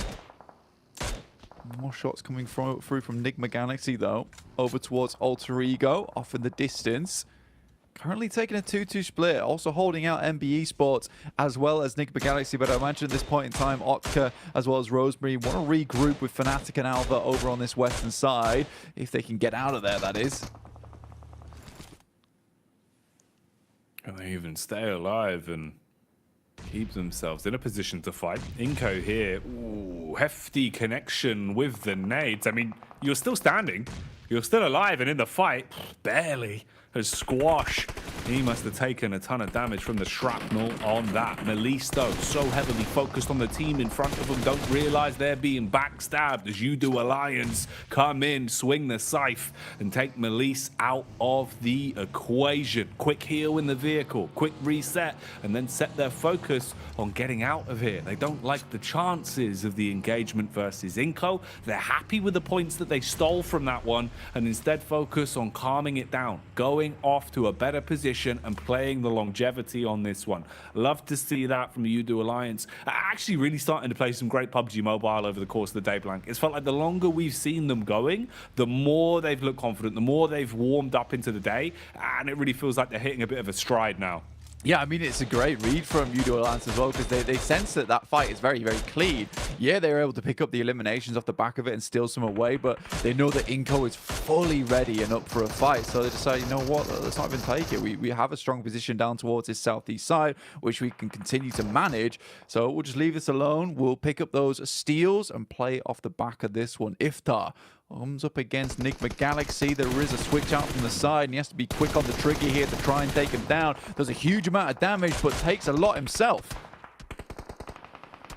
Damage dealer. Ooh, not ideal on the getaway, though. Last minute connection sweeps the legs out from underneath him as he'll tumble down the hillside. AE versus DX as well as Alter Ego thrown into a fight they probably don't want to be involved in. Inco might have got away from the jaws of defeat previously, but they've run into the big beasts of Evos, armed with some rather large guns as well. And they're closing in. Ooh, a late reaction, but a reaction that will be reverberated through Inco nonetheless, as they get shocked by the LMG, drop down to their last legs, only one man surviving, but the vital signs are good for him. He's at least being able to inflict some damage back onto Evos, and he might have bought just enough time to close the gap. It's a large rotate for him, low on HP as well, has to play the numbers game, stops for the heal. Spec is there, armed with a nade. Everyone's on top of one of another now, Blank, so any moves you make, any chance you reveal yourself, it's about 3 different squads that could engage off of the contact. Yeah, it's really grim terrain at this point in time where you're just pushing through team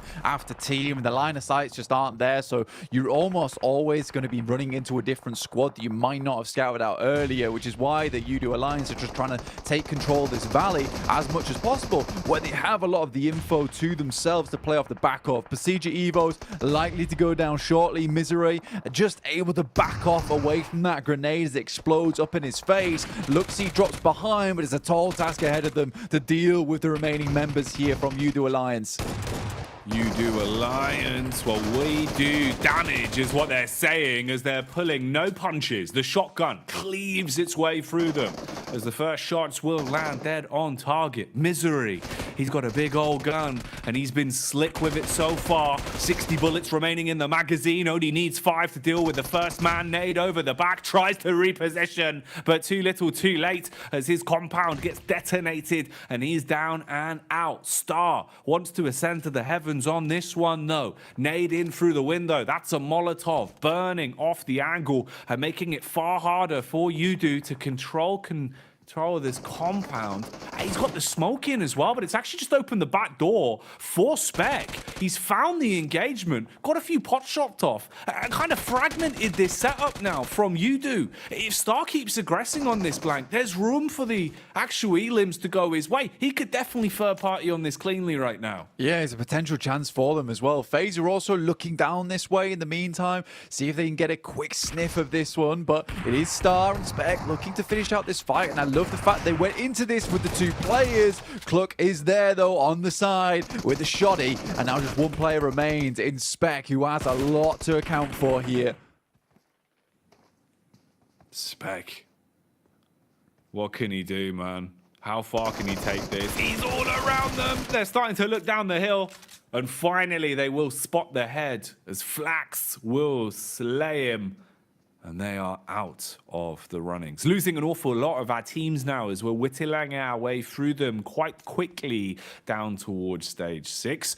Not too many left. and a smaller circle to contain everyone as well. So more fights in a more frequent manner going to start developing here on this one. Reject Tokyo set up inside of a compound though, sitting pretty at least. Haven't really had to fight too many big battles inside of this one. They have 3 eliminations to their name so far, and they're just waiting for a battle to come to them. The current clash though is focused on Quest. I say Quest, it was just easy, and now he's gone.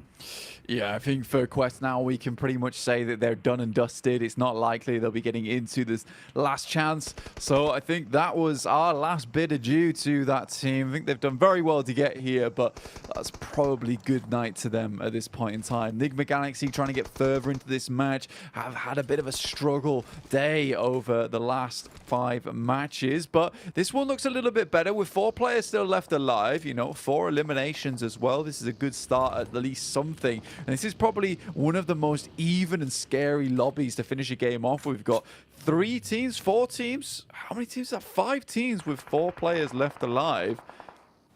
It is going to be all-out warfare as we move into stage 7. This is going to really tighten up, and teams will be forced to fight one another. FaZe has got a really, really big task ahead of them as well, because it's going to be a lot of different teams that they're currently having to manage. Everyone understands how strong this high ground currently is, and FaZe doesn't want to give it up. I think they would have hoped that more teams would have gone down at this point in time. But again, this was a match where they had a nice central position. It's one where I wanted to see more of their players make it to the end game and get a big chunky win off the back of it, but by no means is this an easy test at all. We've brought out the hard papers for this one. Big point score, but an awful lot of risk taking is what's going to be coming up in the next couple moments then. No easy ones, no freebies this late in the survival stage. It only gets harder. There's only more pressure on you. And we'll see how well our teams can deal with that as well, because that's the human element of it.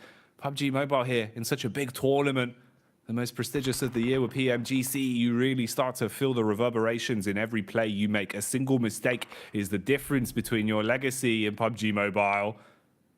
So what have they got for us? Hedging further forward. Lufa on the flank towards the backside. Closing in on FaZe. You get the Alliance POV here. They push up towards the center camp, looking for control of the shed, trying to gain some high ground to play with. Ooh, nades right on target. The Molotov burning brightly. They're trapped behind the rock. Flax is already down. Quick peek from the second. Ventores should be able to close his way through them. Wants to get vicious. An assault here, looking to punish. Parajin, meanwhile, sees the rotation from NVE and detonates their wheels. So they're not getting anywhere quickly. Yeah, for MBE, this is a really important game for themselves, alongside with Enigma Galaxy, who lose Ralph off the bat there, as U2 Alliance are dealing both with FaZe and Enigma Galaxy at the same time, but they are dwindling now. Forces really losing at an alarming rate. Flax comes over the top side with the DBS, finds at least one, but he just has to spray the DBS, doesn't have enough time to pull out his M4 there, but it will be Enigma Galaxy staying alive there with the 3 players, but 9 eliminations for U2 Alliance. They'll be pretty pleased with that one, but going down in 6th place will not give them that many placement points, and that's the difficulty at this stage in the game with so many teams still remaining in. In the meantime, Reject are pushing in so quickly over towards this position, swiftly taking control. They haven't lost any players as of yet, and Lufa's on the top floor will drop back down again towards the garage side as they slowly pick apart the guys from FaZe. Reject. They want to gain control of this compound. They want to take it for themselves, deal with the inhabitants that are there currently. And right now, Lufa strikes on the first, cleans the man up, taking them out of commission and keeping the pressure on FaZe. FaZe that are starting to rebuild, reset, getting the res off so they can play together. Attention focused on the man outside, but it's the people in the building that you need to be worried about. Drop down connection. Lufa tried to go for a hell of a play, but he's been slain. Mela replying back with a shotty as well. Good for 2 blank. Could have made that that uncomfortable? Mate, Mela has been an absolute firecracker of a player so far. Some unbelievable plays coming through. You know, as soon as he starts tapping that trigger at the speed at which he does and starts quick flicking towards these players, it could be a 1v3 no matter the situation. But luckily for Reject, they get out of there with 3 players left alive. Not an ideal scenario, but pretty good all things considered. NBE taking a lot of damage to Nigma Galaxy. 2 teams that really do not want to go out early here. In the meantime, Reject looking to stamp their ticket through to the last chance stage. What a nade over the top there. Luckily, Sarah just about lives it. Knows he has to move away. Duello's down. 1 player remaining now for Reject. This is all crumbling. It's all falling to pieces quite quickly. The dream for the Japanese side that they'd be able to revitalize themselves in the last 2 games of the day, be able to show up when it matters most, is quickly falling away from them. But maybe a window of opportunity, timing and attention taking off of them as you've got DX roaming in, putting the pressure on the aggravating squad that has been fighting from the top of the hill, giving Rejects at least a moment to breathe. But it's just Sarah. It's just one man with a big set of guns inside and outside of the lobby as he starts to scuttle his way around the shelf, looking for a peek up onto DX. Meanwhile, Freak aggresses downhill, puts the shots into MBEs and keeps the pressure on them. Blank Sek as well taking damage. MBEs are going to expire quite quickly if this keeps up, and we're getting closer and closer to deciding who takes the chicken dinner here on Miramar. Huge chicken dinner required here for Nigma Galaxy to keep themselves in the running going forward. And Freak finds the last player coming through from MBE and Akaze. Coops looks down towards Sarah, drops a Molotov, will reposition him, and Lamborghini would have spotted him if it wasn't for Lord, who makes it up towards 12 eliminations. DX, the only thing standing between them and a 25-point game now. Only 1 nade, 1 Molotov, a whole bunch of utility on the side of DXAV, and it would be a miracle run now for Nigma Galaxy to finish this one out with the chicken dinner in tow. Now don't forget DX's nades. They are so damn good, and this is why. They've got so many of them to use. Their comms for the timing on double nades is normally pretty picture perfect, and right now they are blowing Lord to pieces with it. You've got a nice knockoff onto Freak, looking to aggress the close on the damage done to Lord already. The shotgun's pulled out. Coops, he goes down for keeps, as that one's going to be DX snatching away the chicken dinner and securing themselves the opening win here on Miramar. I mean, DXAV has been a team that we've not talked about too often, but they have just been really good today. Honestly, the amount of times we see them in the top 5 is sort of flabbergasting, honestly. I've been really impressed with this team, and that's coming from a guy that didn't really enjoy their playstyle back in the day about a year ago, and I think that quite comfortably I can say this is a very strong team, if not one of the strongest teams, that has a great chance to get towards the PMGC Grand Finals after this. I mean, some of their control has been marvelous, and like you said, those nades are just picture perfect. Man, one of the things that always seems to ring true with DX is exactly that, just how well they use their utility blank. They're never really caught off guard in a position where, you know, they're low ammunition. It always feels like they're so stocked on rounds, so stocked on utility that they need, and they use it smartly. It's not a matter of, you know, we get to the final circle, all of a sudden they throw all their smoke saying, we've got to use our nades. They use them calculated, they use them efficiently. Offensive utility is used to open up fights or close down fights. They're not just thrown carelessly into the wind. We get the stats highlight here as well off the back of the chicken dinner for DX, and fair play to him. You know, I completely agree with you. I think that's a deserved win, and one of those where it shows that DX do have a lot of talent. We're seeing more of it now, especially as the day's gone on. Blank, it feels like they're looking more like themselves. Yeah, it's a strong like 3.6k damage game on that one, and everyone's doing fairly similar damage across the board from DXAV, so no one's really slacking, no one's really dragging their feet either. I think for DXAV, it's just been wonderful to watch them during this entire tournament.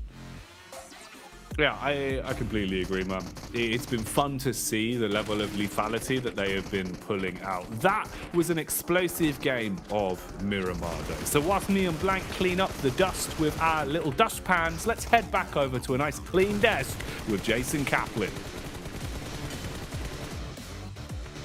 Well, you have to get that dustpan from me because I've been using it here on the desk to keep it squeaky clean, as DXAV keeping that match squeaky clean themselves, getting themselves even further up in the leaderboards. And obviously we can talk a lot about DXAV here. But the fact is, they're a team that's already now solidified into the last chance qualifier, kick it off in just 2 days of time. I think our focus is maybe more towards a team like Enigma Galaxy, Maxman. Yeah, exactly. I mean, they needed to get himself a big game here, Jason, if they wanted to push themselves up into a top 16 position, which this game is exactly what they did.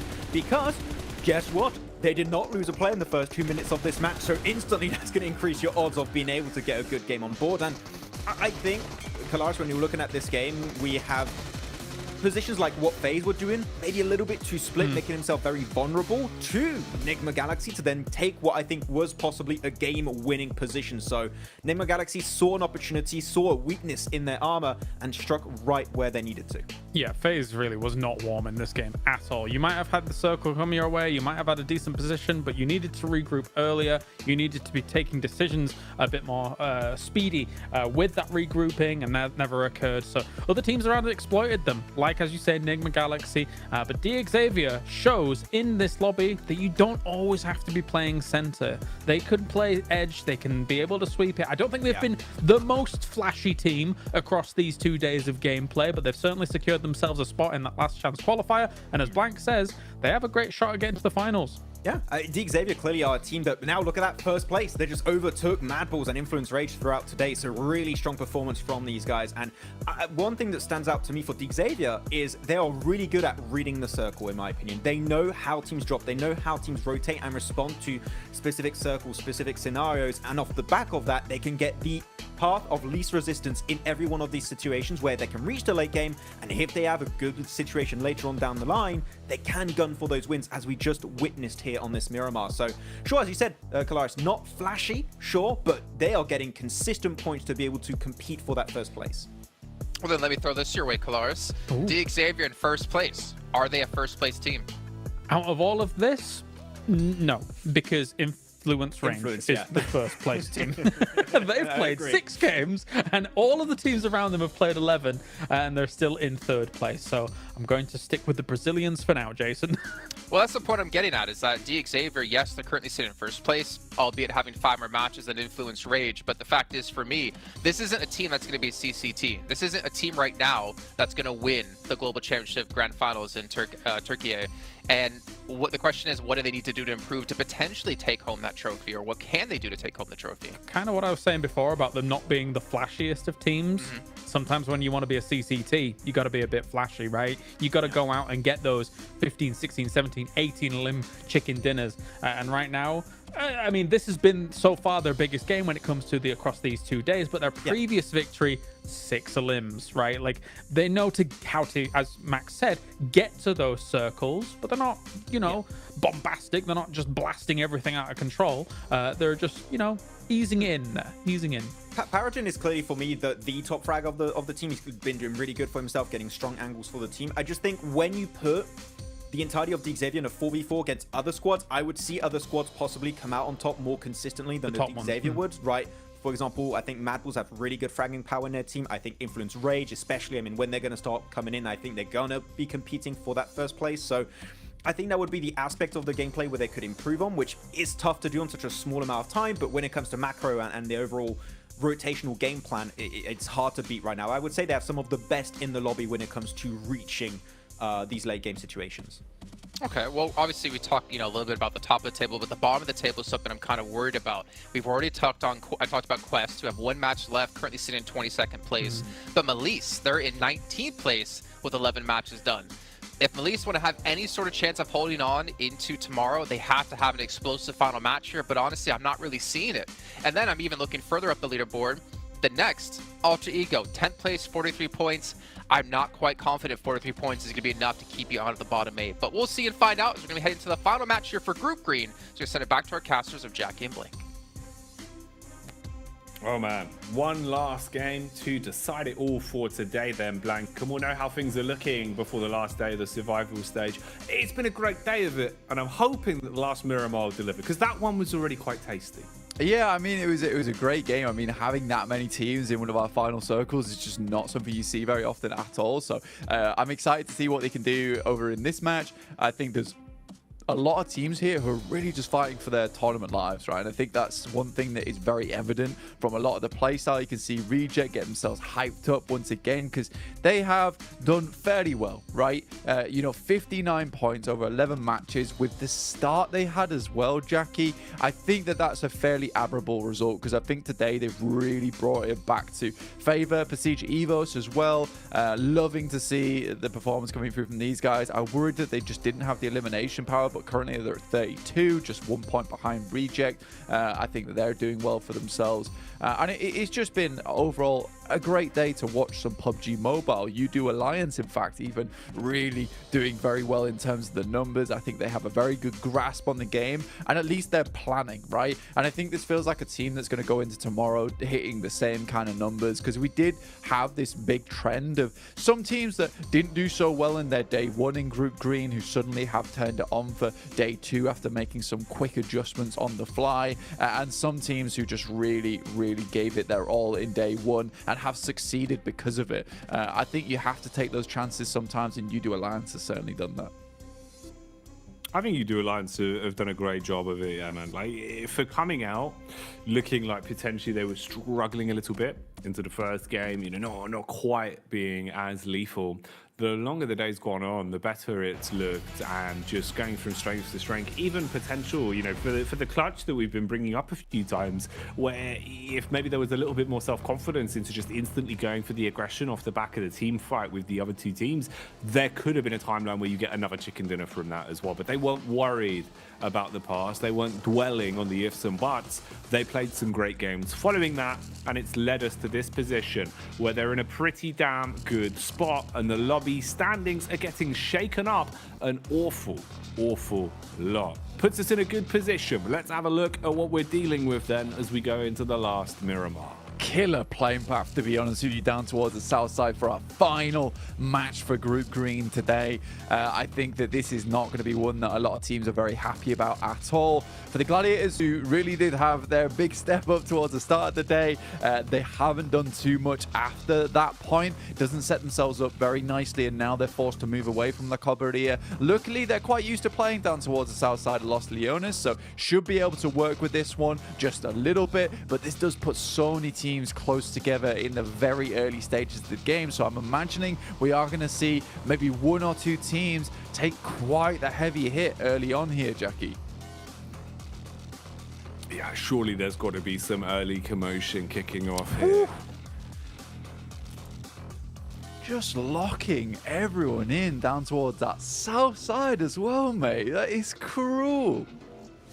Yeah, this is ooh, I don't know, man. This is not the sort of circle you'd be too happy with if you'd whipped your protractor out for that one. Okay, so yeah, I think the point being there, definitely a lot of room for carnage on this one. Quite a different game already in terms of the opening moments, at least, with the way that it's shaping up.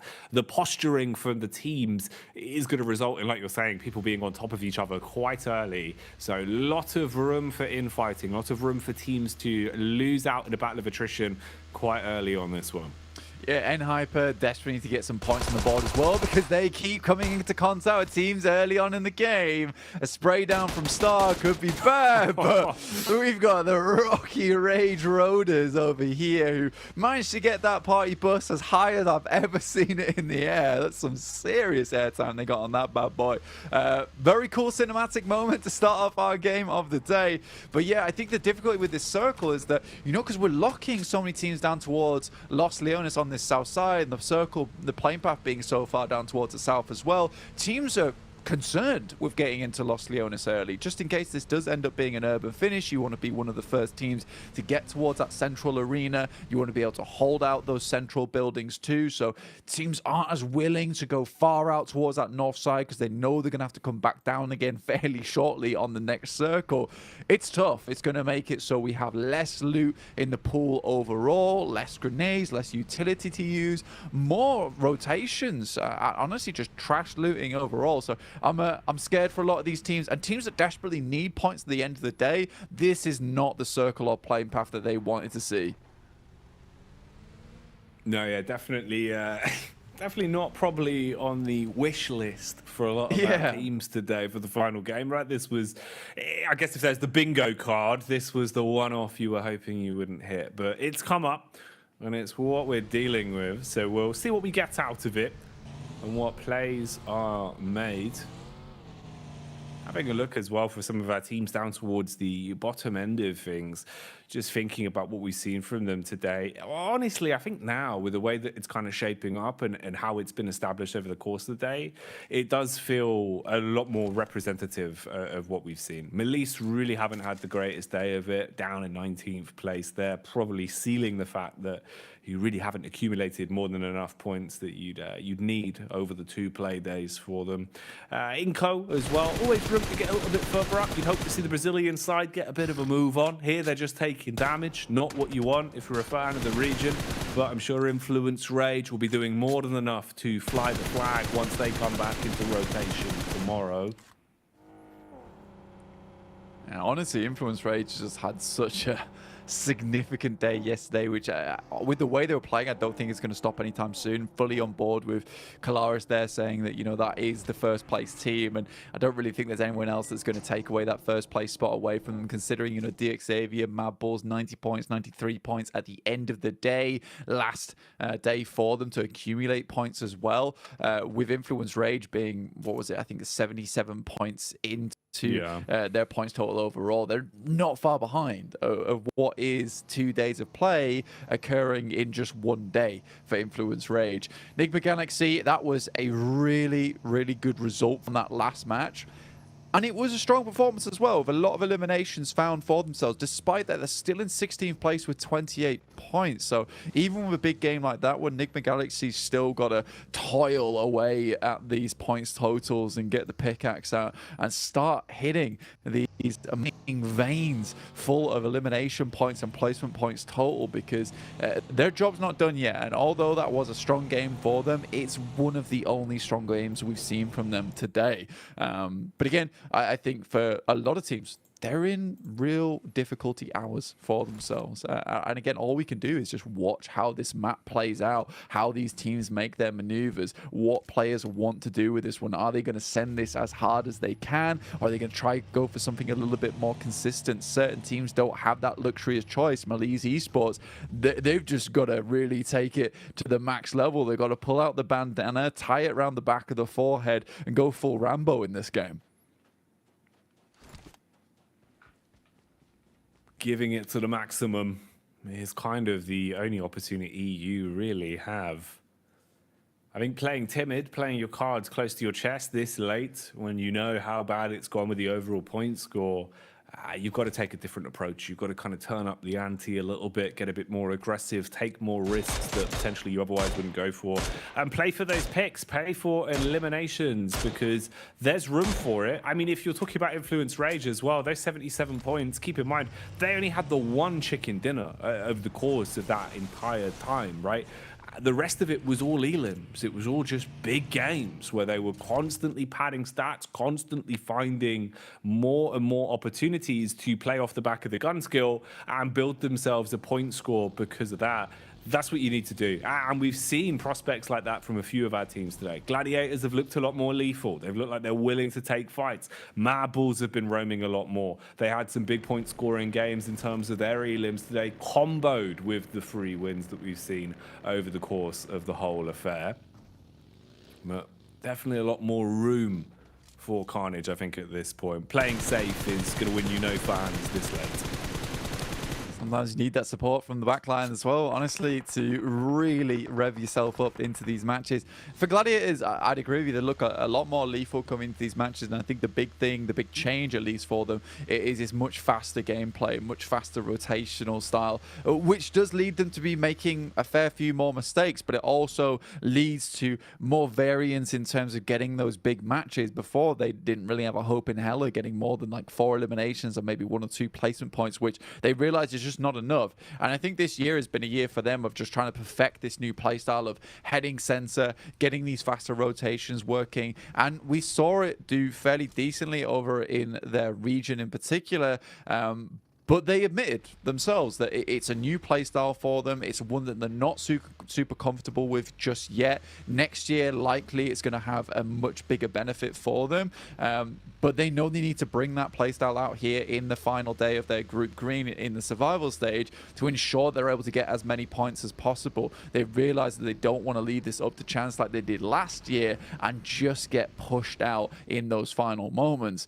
Circle does move over towards that eastern side. Mad Bull's fairly happy with this one as they're holding over towards Puerto Paraíso. Quest moved up towards that northwest side and Los Leones as opposed to holding on that eastern coast. You can kind of respect the decision, but it has sort of shunted them out of play.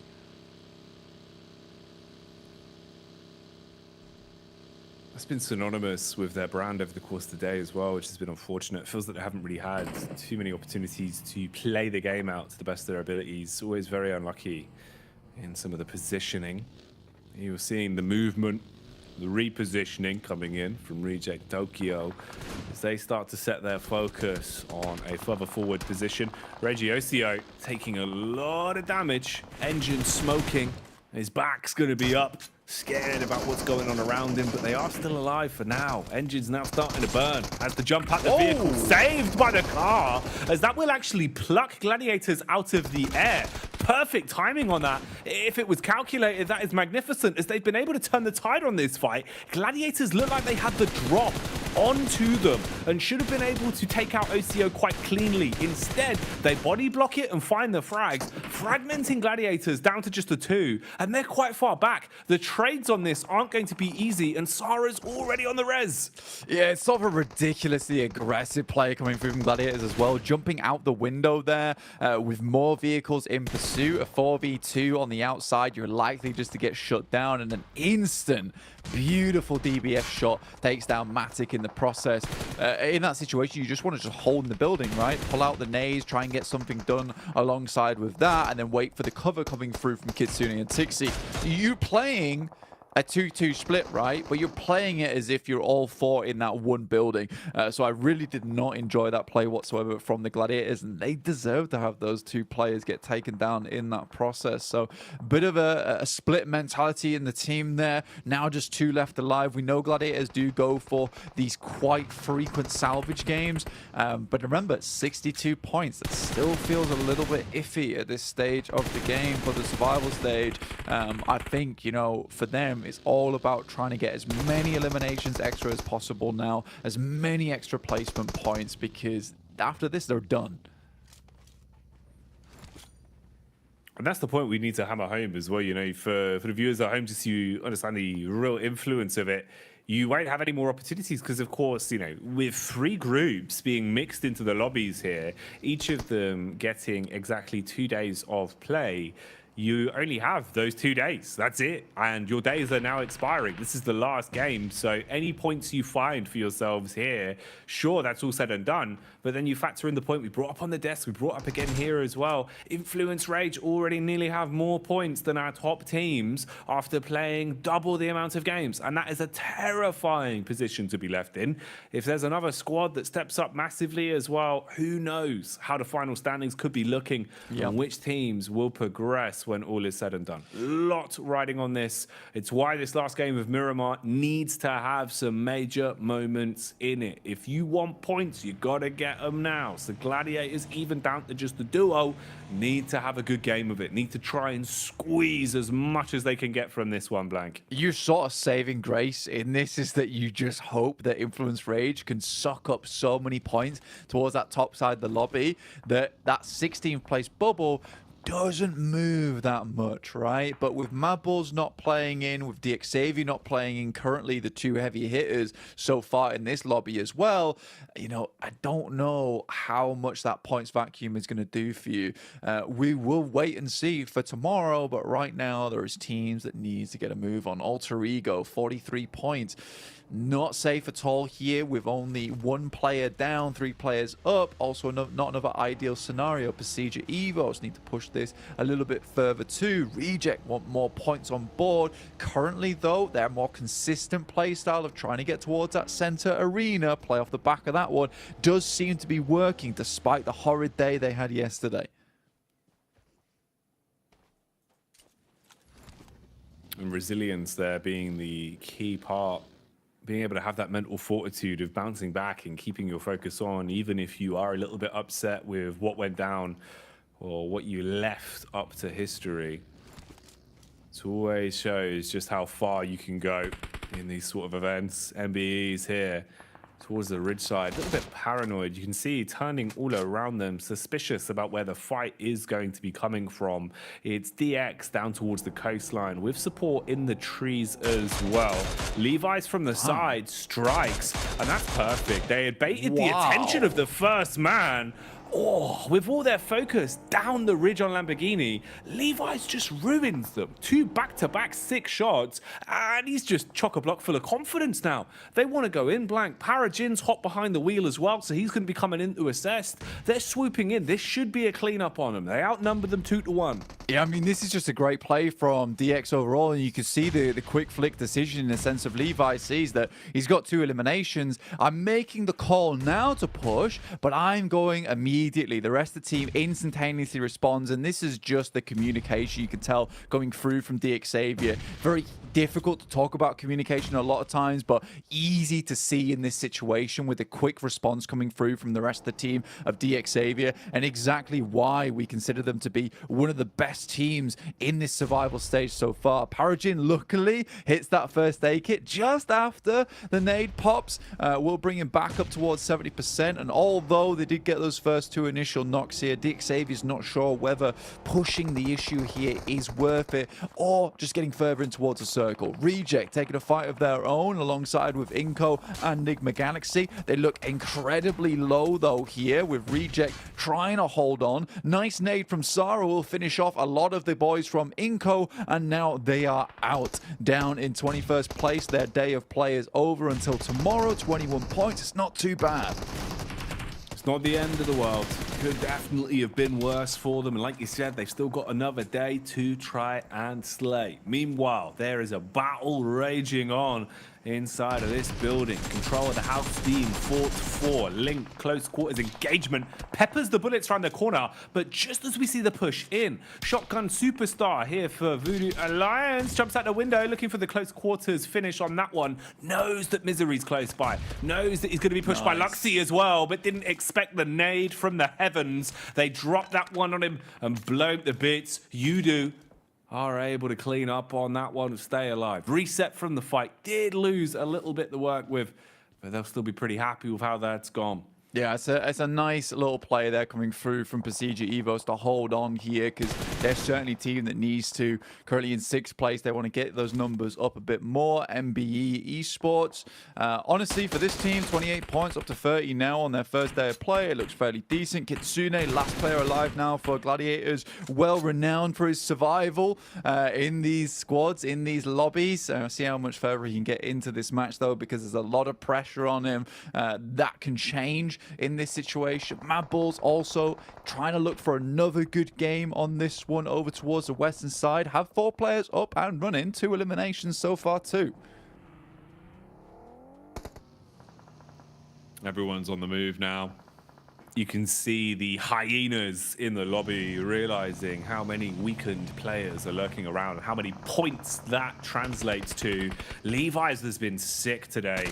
Really good with some of the shots that he's been landing. Here he tries to play with the timing and wait for the push on in, supporting off the back of the contact found from Lamborghini as they hit those shots pretty cleanly and leave us in a position where MVE are being dissected quite fast. Alter Ego, meanwhile, in the picture-in-picture view, as they're also scrapping. So 2 fights going down. Stereo battles occurring here as everyone is looking to lay claim to a compound and get themselves some extra elims to work with. FaZe have handled the situation thrown at them from Alter Ego. And again, Alter Ego suffering today as they are out. With 44 points, it looks very worrisome for this team going forwards. So for Alter Ego, they just got to cross their fingers now and hope to God that no one comes ahead of them tomorrow. Parajin drops out. It's Fistby from top side, getting a good spray out, but not quite enough as DXavier handles them. And you can tell just the skill level from DXavier off the back of this fight. They get the 2 limbs, they move up. They have the wherewithal as well to be like, look, this fight's not worth taking. Let's go grab that high ground in front of them. Whilst we've delayed them a lot here, the blue's going to push them in. They're going to have to move up towards us in this spot, and we can take them out later. So there's plans upon plans upon plans here for DXavier, and it's just nice checkpoint gameplay for them, always having a good idea of what's going to come next and how to set themselves up best for it. So for DXavier, strong control on the south side, pretty much cleared out most of the deadly teams. It's just Nigma Galaxy as well as Reject ahead of them, who are both hurting in a big way. Nigma Galaxy down to 2, as are Reject. A lot of damage. A lot of broken rosters already. So you're not fighting at full power. It means that things are going to get a little bit more slapdash. Some of the plays might be a bit more haphazard than we were potentially expecting. DX again, just looking for damage onto FaZe, firing bullets up. They've got nice cover here from the ridge side positions. They're going to be happy with that, playing around it. Now Haji zoomed in, looking for feet from a substantial distance, and fair play. Al Haji, good read. And perfect placement with the crosshair. Hits the shots onto Misery, and that is exactly what he's going through. A miserable way to go out as the zone will consume him. And he knows about Luxy Blank. He's sniffing him out and looking to punish. Mela will at least try and draw the attention his way. Easy. Might have a backstab on it. For now, though, this is looking pretty good for Quest. The high ground you've got to play with here is going to be nice for them. Makes a change for once. Yeah, for Quest, realistically, it's now or never. They kind of need a chicken dinner on this match and a fair few eliminations off the back of it if they want to try and at least have some kind of chance to get in towards that last chance. I just don't really see it happening. Again, it was very last game for Quest over in the group stage. It could be the very last game for them here in the survival stage as well, but with so many big squads still up and kicking, with DX down towards that south side, Mad Bulls off towards the western edge, there is that scariness to it. A little bit terrifying to pull through here for Quest.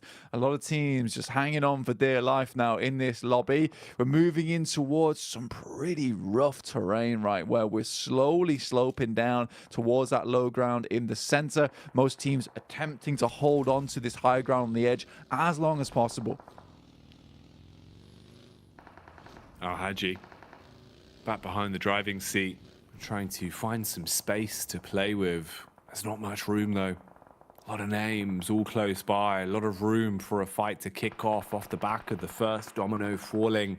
Melisse will suffer from success early. It seems here they've taken a bit of damage that will slow them down. They are spreading out and going for the revive on Poser. They have to control the roadside. Supply drop in between them as well. Kishu goes for the advancement on that. Everyone else getting closer and closer as well. Duxan have started to rotate around, and that's up towards where we're seeing Quest play from. Quest that now engaged down on the road. Quick crash on NASA. Didn't expect to see this one as they go in for it. Full frontal assault in the building. Kante swinging Katana as he'll chop his way through the first with the shotty. Trade back by Star, and Quest, it's slowing down for him blank. It needs to be a quick change of pace here. Al Haji, he's used all his bullets, has to quick switch to the secondary, hits the shot on the drive-by and snatches it away.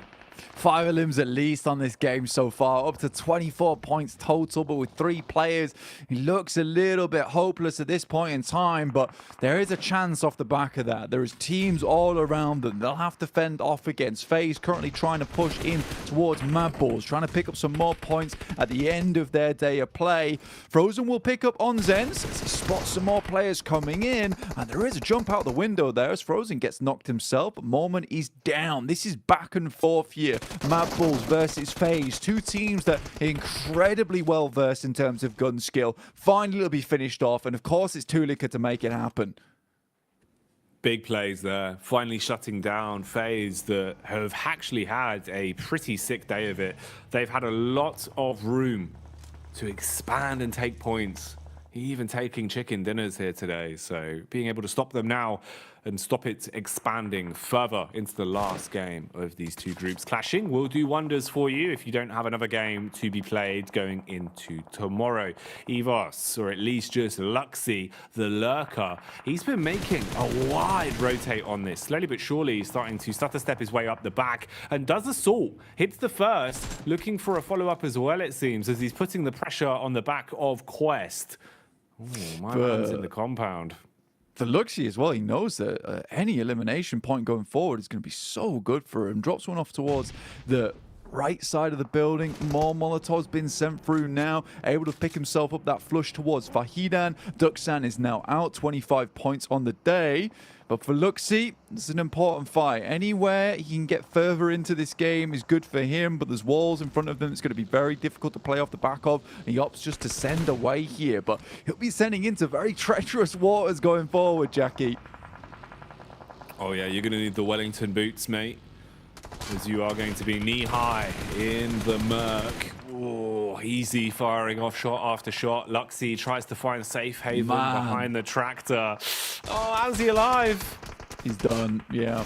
Even if the bullet didn't hit him, the vehicle would have exploded and taken him out. But still, 4 eliminations. That 1 point he was able to accrue over towards Fahidan, and then a single placement point as well. That might be the difference between him going out in 16th, him as his team, as well as just getting a more secure position towards that last chance. So Luxy has done an absolute phenomenal job for Procedure Evos. I think all fans of Luxy should be really proud of him going forward. In the meantime, Malise Esports, we were talking about them. They needed a big game. They're in towards one of the final circles. There's 7 teams still left alive, and it's Mad Balls going against DX Xavier. 2 of the big dogs in the lobby, currently biting at one another here. That was a loud bark though, supersonic, as it would detonate the player in front of him. So Levi is now crawling away from the fight he's been thrown into. Zerich bombarding bullets, down to 60 in his reserve as well. So using a lot of that ammunition to just try and suppress and keep them locked in position. Nade cascades across as Al Haji will be able to blow Fleek away.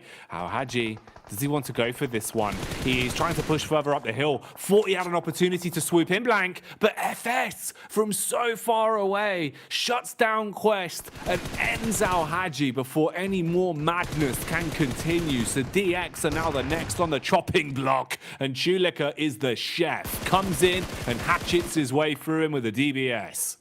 Big news there for Mad Balls. That almost certainly secures it for them. I mean, 99 points. Even less than that, I think, for Europe. They've been such a good standout for us, as well as Major Pride making it through in the first place. Frozen tries to step his way through, won't make it, but Reject be happy about this. More points on the board for them. Up to 5 eliminations on this match. Just Sarah and Luther remaining. 2 really cool players from the team. Sarah, who's been giving it his all this entire tournament.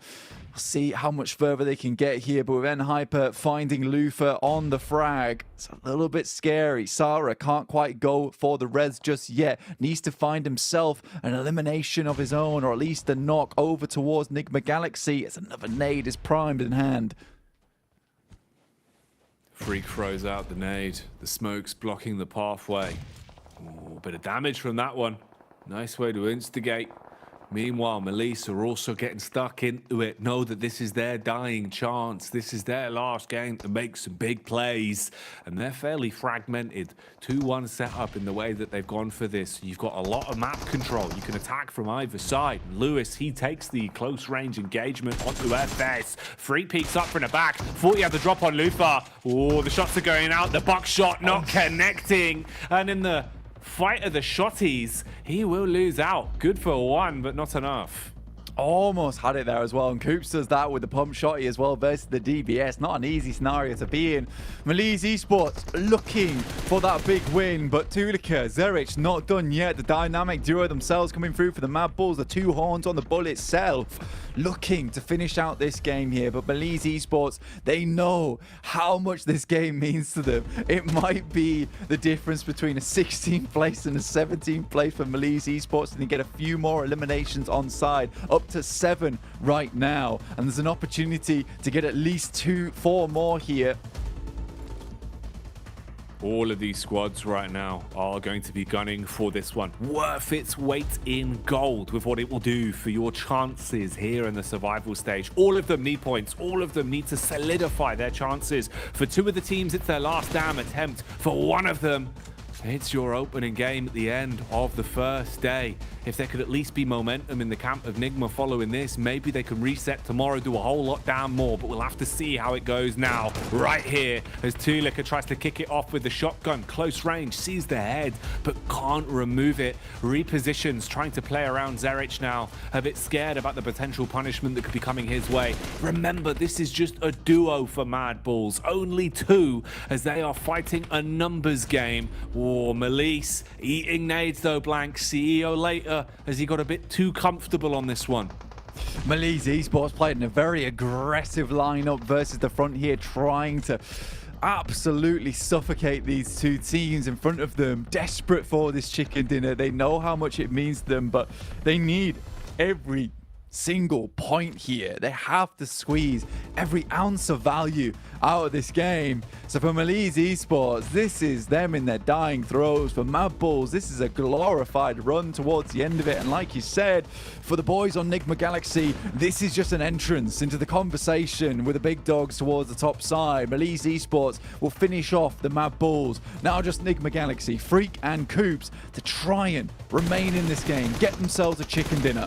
The Melise Scorpions are on the move, scuttling their way towards the final few players. They get the angle on Freak, should be an easy spray down. Slays onto him just as CEO later expires. The chicken dinner is secured and Melise will grab the final chicken dinner of the day. And their final plays, Blank, being so influential, it might just make the difference. Now it's just in the hands of the other teams, but they've done all they can to guarantee bonus points at the end of their games. Yeah, very, very tight here. Tighter than a yoga store for the guys on Melise Esports. I mean, they are going to be feeling very relieved after that last game. And I mean, it was now or never. We were saying at the start of the game that Melise Esports has to absolutely pop off them or Quest. I think that's 21 points on the game there. I think they currently had, I think it was 25 before this one. Yeah. So up to 46 points. Technically in a better position than Alter Ego, all things considered. Very, very surprising in that fact. But when it mattered most, Melise Esports were able to count themselves in with this last game. And that's what matters. You know, at the end of the day, everything else that's already happened in yesterday's games and the games earlier on today, right, that's history. That was already written. Yeah. All they could do is take what was given to them at present, and that's a great game of it. You know, they keep the mental fortitude strong, at least guarantee themselves a lot more points. Now, I'll be honest with you, Blank, the difference of 25 points versus even breaking through that 40 barrier, that could make the world of difference. It is just so damn nice to have at the end of the day, because suddenly you're thrown a lifeline. And Melise Esports, we know they have them in him. Like, they're a good team overall. They were excellent in Turkey. It's just we didn't see that same firepower from them throughout this survival stage. It's just stressful to watch. It was indeed. Some stressful games, some crazy plays, and non-stop shenanigans. These are all words that could describe Jason Catlin as well. So let's head back over to the desk and see what they thought about the explosive games we've had today. You also forgot about talented, handsome, tall, and all-around good human being here, Jackie, as we're back to the desk with Max Van Cars. Keep a straight face. Come on, gentlemen. As we did see, Melise, a team that, of course, you said perfectly, of all the teams that Alter Ego do not want to see do well, was Melise. Was any of these teams at the bottom with 11 matches played, and Melise popped off here? Yeah, the teams that have played now 2 days that were down there, those were the ones that, the teams that were effectively going to end up being on the cusp really did not want performing well. And Melise absolutely knocks it out of the park with this last one. They've been sort of non-existent, right, Max, for the past couple of days worth of their gameplay, but this was, as Blank says, the lifeline that they need. They might end up being a cusp team here. We'll see down the line, but it's a lifeline they need.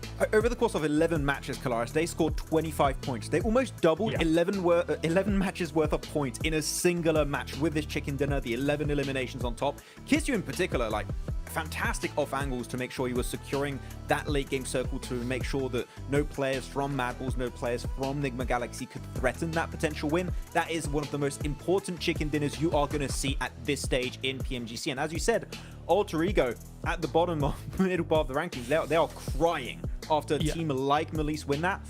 Oh man, this is going to be rough.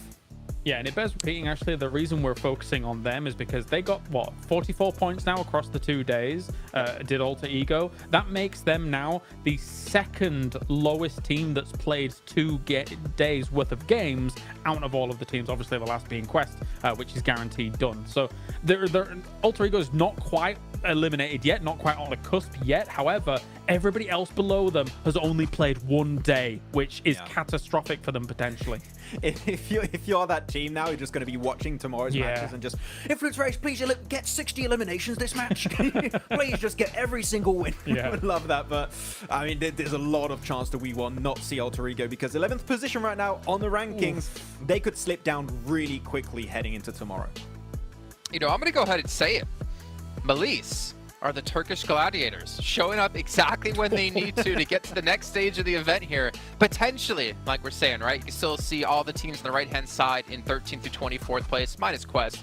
Only 6 matches played. But the problem is, going into tomorrow, as we said before, Group Yellow has had the strongest teams so far in this event. So it's going to be much more difficult here for any of those teams in 17th through 24th place to obviously rise up the ranks here. But it's going to be tough. I mean, if you're Alter Ego, if you're Melise, if you're, I mean, a couple maybe potential other teams out there, you're going to be sweating bullets, obviously, with these 2 teams in particular. What all is going to happen tomorrow? And it's never a good position to be in when the fate's taken completely out of your hands and you just have to sit back and watch. Yeah, it's going to be tough to fight for a top 16 spot when you got teams back in the lobby like Influence Rage, D+ Kia, BTR. Like, you're not going to have a lot of points available for those bottom teams, so it's going to be down to the wire. And of course, I mean, it's down to the wire because you've got the best teams in the world now, Jason. You're going to have top 16 down to top 5.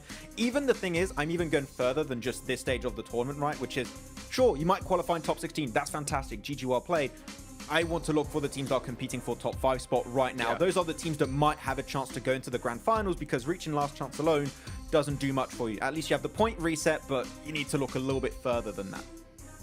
Okay, well, I believe we're going to be heading to the stage here for an interview, if I'm not mistaken. I'm not sure exactly who it's going to be with, or... Yeah, no, let's do it. Let's head to the stage and do it.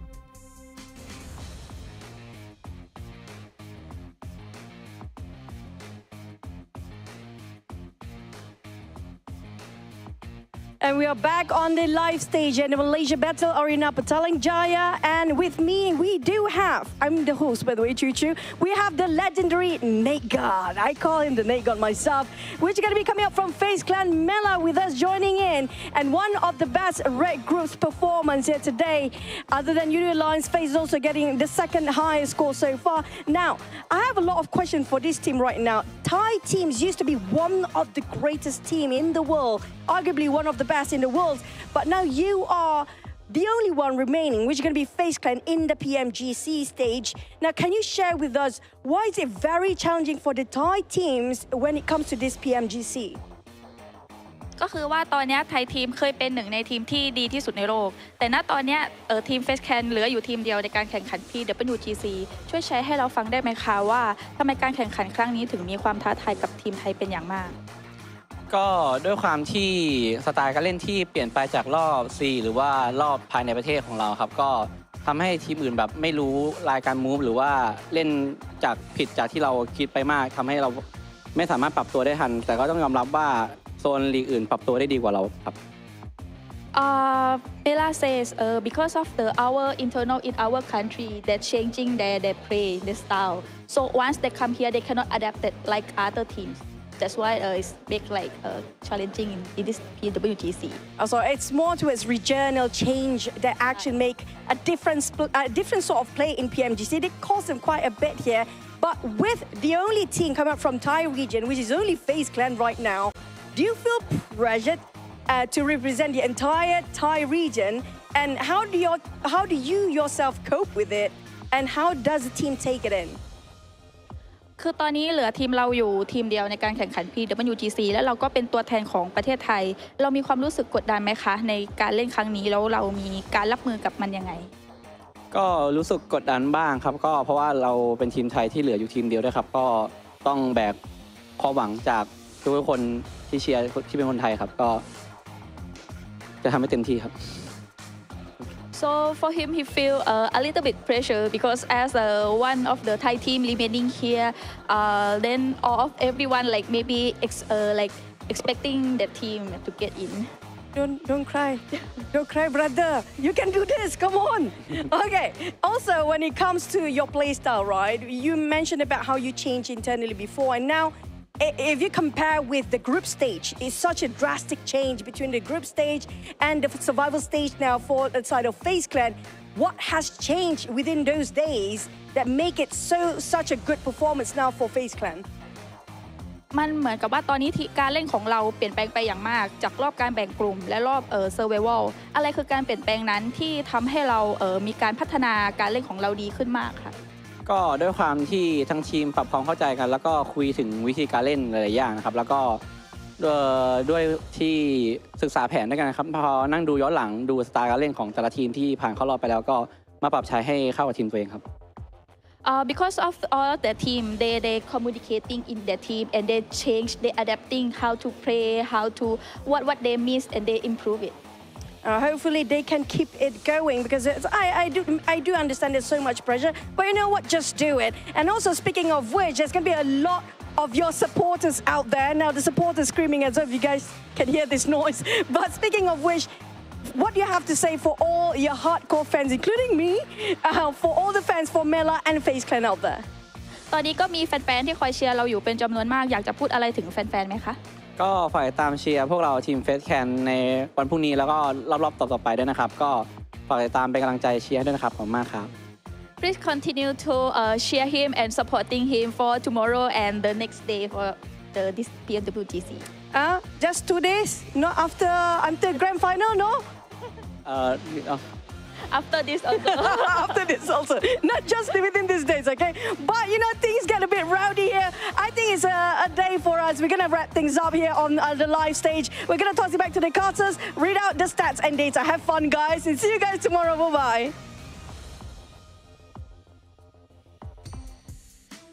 A lot of pressure on his shoulders here, and obviously the team's shoulders, trying to represent Thailand and do the country well.